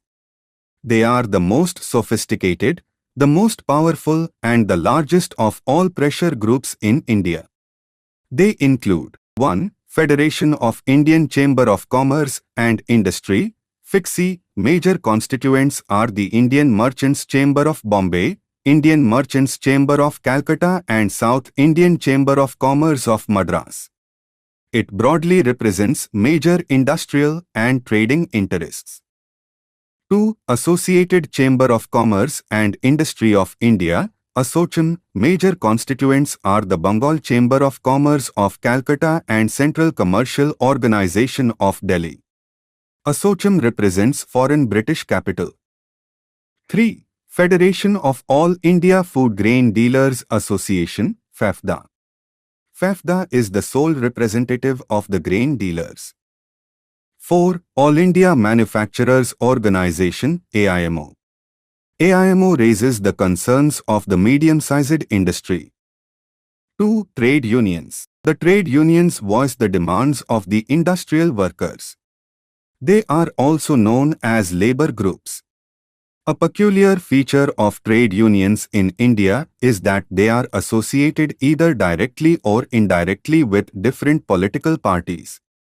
They include 1. All India Trade Union Congress, ATUC, affiliated to CPI. 2. Indian National Trade Union Congress, INTUC, affiliated to the Congress. 3. Hind Mazdoor Sabha, HMS, affiliated to the Socialists. 4. Center of Indian Trade Unions, CITU, affiliated to the CPM. 5. Bharatiya Mazdoor Sangh, BMS, affiliated to the BJP.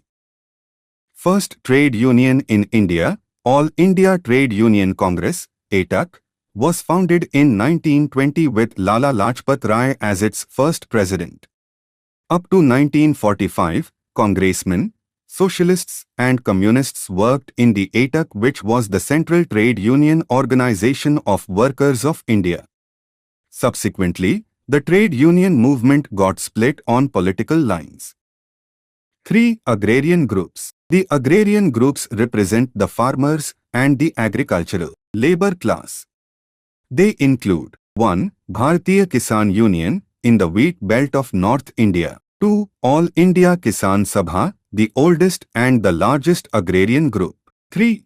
Revolutionary Peasants Convention, organized by the CPM in 1967, which gave birth to the Naxalbari movement. 4. Bharatiya Kisan Sangh, Gujarat. 5. RV Sangham, Tamil Nadu. 6. Shetkari Sanghatna, Maharashtra. 7. Hind Kisan Panchayat, controlled by the Socialists. 8. All India Kisan Sammelan. 9. United Kisan Sabha, controlled by the CPM. 4. Professional associations. These are associations that raise the concerns and demands of doctors, lawyers, journalists and teachers. Despite various restrictions, these associations pressurize the government by various methods, including agitations for the improvement of their service conditions. They include 1. Indian Medical Association, IMA. 2. Bar Council of India, BCI. 3. Indian Federation of Working Journalists, IFWJ. 4. All India Federation of University and College Teachers, AFUT. 5. Student organizations. Various unions have been formed to represent the student community.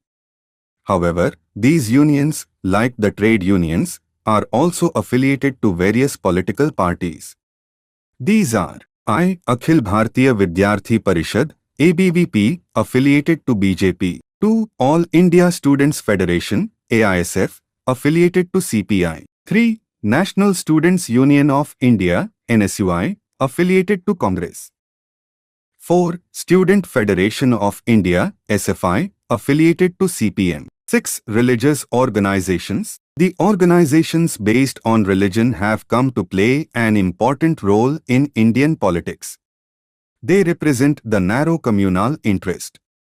They include I. Rashtriya Swayam Sevak Sangh, RSS. 2. Vishwa Hindu Parishad, VHP. 3. Jamaati Islami. 4. Ittihadul Muslimin. V. Anglo-Indian Association. 6. Associations of the Roman Catholics. 7. All India Conference of Indian Christians. 8. Parsi Central Association. 9. Shiromni Akali Dal. The Shiromni Akali Dal should be regarded as more of a religious pressure group rather than a political party in view of the fact that it has been concerned more with the mission of saving the Sikh community from being absorbed into the ocean of Hindu society than with fighting for the cause of a Sikh homeland. 7. Caste groups. Like religion, caste has been an important factor in Indian politics. The competitive politics in many states of the Indian Union is in fact the politics of caste rivalries, Brahman versus non-Brahman in Tamil Nadu and Maharashtra, Rajput versus Jat in Rajasthan, Kamma versus Reddy in Andhra, Ahir versus Jat in Haryana, Baniya Brahman versus Patidar in Gujarat. Kayastha versus Rajput in Bihar, Nair versus Ejava in Kerala and Lingayat versus Okkaliga in Karnataka. Some of the caste-based organizations are 1. Nadar Caste Association in Tamil Nadu. 2. Marwadi Association. 3. Harijan Sevak Sangh. 4. Kshatriya Mahasabha in Gujarat. 5. Vanniyakul Kshatriya Sangam. 6. Kayastha Sabha. 8. Tribal organizations. The tribal organizations are active in MP, Chhattisgarh, Bihar, Jharkhand, West Bengal and the northeastern states of Assam, Manipur, Nagaland and so on. Their demands range from reforms to that of secession from India and some of them are involved in insurgency activities. The tribal organizations include I. National Socialist Council of Nagaland, NSCN. 2. Tribal National Volunteers, TNU, in Tripura. 3. People's Liberation Army in Manipur. 4. All India Jharkhand, V. Tribal Sangh of Assam. 6. United Mizo Federal Organization. 9. Linguistic groups. Language has been so important factor in Indian politics that it became the main basis for the reorganization of states. The language along with caste, religion and tribe have been responsible for the emergence of political parties as well as pressure groups.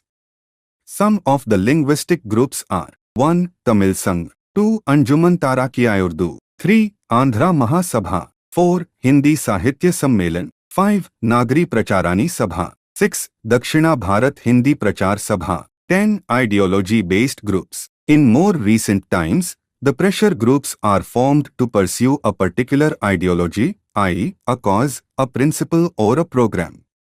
These groups include 1. Environmental protection groups like Narmada Bachao Andolan and Chipko Movement. 2. Democratic rights organizations. 3. Civil liberties associations. 4. Gandhi Peace Foundation. 5. Women rights organizations. 11. Anomic groups. Almond and Powell observed, by anomic pressure groups we mean more or less a spontaneous breakthrough into the political system from the society such as riots, demonstrations, assassinations and the like.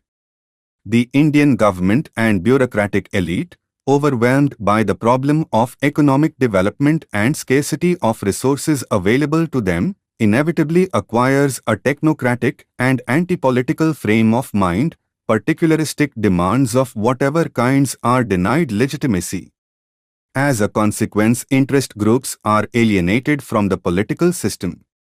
Some of the economic pressure groups are 1. All India Sikh Students Federation, 2. Nava Nirman Samiti of Gujarat, 3. Naxalite groups, 4. Jammu and Kashmir Liberation Front JKLF, 5. All Assam Students Union, 6. United Liberation Front of Assam ULFA, 7. Dal Khalsa. Thank you so much for watching this video. If this video helped you in any way, so please do like and share this video and hit the subscribe button. M. Laxmikanth, Indian Polity. Chapter 78. National Integration. India is a land of widespread diversities in terms of religion, language, caste, tribe, race, region and so on. Hence, the achievement of national integration becomes very essential for the all-around development and prosperity of the country. Meaning of national integration. Definitions and statements on national integration. National integration implies avoidance of divisive movements that would balkanize the nation and presence of attitudes throughout the society that give preference to national and public interest as distinct from parochial interests. Myron Weiner. National integration is a socio-psychological and educational process through which a feeling of unity, solidarity and cohesion develops in the hearts of the people and a sense of common citizenship or feeling of loyalty to the nation is fostered among them. Hagani. National integration is not a house which could be built by mortar and bricks. It is not an industrial plan to which could be discussed and implemented by experts. Integration, on the contrary, is a thought which must go into the heads of the people. It is the consciousness which must awaken the people at large. Dr.S. Radhakrishna. National integrations means, and ought to mean, cohesion not fusion, unity but not uniformity, reconciliation but not merger, agglomeration but not assimilation of the discrete segments of the people constituting a political community or state. Rashiduddin Khan. To sum up, the concept of national integration involves political, economic, social, cultural and psychological dimensions and the interrelations between them. Obstacles to national integration. Among the major obstacles to national integration include 1. Regionalism. Regionalism refers to subnationalism and subterritorial loyalty. It implies the love for a particular region or state in preference to the country as a whole. There is also subregionalism, that is, love for a particular region in preference to the state of which the region forms a part. Regionalism is a subsidiary process of political integration in India. It is a manifestation of those residual elements which do not find expression in the national polity and national culture and being excluded from the centrality of the new polity, express themselves in political discontent and political exclusionism. Regionalism is a countrywide phenomenon which manifests itself in the following 6 forms. 1. Demand of the people of certain states for secession from the Indian Union, like Khalistan, Dravidnad, Mizos, Nagas and so on. 2. Demand of the people of certain areas for separate statehood, like Telangana, Bodoland, Uttarakhand, Vidarbha, Gorkhaland and so on. 3. Demand of people of certain union territories for full-fledged statehood like Manipur, Tripura, Puducherry, Delhi, Goa, Daman and Diu and so on. 4. Interstate boundary disputes like Chandigarh and Belgaum and river water disputes like Kaveri, Krishna, Ravibees and so on. 5. Formation of organizations with regional motives which advocates a militant approach in pursuing its policies and goals, like Shiv Sena, Tamil Sena, Hindi Sena, Sardar Sena, Lachit Sena and so on. 6. Sons of the soil theory, which advocates preference to local people in government jobs, private jobs, permits and so on. Their slogan will be Assam for Assamese, Maharashtra for Maharashtrians and so on. 2. Communalism. Communalism means love for one's religious community in preference to the nation and a tendency to promote the communal interest at the cost of the interest of other religious communities. It has its roots in the British rule where the 1909, 1919 and 1935 Acts had introduced communal representation for the Muslims, Sikhs and others. The communalism got accentuated with the politicization of religion. Its various manifestations are 1. Formation of political parties based on religion, like Akali Dal, Muslim League, Ram Rajya Parishad, Hindu Mahasabha, Shiv Sena and so on. 2. Emergence of pressure groups, non-political entities based on religion, like RSS, Vishwa Hindu Parishad, Jamaati Islami, Anglo-Indian Christians Association and so on. 3. Communal riots between Hindus and Muslims, Hindus and Sikhs, Hindus and Christians and so on. Banaras, Lucknow, Mathura, Hyderabad, Allahabad, Aligarh, Amritsar, Moradabad and some other places are affected by communal violence. 4. Dispute over religious structures like temples, mosques and others. The dispute over Ram Janma Bhoomi in Ayodhya where the Karsevaks had demolished a disputed structure on 6 December 1992.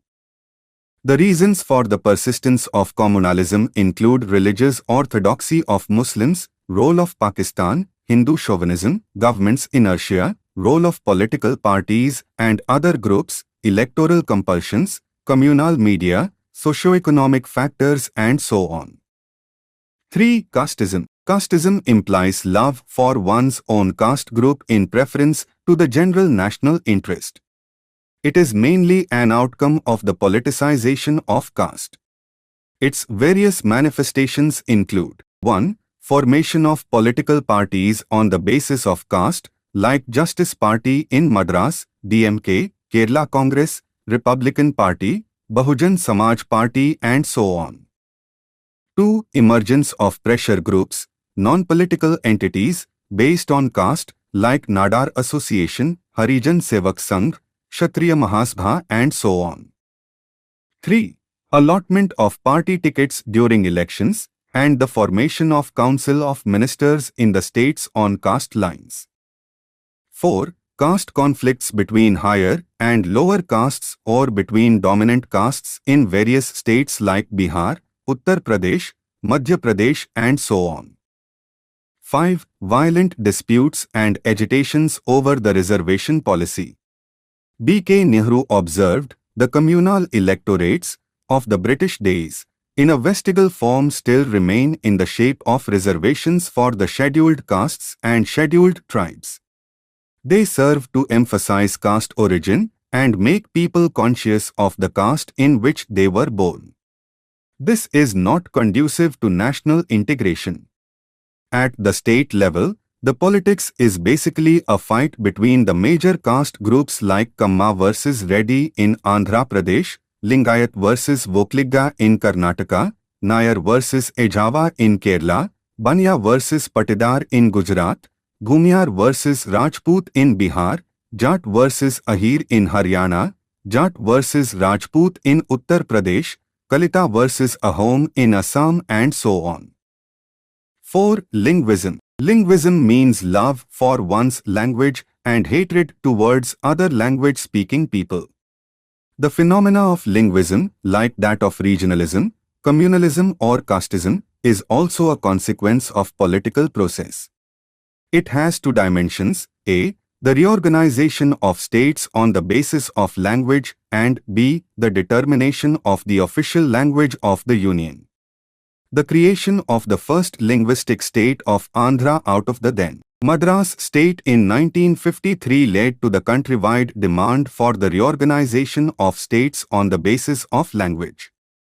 Consequently, The states were reorganized on a large scale in 1956 on the basis of the recommendations made by the States Reorganization Commission, 1953 to 1955.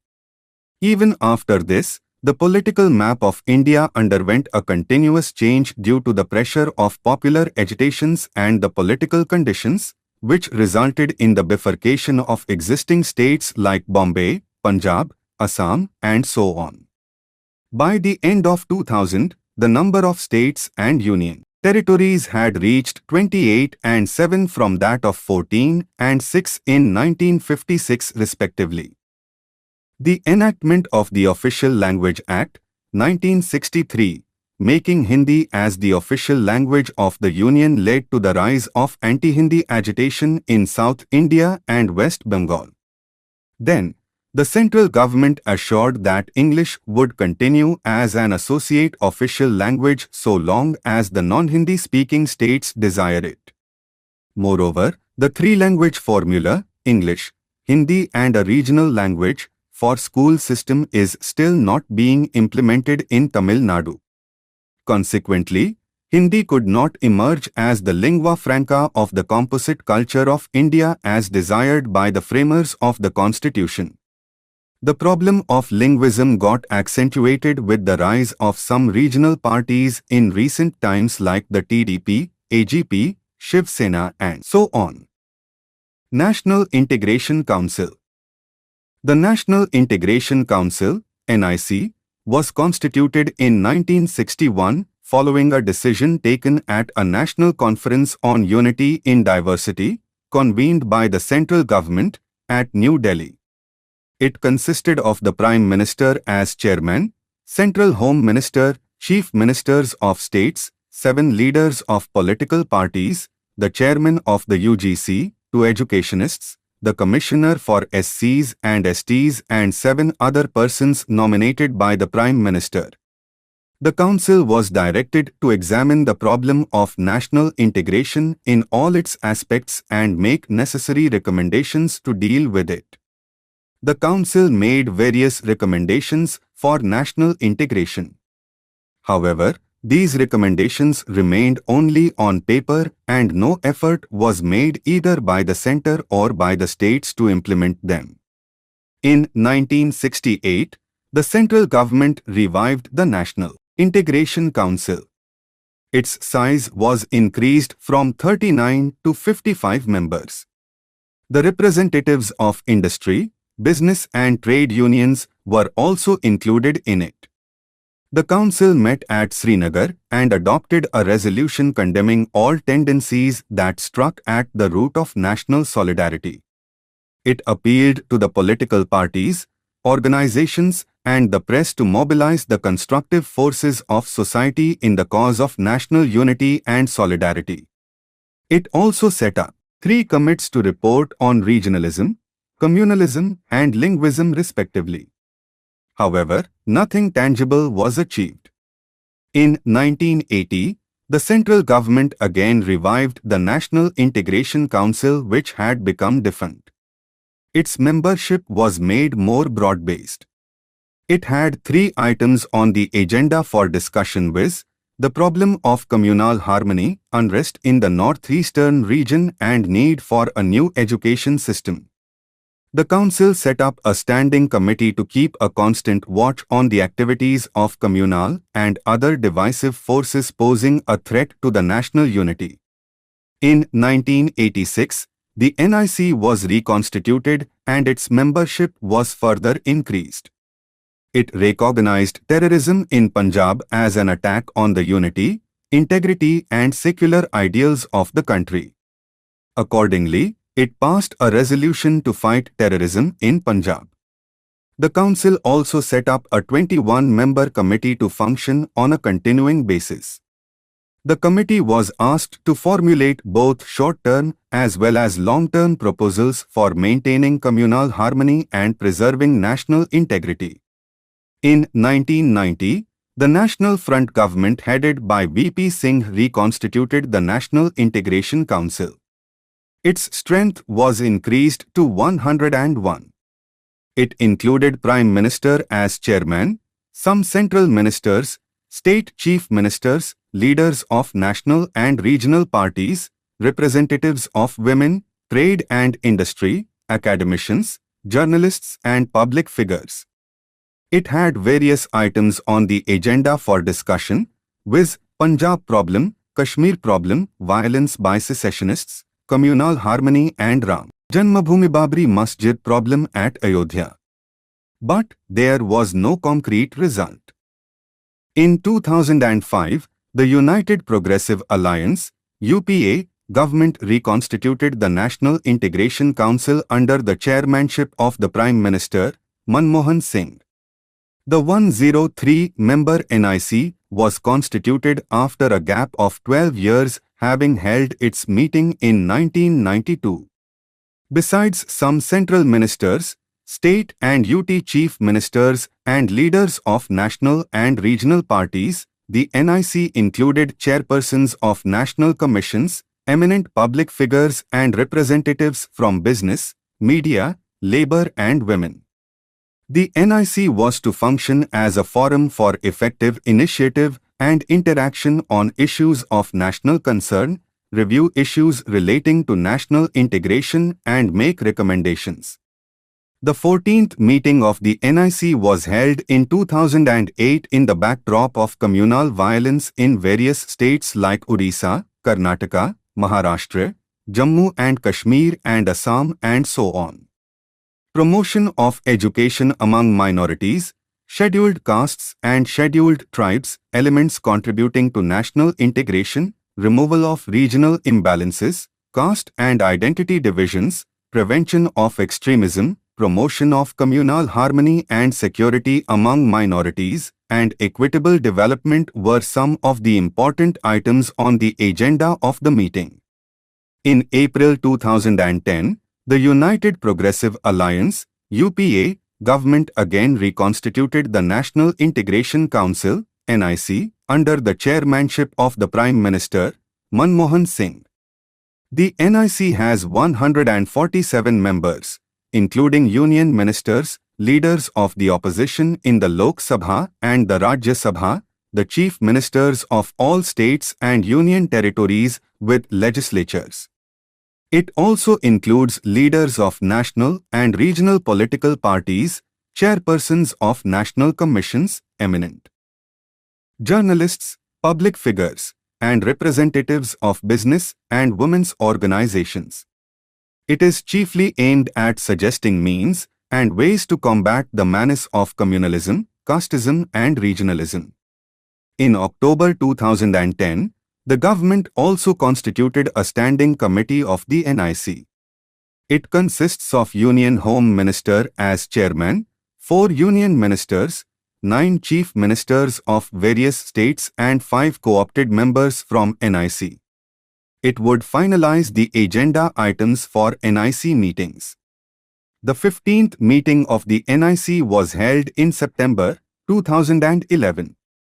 The agenda for the meeting included measures to curb communalism and communal violence, approach to the communal violence bill, measures to promote communal harmony, measures to eliminate discrimination, especially against minorities and scheduled tribes, how the state and the police should handle civil disturbances, and how to curb radicalization of youth in the name of religion and caste.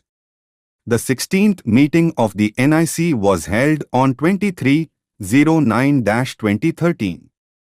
A resolution was passed in the meeting to condemn violence, take all measures to strengthen harmonious relationship between all communities, to resolve differences and disputes among the people within the framework of law, to condemn atrocities on scheduled castes and scheduled tribes, to condemn sexual abuse and to ensure that all women enjoy the fruits of freedom to pursue their social and economic development with equal opportunities, and to safeguard their right of movement in the public space at any time of the day or night. National Foundation for Communal Harmony. The National Foundation for Communal Harmony, NFCH, was set up in 1992. It is an autonomous body under the administrative control of the Union Home Ministry. It promotes communal harmony, fraternity and national integration. The vision and mission of the NFCH are as follows. Vision: India free from communal and all other forms of violence, where all citizens, especially children and youth, live together in peace and harmony. Mission: promoting communal harmony, strengthening national integration and fostering unity in diversity through collaborative social action, awareness programs, reaching out to the victims of violence, especially children, encouraging interfaith dialogue for India's shared security, peace and prosperity. The activities undertaken by the NFCH are mentioned below. 1. To provide financial assistance to the child victims of societal violence for their care, education and training, aimed at their effective rehabilitation. 2. To promote communal harmony and national integration by organizing variety of activities either independently or in association with educational institutions, NGOs and other organizations. 3. To conduct studies and grant scholarships to institutions, scholars for conducting studies. 4. To confer awards for outstanding contribution to communal harmony and national integration. 5. To involve central state governments, UT administrations, industrial commercial organizations, NGOs and others in promoting the objectives of the foundation. 6. To provide information services, publish monographs and books, etc. on the subject. Thank you so much for watching this video. If this video helped you in any way, so please do like and share this video and hit the subscribe button. M. Laxmikanth, Indian Polity. Chapter 79. Foreign Policy. The foreign policy of India regulates India's relations with other states of the world in promoting its national interests. It is determined by a number of factors, viz. Geography, history and tradition, social structure, political organization, international milieu, economic position, military strength, public opinion and leadership. Principles of Indian foreign policy. 1. Promotion of world peace. India's foreign policy aims at the promotion of international peace and security.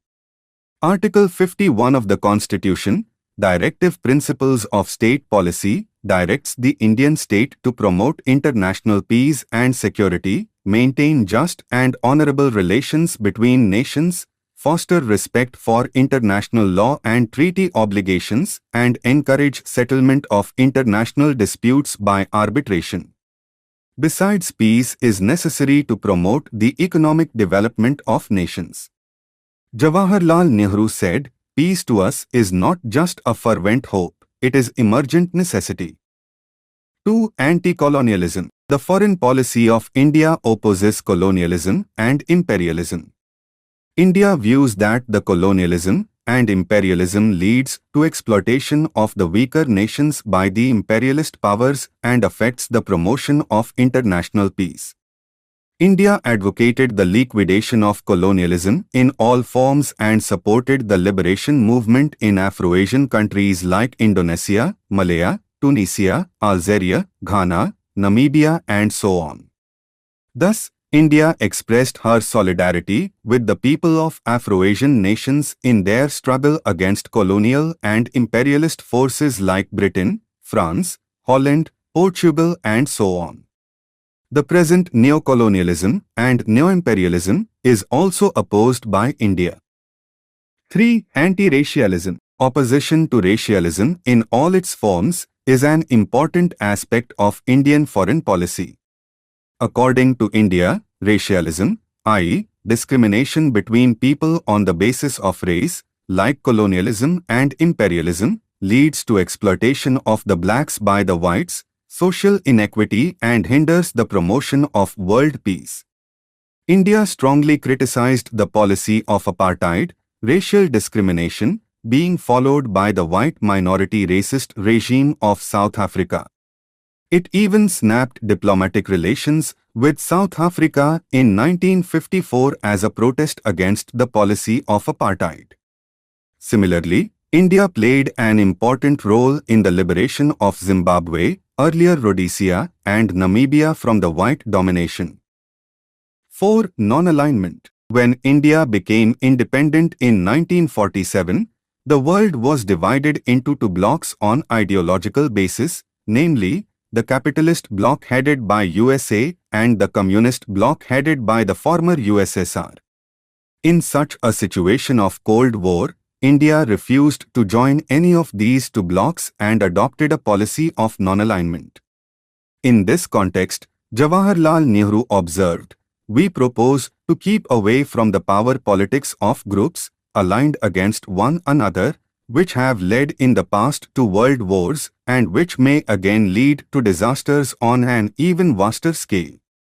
I feel that India can play a big part, and perhaps an effective part, in helping to avoid war.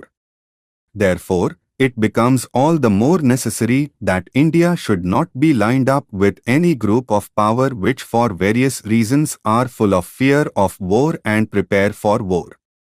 When we say that India follows a policy of non-alignment, it means 1. That India has no military alliances with countries of either bloc or indeed with any nation. 2. India has an independent approach to foreign policy. And 3. India attempts to maintain friendly relations with all countries.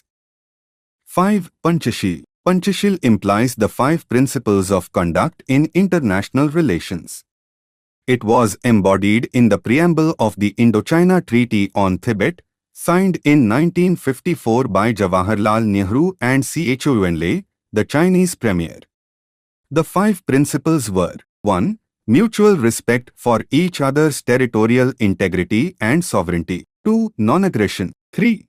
Non-interference in each other's internal affairs. 4. Equality and mutual benefit. And 5. Peaceful coexistence. India perceived the Panchashil as productive of peaceful cooperation of sovereign nations instead of the balance of terror and the degrading Cold War tensions being brought about by the rival great power pacts and alliances. India explained it as based on the concept of universalism as against the concept of the balance of power.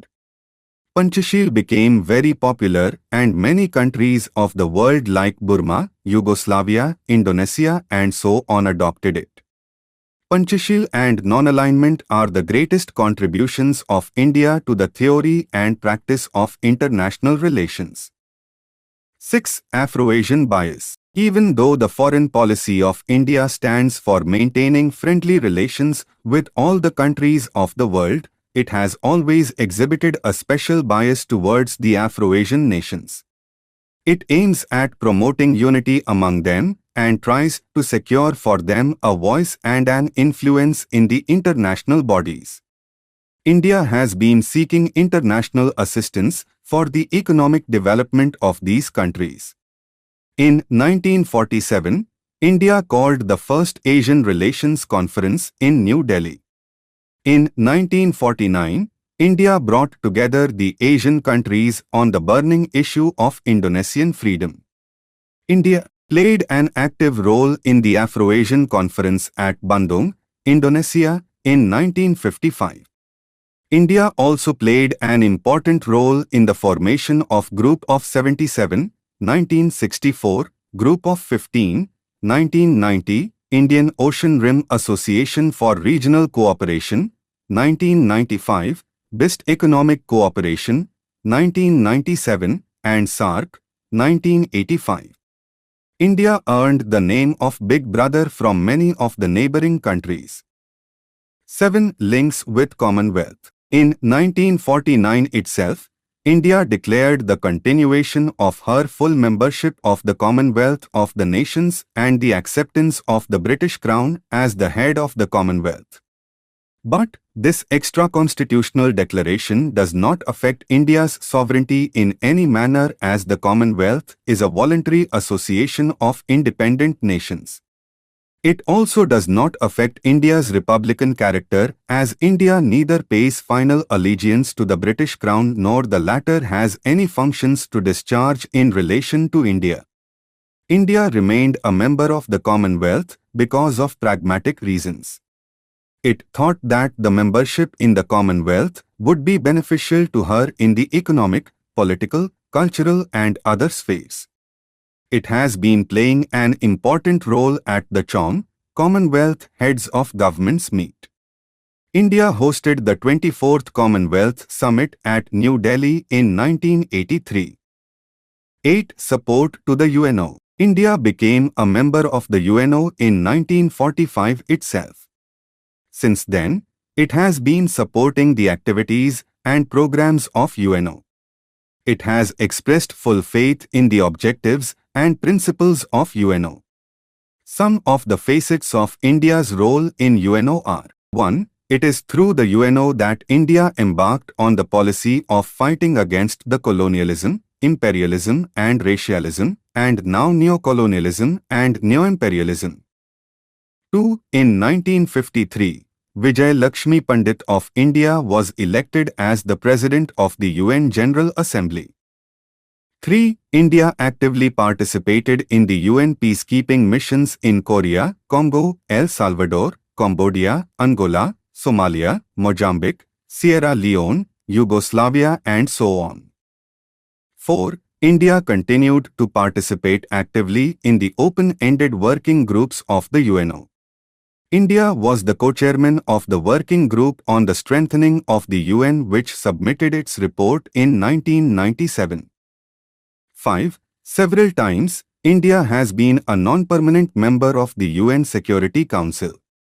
Now, India is demanding a permanent seat in the Security Council.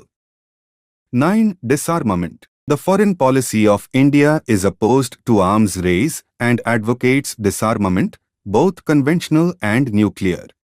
This is aimed at promoting world peace and security by reducing or ending tensions between power blocs and to accelerate economic development of the country by preventing the unproductive expenditure on the manufacture of arms. India has been using the UNO platform to check the arms race and to achieve disarmament. India took the initiative of holding a six-nation summit at New Delhi in 1985 and made concrete proposals for nuclear disarmament. By not signing the Nuclear Non-Proliferation Treaty (NPT) of 1968 and the Comprehensive Test Ban Treaty (CTBT) of 1996, India has kept its nuclear options open.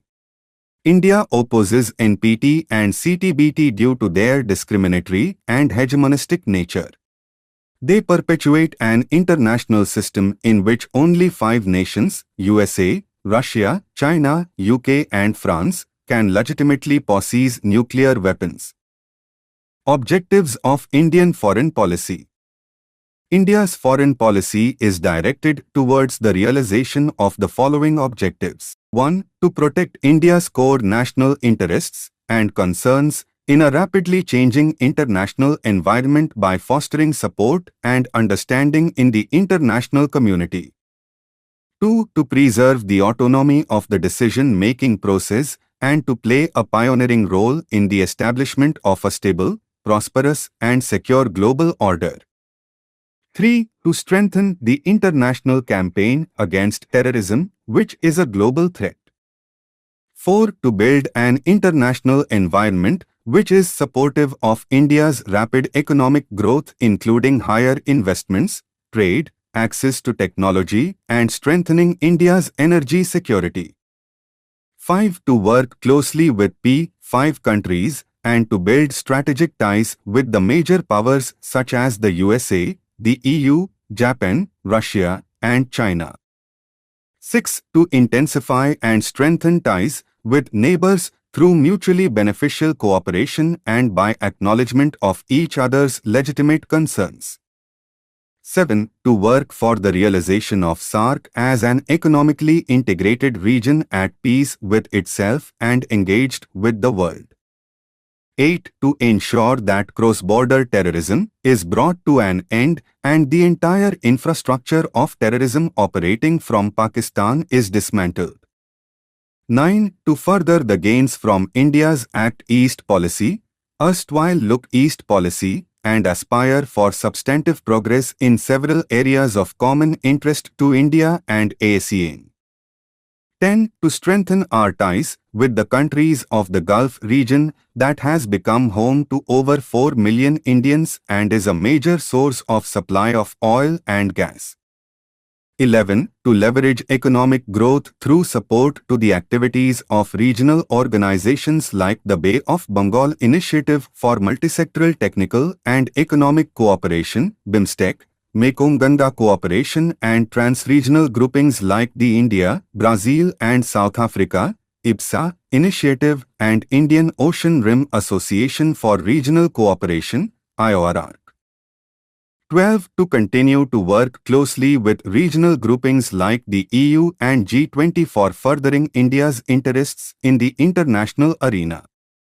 13. To reform and restructure the UN Security Council and espouse multipolarity in a world order that respects the principles of sovereignty and non-intervention. 14. To promote a more equitable equation between the developed and the developing world in the political, economic and technological domains. 15. To work towards the goal of global nuclear disarmament within a time-bound framework. 16. To closely interact with the Indian diaspora on a continuing basis in order to strengthen their bonds with India and to recognize their pivotal role in India's international relations. Gujarat Doctrine of India. The Gujarat Doctrine is a milestone in India's foreign policy. It was propounded and initiated in 1996 by I.K. Gujral, the then foreign minister in the Dave Govda government. The doctrine advocates that India, being the biggest country in South Asia, should extend unilateral concessions to the smaller neighbors. In other words, the doctrine is formulated on India's accommodating approach towards its smaller neighbors on the basis of the principle of non-reciprocity. It recognizes the supreme importance of friendly and cordial relations with India's neighbors. The doctrine is a 5-point roadmap to guide the conduct of India's foreign relations with its immediate neighbors. These 5 principles are as follows. 1. With the neighbors like Bangladesh, Bhutan, Maldives, Nepal and Sri Lanka, India should not ask for reciprocity, but give to them what it can in good faith. 2. No South Asian country should allow its territory to be used against the interest of another country of the region. 3. No country should interfere in the internal affairs of another country. 4. All South Asian countries should respect each other's territorial integrity and sovereignty. 5. All South Asian countries should settle all their disputes through peaceful bilateral negotiations. Gujral himself explained, the logic behind the Gujral doctrine was that since we had to face 2 hostile neighbors in the north and the west, we had to be at total peace with all other immediate neighbors in order to contain Pakistan's and China's influence in the region. Nuclear Doctrine of India. India adopted its nuclear doctrine in 2003. The salient features of this doctrine are as follows. 1. Building and maintaining a credible minimum deterrent. 2. A posture of no first use. Nuclear weapons will only be used in retaliation against a nuclear attack on Indian territory or on Indian forces anywhere. 3. Nuclear retaliation to a first strike will be massive and designed to inflict unacceptable damage. 4. Nuclear retaliatory attacks can only be authorized by the civilian political leadership through the Nuclear Command Authority. 5. Non-use of nuclear weapons against non-nuclear weapon states. 6. However, in the event of a major attack against India or Indian forces anywhere by biological or chemical weapons, India will retain the option of retaliating with nuclear weapons. 7. A continuance of strict controls on export of nuclear and missile-related materials and technologies, participation in the fissile material cut-off treaty negotiations, and continued observance of the moratorium on nuclear tests. 8. Continued commitment to the goal of a nuclear weapon-free world through global, verifiable and non-discriminatory nuclear disarmament.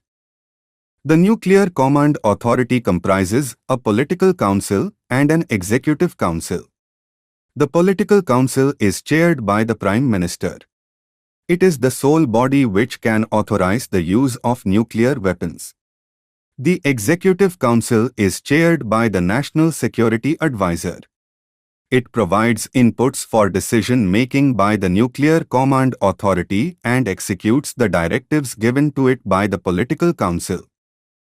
The Cabinet Committee on Security, CCS, reviewed the progress in the operationalizing of India's nuclear doctrine. The CCS reviewed the existing command and control structures, the state of readiness, the targeting strategy for a retaliatory attack, and operating procedures for various stages of alert and launch. The CCS expressed satisfaction with the overall preparedness. The CCS approved the appointment of a Commander-in-Chief, Strategic Forces Command, to manage and administer all strategic forces. The CCS also reviewed and approved the arrangements for alternate chains of command for retaliatory nuclear strikes in all eventualities. Connect Central Asia Policy of India. India launched the Connect Central Asia policy in 2012. This policy is aimed at strengthening and expanding of India's relations with the Central Asian countries. These countries include Kazakhstan, Kyrgyzstan, Tajikistan, Turkmenistan and Uzbekistan. India's Connect Central Asia policy is a broad-based approach including political, security, economic and cultural connections. Its features or elements are as follows. 1. India will continue to build on its strong political relations through the exchange of high-level visits. India's leaders will continue to interact closely both in bilateral and multilateral fora. 2. India will strengthen its strategic and security cooperation. India already has strategic partnerships with some Central Asian countries. The focus will be on military training, joint research, counter-terrorism coordination and close consultations on Afghanistan. 3. India will step up multilateral engagement with Central Asian partners using the synergy of joint efforts through existing fora like the SCO, Eurasian Economic Community, EEC, and the Custom Union. India has already proposed a comprehensive economic cooperation agreement to integrate its markets with the unifying Eurasian space. 4. India looks to Central Asia as a long-term partner in energy and natural resources.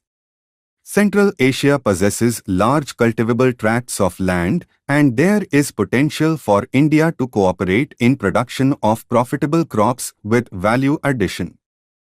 5. The medical field is another area that offers huge potential for cooperation. India is ready to extend cooperation by setting up civil hospitals clinics in Central Asia.